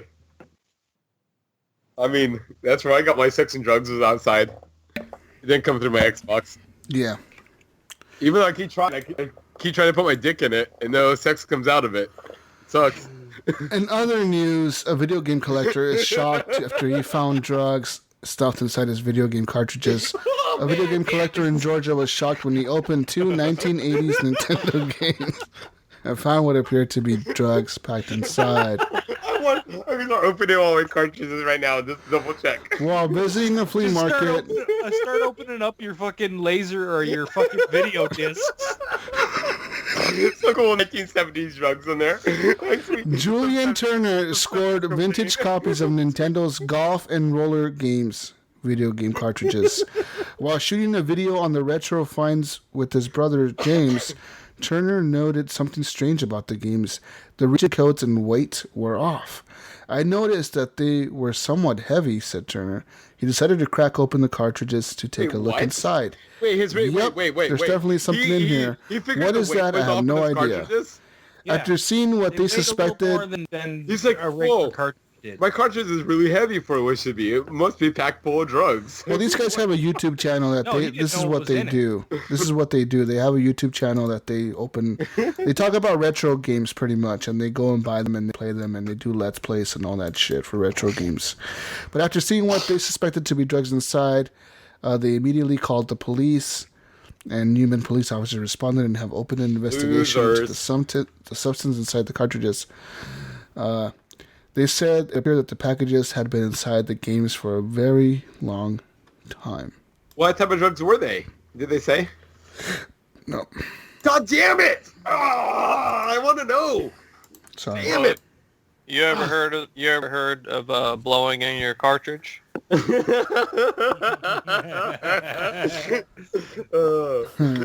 a literal term of blowing your cartridge. Blowing your cartridge. No wonder I was all hooked on it as a kid. I had to blow my cartridge like 3 times. Another news, Noel King says that Anton Williams was playing a video game at home the other day in North Carolina when he heard a noise. The teenager went to the window and saw roofs flying off his neighbors' houses. At the time, he was playing Fortnite. So what he did was he sat back down and finished Fortnite. You know what I don't get? If there's fucking roofs blowing off your neighbors' houses, how do you still have power to play fucking Fortnite? He was playing Fortnite. His power went out. He finally quit when his fucking power went out. But until it says here that he was winning. Like there was like 20 people left in the match, and he kept playing. He says the power lines came down outside, but his house still had power, so he kept playing. And he took his sister and his nephew into the bathroom for shelter. He went outside and fired up his generator. So he did tell his sister and his little brother to go into the bathroom for shelter, but then he finished the round and then he went and joined them. But I remember seeing this interview, because I did see this interview on Facebook. There was an actual interview, like he was being interviewed by a TV reporter. And like the TV reporter asked him, like, what were you thinking about when you were inside the bathroom? And he was like, honestly, I was thinking about the game. So he says he was playing Fortnite, and that he was about to win, and that, you know, like he finished the match. I don't know if he won. Maybe he didn't. I don't know. Never said if he won or not. I don't think he did. But yeah. Winners never win. Winners never quit. Yeah, so moral of the story is, if you see a hurricane or a tornado or whatever coming towards you, don't stop playing Fortnite. Yeah, keep playing until your power goes out. Just do it. You're good. Yeah, that's the thing I don't understand. If the power lines came down, how the hell does this kid still have power to even? No. That's what man. He ran outside in the backyard and fired up the generator. He was. No. He said he was playing until the power lines went actually fucking shut his shit down. Is when he stopped playing. Oh, so, yeah. The kid's a hero in my book. That kid's on crack at mine. I love crack. Okay. Double take. But that's it, man. That's all I have for this. Oh. Wait, what's the kid's name again? One more time. I forgot his name. I I closed the article. Okay, guys. If you're gonna get his name tattooed on your back, just check out the Horrible Gamers website and just make sure check for spelling. Then do it right. Yeah. Hey, before we get into the questions, I'm gonna get out of here.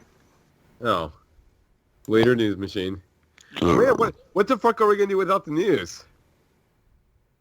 We finished the news. Oh, all right. Yeah. Hey guys, questions. On a side note, though, I forgot what I've been playing. I've also been playing on the PSVR, the mouse game. It's pretty fucking tight. I actually got my wife to play that. She hates video games. Like, she doesn't like them very much at all. And I got her to play that, and she actually played for like an hour. It was pretty cool. And I've been playing Wipeout VR a lot. And it's pretty fucking awesome. I've been digging the shit out of that. Sweet. Yeah. Okay. Well, thank you for being on the show, Andrew. I appreciate it, man. Appreciate you delivering us the news every week. But yeah, if you want to take off, you can take off, my friend. I'm ready for another 200 episodes. That's right. I'll find the shit. See you at episode 400. Yeah.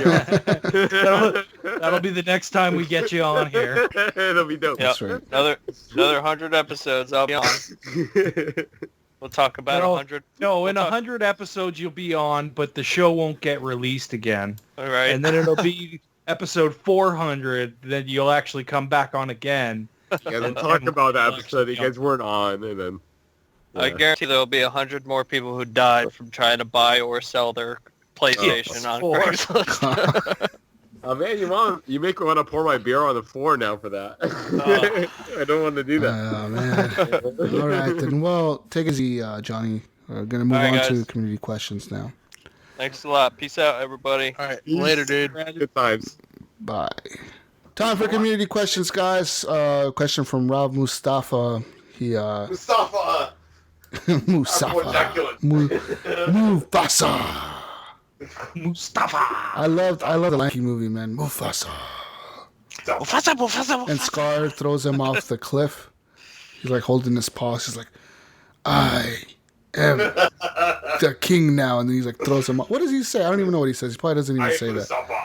Mustafa. Mufasa, not Musafa. Mustafa asked, thoughts on the supposed PS5 coming out within the next year or two? Rumors? I don't know. I think it's all rumors right now. I don't believe anything that's being said until Sony comes out and says it. 10 teraflops. I'm predicting it. 20 teraflops, 2020. The PlayStation 20, is that what they're going to call it? 2020. They're gonna pull like an Xbox One and just like fucking name it a random number. The PlayStation 20. Permanent Kane is gonna come out 2020. We're all good. The next question is from our friend Brandon Lloyd. He says, after having the X for this long, assuming some of you do, how are you liking the HDR and resolution boost? Far Cry 5 is bloody amazing on the X. For once, I am sad I do not own a PS4. God of War looks sick as fuck.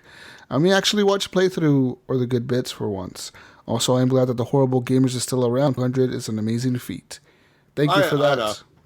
Thank you. I think the HGP community is pretty convinced that, HDR isn't really anything. Neither is 4K.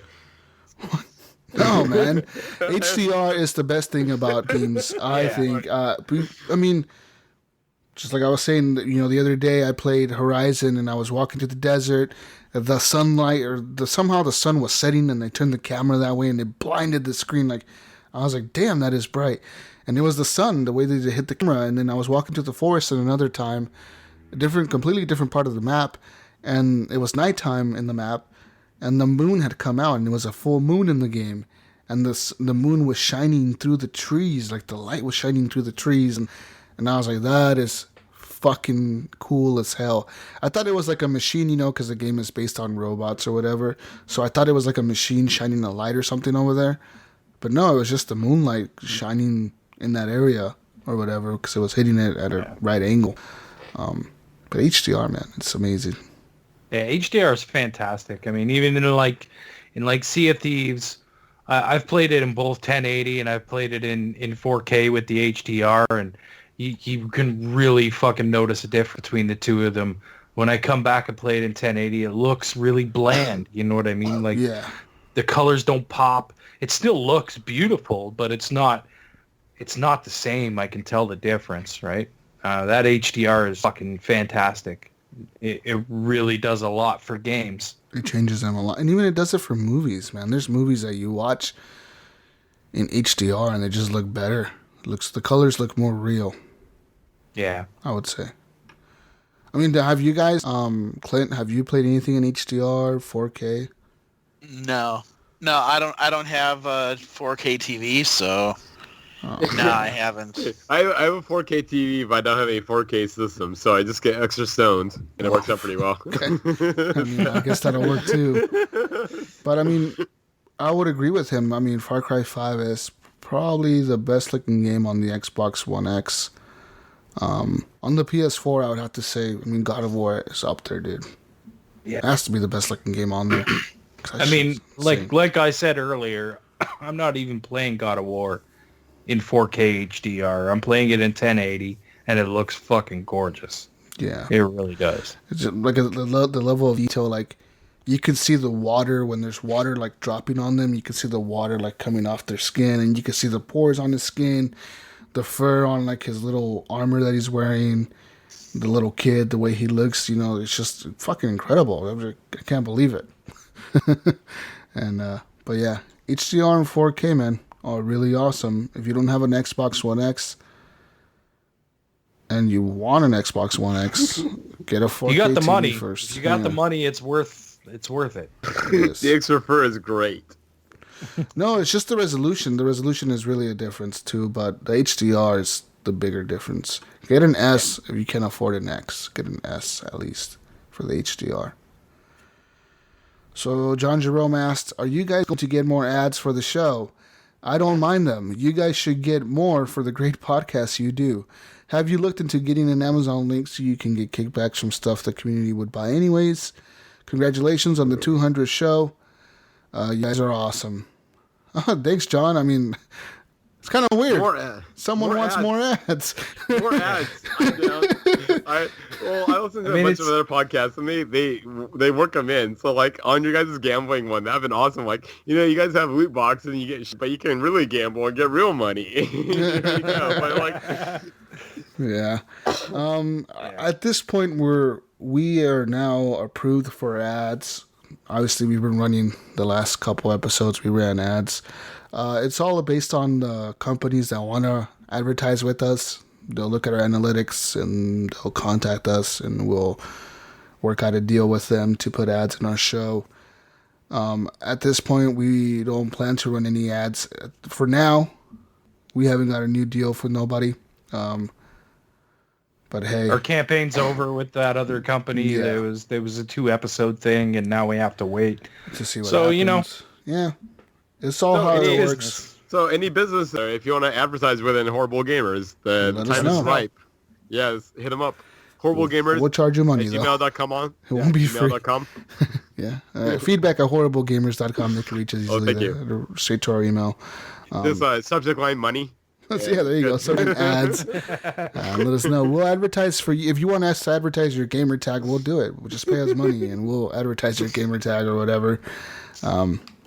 Wait, can we at this moment can we get a list of our Patreons? Today for this show, as you have noticed, if you're listening on the downloads, which you are, we put an ad for our Patreon on our break. So there's that. Next question, and thank you, man, for the congratulations on the 200 show. We appreciate you. We know you've been there. You're one of our Patreons. We appreciate it. But next question, Matt White asked, is anyone having HDR issues with the Xbox One X? I haven't had any issues. Have you, Jesus? I don't know what he means by that. He says that his TV darker. What I'm gonna have to tell you, Matt, is to possibly check your picture settings on your TV. Like, what is your brightness level at, your contrast, all that stuff, because that does affect HDR and 4K like visuals when there's certain like you go on Google and you can look up like what's that shit called? HDR settings. Yeah, like TV settings for your TV model, whatever TV, like you have Samsung, you have Vizio, you have whatever the hell you have. You look up the settings for that model for that year for 4K and HDR gaming, and like you'll probably always find a Reddit thread or like the ratings website will have like their settings they use to rate the TV or whatever, and those are usually pretty good settings. So yeah, you want to do that. Calibration on a TV is important, man.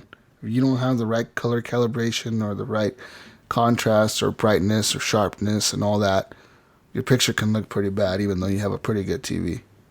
Yeah. What they're really saying is just sell your Xbox and buy a PS4 and then join the Facebook community group on that, and they're good. No. What? That's not what we're saying. Next question, Matt White asked, very happy with this podcast. Oh, very happy this podcast has survived. You are all awesome. Thank you. Thanks, Did Matt White ask the last question? Well, he did, but that's kind of like his second part to his question, I guess. Oh, okay, cool. All right. Mark Wingman, who was just on the show earlier, he says, congrats on episode 200. That is a milestone for sure. Keep up the great work, and thanks for the weekly entertainment. You guys are awesome. Well, thank you, Mark. Thanks, Mark. You guys are awesome, dude. You're our inspiration for the show. Harlan Meeks said, what game or games are you looking forward to in the near future? Titanfall 3. Detroit Become Human. I was looking forward to God of War, but not anymore. I don't even know. You know what? I think I'm at a point right now where I'm not sure what I'm looking forward to next. Detroit, Spider-Man. Yeah, Spider-Man. Red Dead 2. Titanfall 3. Nah, what about you? What about you, Jedi? What are you looking forward to? I am personally looking forward to Spider-Man because I think we have the prospect of having a truly awesome Spider-Man game again. Single-player Spider-Man. Also, Red Dead Redemption 2, and because they say that it's coming out in 2018, Kingdom Hearts 3. Exclusive to PlayStation. Bullshit. No. That's what they're saying. It's cross-platform. Is it cross-platform? This time, Yeah. Oh, okay. Well, we'll see. I haven't heard anything on that. I only heard PlayStation 2. So. Yeah, no. But it's kind of funny given that every other game in that entire series has been a console exclusive, yeah. Because Chain of Memories was exclusive to the Game Boy Advance, and Dream Drop Distance was, for the 3DS. Birth by Sleep was the PSP. The remastered Chain of Memories was originally just PS2. So yeah, I'm excited to finally get to play one on the Xbox. Yeah. A console that I actually own at the time. Yeah. So we'll see. I mean, we'll see. 2018. It's going to be a crazy I'm also year. Looking forward to trying God of War 4, given everything that I've heard about it so far. Yeah. It's worth checking out, man. Definitely. I'm gonna rent it from work and try it out. There you go. Yeah. Next question by Harlan again. How old do you think Kratos is? Looks to me like he's aging like Wolverine and Logan. How old would he be? I mean, he has a kid who's like about 8 years old, 9 years old. Gotta be in his late 60s. No, 50s. No, he's older than that. Think he's so? Older than that. He's a god. I think he's a god. He could be closer to 600. That's true. I was thinking the hundreds. I was thinking the hundreds when I was. Yeah. 155. 165. 669. Oh shit. 666. Oh man, I don't know. How old? Let me look. I'm gonna Google this. 6. The number of Kratos. How old is Kratos in God of War 4? They have never referenced Kratos' age in any game. Yeah. Yeah, so pretty much his kid is 10 years old, they said. So no one knows how old Kratos is.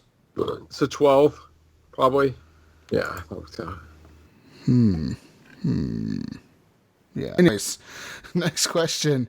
He asked, I know we ask this every generation, but do you think the next generation of consoles are going to be downloadable games only? If not, then why?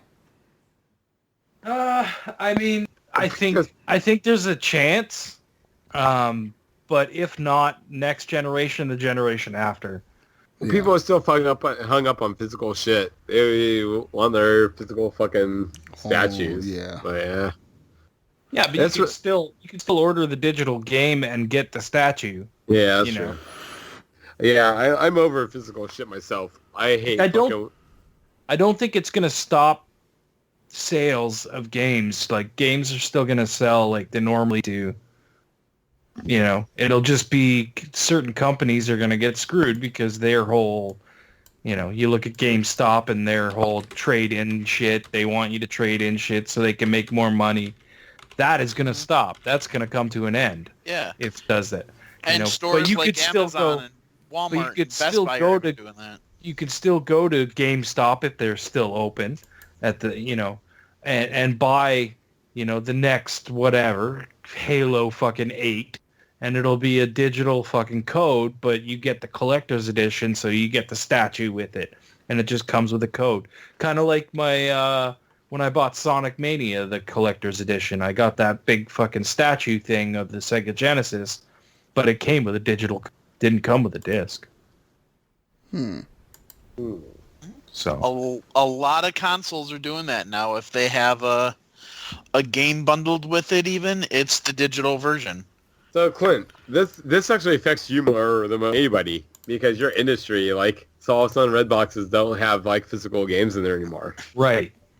Well, that's when it comes down to, how would they even do that? I was gonna say like a digital app.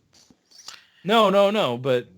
Well, I guess you could do time expired codes where it's like a code where after you're done with the, well, no, that doesn't really work with the red box thing. Yeah, Clint, what is the red box strategy to go about? Well, Red back in the day had a thing with 360. there were 360 and PS3 games back in the day and a couple Wii games. And they are starting to put Switch games in there. All right. But I think what they're going to end up doing, or what they could do, because right now there's been no talk of it, or at least nothing that's trickled down to my department. But here's where I see that it could go. Your industry killed my industry. There you go. Now, where I see this going is right now they just started doing a rental model for the video games where you can get it like, instead of just like the $1 a night or whatever, it's like, what is it? It's like 3 nights for like $7 or $8. Okay. Yeah. And I think, like Ryan just said, they could do a timed, like a timed download. Digital code. Yeah. Because or they make a deal with Microsoft or Sony where it's like, you know what I mean? You download the Redbox app and then you can pick what game you want and you get a certain amount of time with that game. Yeah, but you know what though? You're gonna get a lot of battles going on with that because even though they're different divisions, keep in mind that like Redbox has to have like deals with all the different studios and stuff. Right. And there's limitations on when and what they can carry sometimes. Sony's going to play nice. No, and I also see. I don't think Microsoft would either on something like that. Yeah. They would just be like, why don't we just release our own? I don't even think 7-Eleven will play nice. If you guys have Redbox in a 7-Eleven and you guys are dealing like game codes, like how they're going to deal with that shit. Because you don't even have to go there anymore. You'll just have to go to Redbox.com and then fucking download the code. You just get they already can't put like things like they can't, like some of the red boxes sell like movies and games and stuff like that. You can't do it at a Walmart. Walmart actually said no, you guys can't sell it. Oh, because they're competition or whatever. Yeah, because it's crazy. Considered a competition. I didn't even think of that. Into their electronics department. Right. Price. Yeah, I didn't even think about that part of it. Yeah, so in my opinion, they could go with timed exclusive codes because you have rentals from Amazon. Even like if you get something off of Prime and you rent it, right? It's like a 48-hour it's a 48-hour thing from when you start it. So like with Redbox, are they going to be going more towards a web-based service versus a kiosk service at that point? I couldn't say. Yeah, I mean, I know. If they did, I'd be completely out of a job because I service the physical kiosk. The kiosk, yeah. So if they go strictly digital, fuck. I don't see the next systems being a digital-only system. There definitely still going to be physical copies coming out for games. Maybe not as many, but the option will still be there. Because the problem is not... It's not what consumes one. The problem is the infrastructure of the internet and the data caps companies are putting on people, and that's true too. Yeah, all that adds up, man. Like there's data caps, and I know, but a lot of people have data caps. When you still rent a disc, like when I got fucking South Park, bigger one, the whatever, the fractured butthole. Like I took that home, and there's still like a 40 gig install before I can. Well, it still installs the game, yeah, but I mean, some people. Yeah, but it's installing that off the disc. It's not installing that off not from the internet. Okay, yeah. But a lot of these games also have day one patches that are huge. That are internet. Yeah, 15, 16 to 20 gig for a fucking day one patch. Yeah, so you can imagine downloading a game that's 60 gigs and then 10 gig patch. That's 70 gigs all of a sudden of your data being used up. It was like 3 days later you're playing that game. Yeah. Now I'm trying to remember this. Because I've never owned or touched a Vita. I mean, I had the original PSP way back in the day, which had the mini discs. Is the current Vita digital only? Current Vita? Isn't Vita 5 years old anyways? Well, they've revamped it. So not the current PS Vita still has the disc cartridge in it. Man, I haven't heard the term current Vita. No, there was the PSP Go. PSP Go was the digital one, yeah, and that was digital only. That's what I'm thinking of. Okay. And that flopped big time. Yeah. I knew there was a digital-only handheld at some point. Yeah. Yeah, my coworker has that, and I was like, wait, what? You can't play games? You can't play physical fucking games in this shit? That's fucking weird. Yeah. Yeah, so I don't know. I think even based on that, and like you said, Jonathan, people still love and still hold on to their, onto their physical media. I mean, hello, Rogue One right here.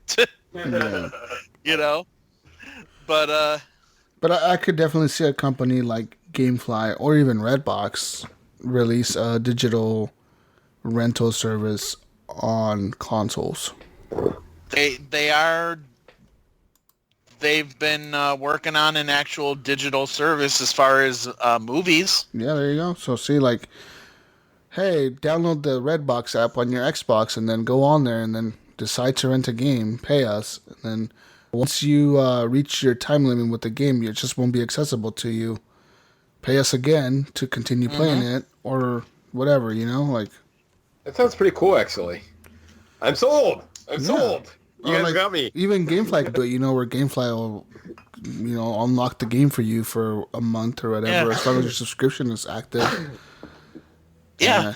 And Microsoft's already got the Game Pass with that, though. Yeah, they kind of do, yeah, so maybe it'll be a Sony thing. PlayStation's got their thing, their View or whatever it's called. PSN, PlayStation Now. Yeah, yeah, that's it. Yeah, but it sucks because it's streaming, and my internet fucking sucks, so I can't play any of that shit. So, yep. Woo! Yeah, so I don't know. They might consider that like a conflict of interest. I don't know. Yeah, we'll see. Anyways, next question. Harlan Meeks asked, my question is this real? Grand Theft Auto San Andreas Jackie Chan. Anything with Jackie Chan, I am all about. And no, it shows a picture of a PlayStation 2 bootleg looking disc cover thing with Jackie Chan in front. I have never seen Grand Theft Auto San Andreas Jackie Chan. And I Googled it. Never heard of this. I Googled it. And apparently there is a mod for Grand Theft Auto San Andreas where you can install Jackie Chan into the game and play as Jackie Chan, but you play Grand Theft Auto San Andreas. Jackie Chan in all your favorite games instead of being CJ in San Andreas, you're Jackie Chan. Awesome. It'd be great. It's a Predator and fucking whatever that game is. It was Jackie Chan. That'd be great. Chan. Yeah, but anyways, next one, Stephen O'Connor asked. He put top 3 hottest male video game characters and go.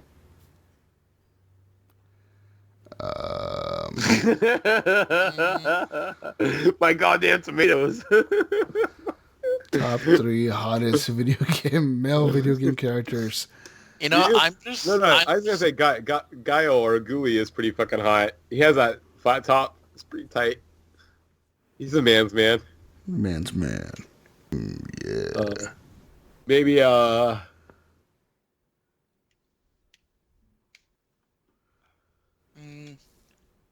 Penis. Who has the biggest penis? No. Okay. Damn it, Steven. Okay, let's see. 3 hottest penis. Can I hottest penises in gaming? I think Guile was still like one of my top. He's tight. He's a good guy. Can I say myself from the first Rainbow Six Vegas when you were able to digitize your face onto them?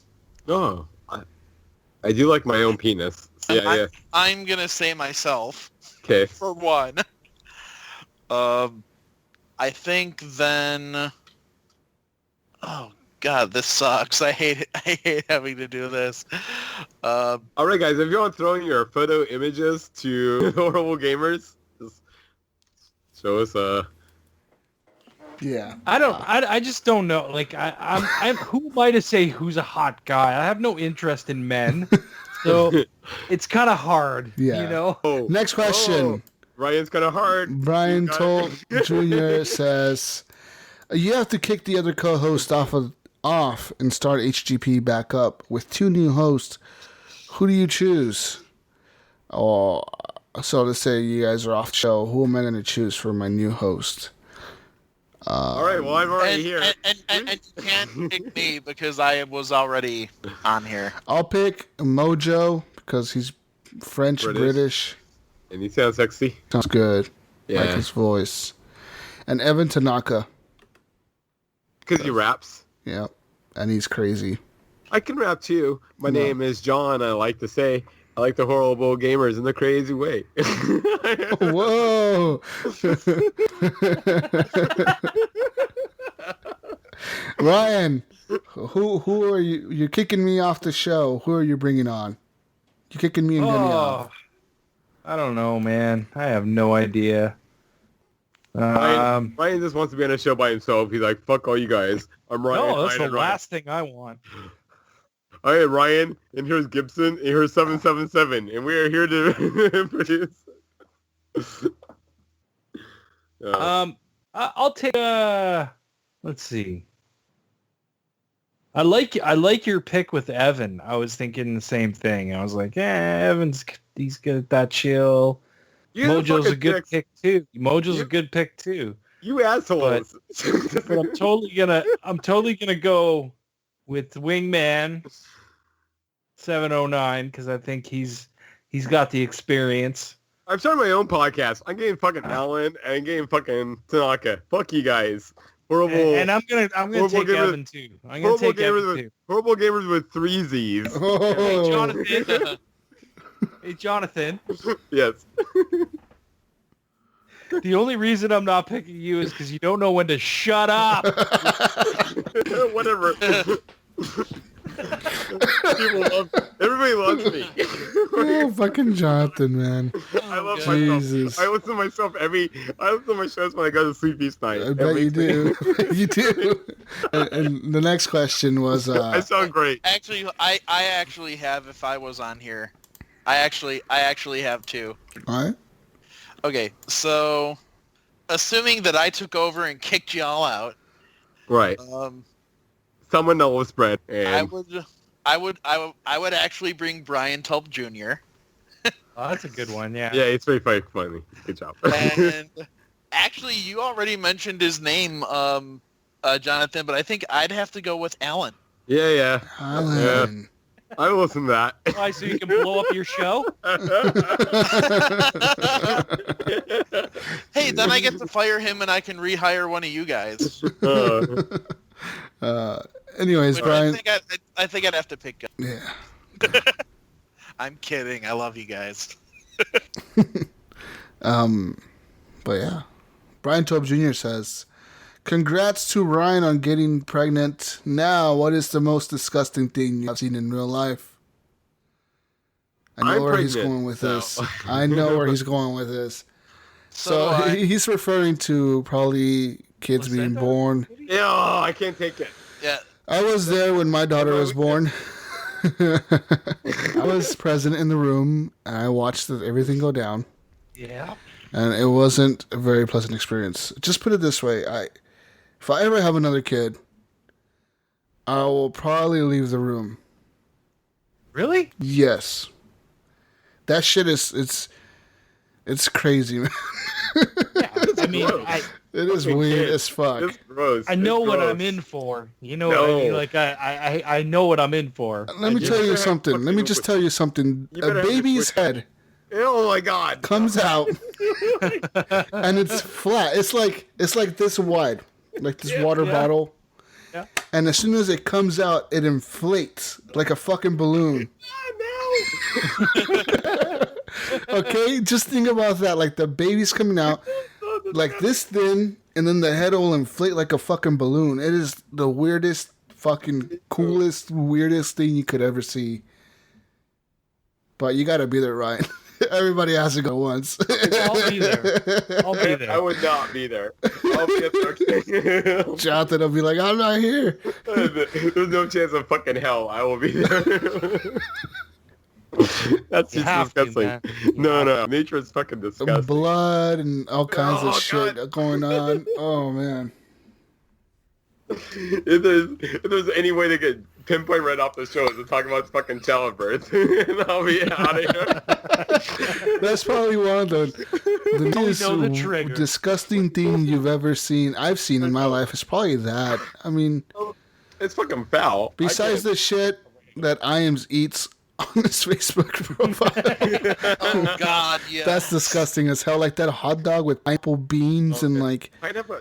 That sounds pretty good. You know what? That hot dog did not sound so bad if you took the pineapple off. Yeah. I fucking love pineapple though. Man, I'm down with that. Pineapple? No. Fucking with beans? Pineapple? Oh man. Pineapple by itself. Is like pineapple, when you fucking take a pineapple and you cut it up fresh like that, awesome. You put it on fucking anything and cook it, get it the fucking the garbage can. I'm with you. But yeah, guys, what's the most thing you have seen in real life? Childbirth. No, nah. It can't be a movie, can it? I think I blocked it out. Well, that's not really real life. Real life. Real life. Yeah, real life. Well, I watched it in real life. Yeah, I guess. Touche. You got a point there. I don't know. I don't think anything can top the childbirth thing. Yeah. I immediately actually, I do have blocked from memory. Okay, I have something. It was a video that I saw on YouTube. It was, I forget what kind of snake it was. Oh my God, no. But it regurgitated an entire whole kangaroo. Oh God. Oh wow. God no. God. This snake was fucking massive, and yeah, it literally, like, first you saw the snake with its mouth closed, and the way it was stretching and all this. Oh my God! Oh, that's so nasty. Snakes are nasty. Like I'm wanting to puke just trying to describe it. Snakes are fucking disgusting. Well, I guess if we stick on a baby trend here, I guess newborns poops are pretty disgusting as well. I've heard that if you like Indian food, it'll turn you off of Indian food real fast. I love Indian food. Yeah, when a baby is newborn, their poop is kind of weird. It's like black. It's like black, green and black, and oh my God, you fucking assholes! It's like black goo. It's like black goo, pretty much.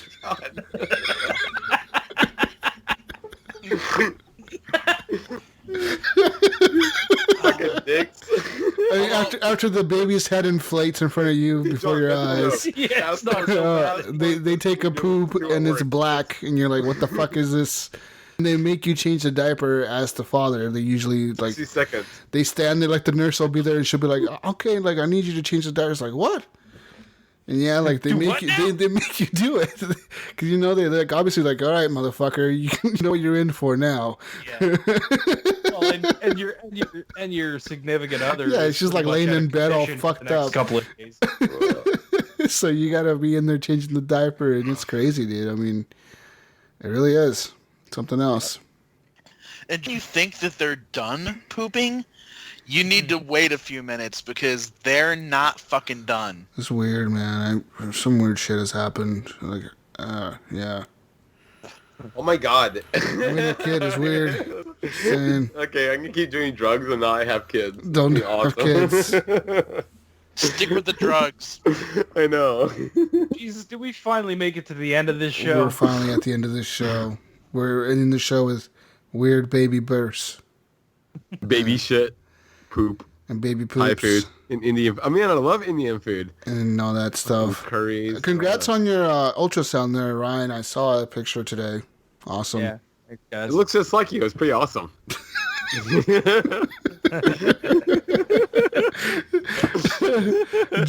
Ryan, just don't be those fucking people, man. Those people that are like, how old is your son or how old is your daughter? Oh, 37 months. No. What? No, wait. How many months? How many years? Passes a year for me. That's fucking good enough. It's gonna be a year and months, I years, 49 months and 15 days, 3 hours. All I know is I expect a fucking Twitch account within a year. Like, the kid better be making you money. Mark asked me what if we had a gamer tag picked out for it. Yeah, you need a gamer tag picked out. You gotta pick a cool one on PlayStation because that shit doesn't let you change for life. I know. Baby Big or Baby Gibbs. Baby Gibbs 777. 777. Your kid will hate you in 20 years when they can't change their PlayStation name. What the fuck? Fuck you, Dad. Fuck this stupid PlayStation name you gave me. I'm gonna hate this stupid name. There's so much invested in it, I can't just change. Hey, too bad it's not like 2011. You could name it Dovahkiin and then get free Bethesda games for the rest of your life. All my friend requests are going to fucking baby friend Big Gibbs 8777777, not me. Sorry. You should like, okay, your child is gonna be born this fall. What big games are coming out this fall? Like Red Dead. Red Dead. Oh, Red Dead baby. Like, name your kid something off of Red Dead. The main character off of Red Dead. You know, if it does, Baby Kingdom Red Hearts 3 will be coming out. There you go, Kingdom Hearts. Kingdom Hearts baby 01. Damn. Damn. Name it like Kyrie if it's a girl, like Kyrie something. Damn. No, we have a girl name picked out already. We don't have a boy name. What's the girl name? Is it called Titanfall 3? Unveil to us the girl name, Actually, Ryan. if I may make a suggestion. Oh shit! My computer's restarting. I'm gonna be Guys, shut up! What did you say, Jesus? Unveil the girl name that you have picked out. Well, I don't know if it's final. Well, I could say it, but it's not final yet. This is rumors. We really like Olivia Rachel Gibson. I like that. I know a girl named Olivia. Yeah. I know a girl named Rachel, too. It's kind of weird. That's like a first name. Kathy's friend who passed away last year, her name was Rachel. So that's why the middle name's going to be there. And I really like the name Serena, but Kathy doesn't. Yeah, but you know how much shit you're going to have to cut out of his? With that being said, guys, the show's over. Don't cut it. Bigger, longer, uncut. You're good.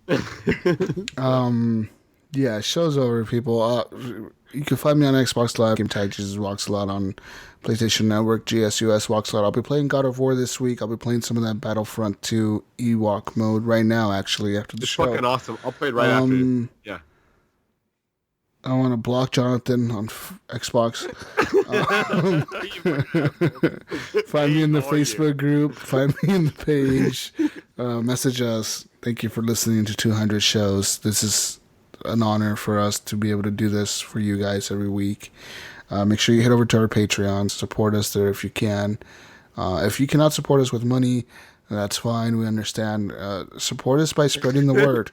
Tell your friends about the show. Honestly, like, just if you tell like 2 of your friends and they tell 2 of their friends, just think about the potential there, right? Like, just keep going.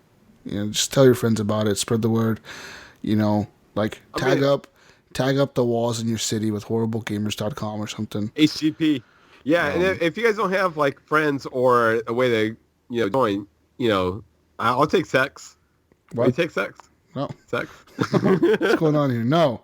You can find me on Xbox Live, Steam, and PSN under Gib8777. Clint, where can they find you? You can find me on Xbox, PlayStation, and Steam at Vengeful Jedi, or you can find me on the Geek Dig podcast. Go to geekdigpod.com, which has all of the episodes as well as the links to all of the various platforms. All right, I'm on No. Silk Road. No. If you guys want to send any drugs my way, it's Silk Road Pinpoint Red. I'm on there. Silk Road. Just look me up. God, listen. Never inviting you on the show again. You're gonna stick to making our logos. Episode 300 brought to you by Pinpoint Red and Andrew. And here we go. Oh, guys. What does Gidget say, Jesus? Peace out, Brussels sprouts. We'll see you on the next edition of the Horrible Gamers Podcast, show 201 next week. We love you guys. Bye. We're done. You good? Bye. You guys are my favorite. Controllers and go to bed. Good night. I love you. Bye.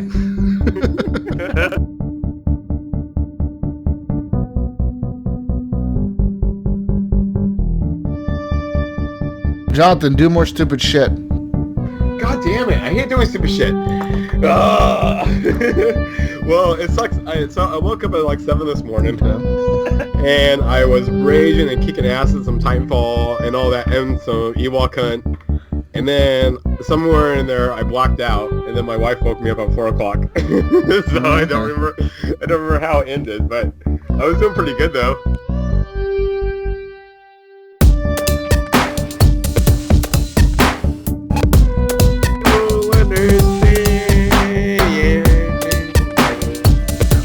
I will understand.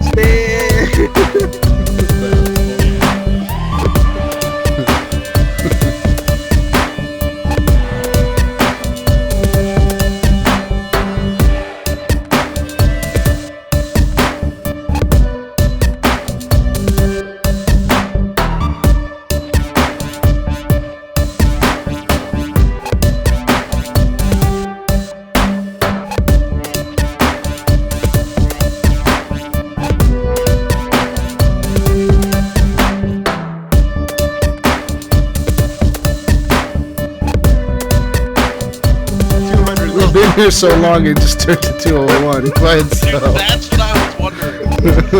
Flipped over. Episode 201, they're like, what the fuck happened? We're just gonna skip to 300 all of a sudden. We can make a really Jesus already recorded episode 200 earlier today. You have to go to Thieves. You have to go to this one island. You have to decipher this one code, and then it'll lead to a Rainbow Six level where you have to go in there and kind of figure out this one point, and then it'll. Eventually, you'll open a loot crate that'll unlock the 100th episode of HGP. Yeah. That would be fucking awesome. The Grand Quest. Alright guys, I just took a caffeine pill. We're gonna be fucking lit today. I hope my wife got Jesus, this is my third extra large coffee today. I have caffeine pills here that I take once in a while. My wife made it. I told her I wanted methamphetamine, but she's not listening. So he bought me fucking coffee. I just have caffeine. That's all.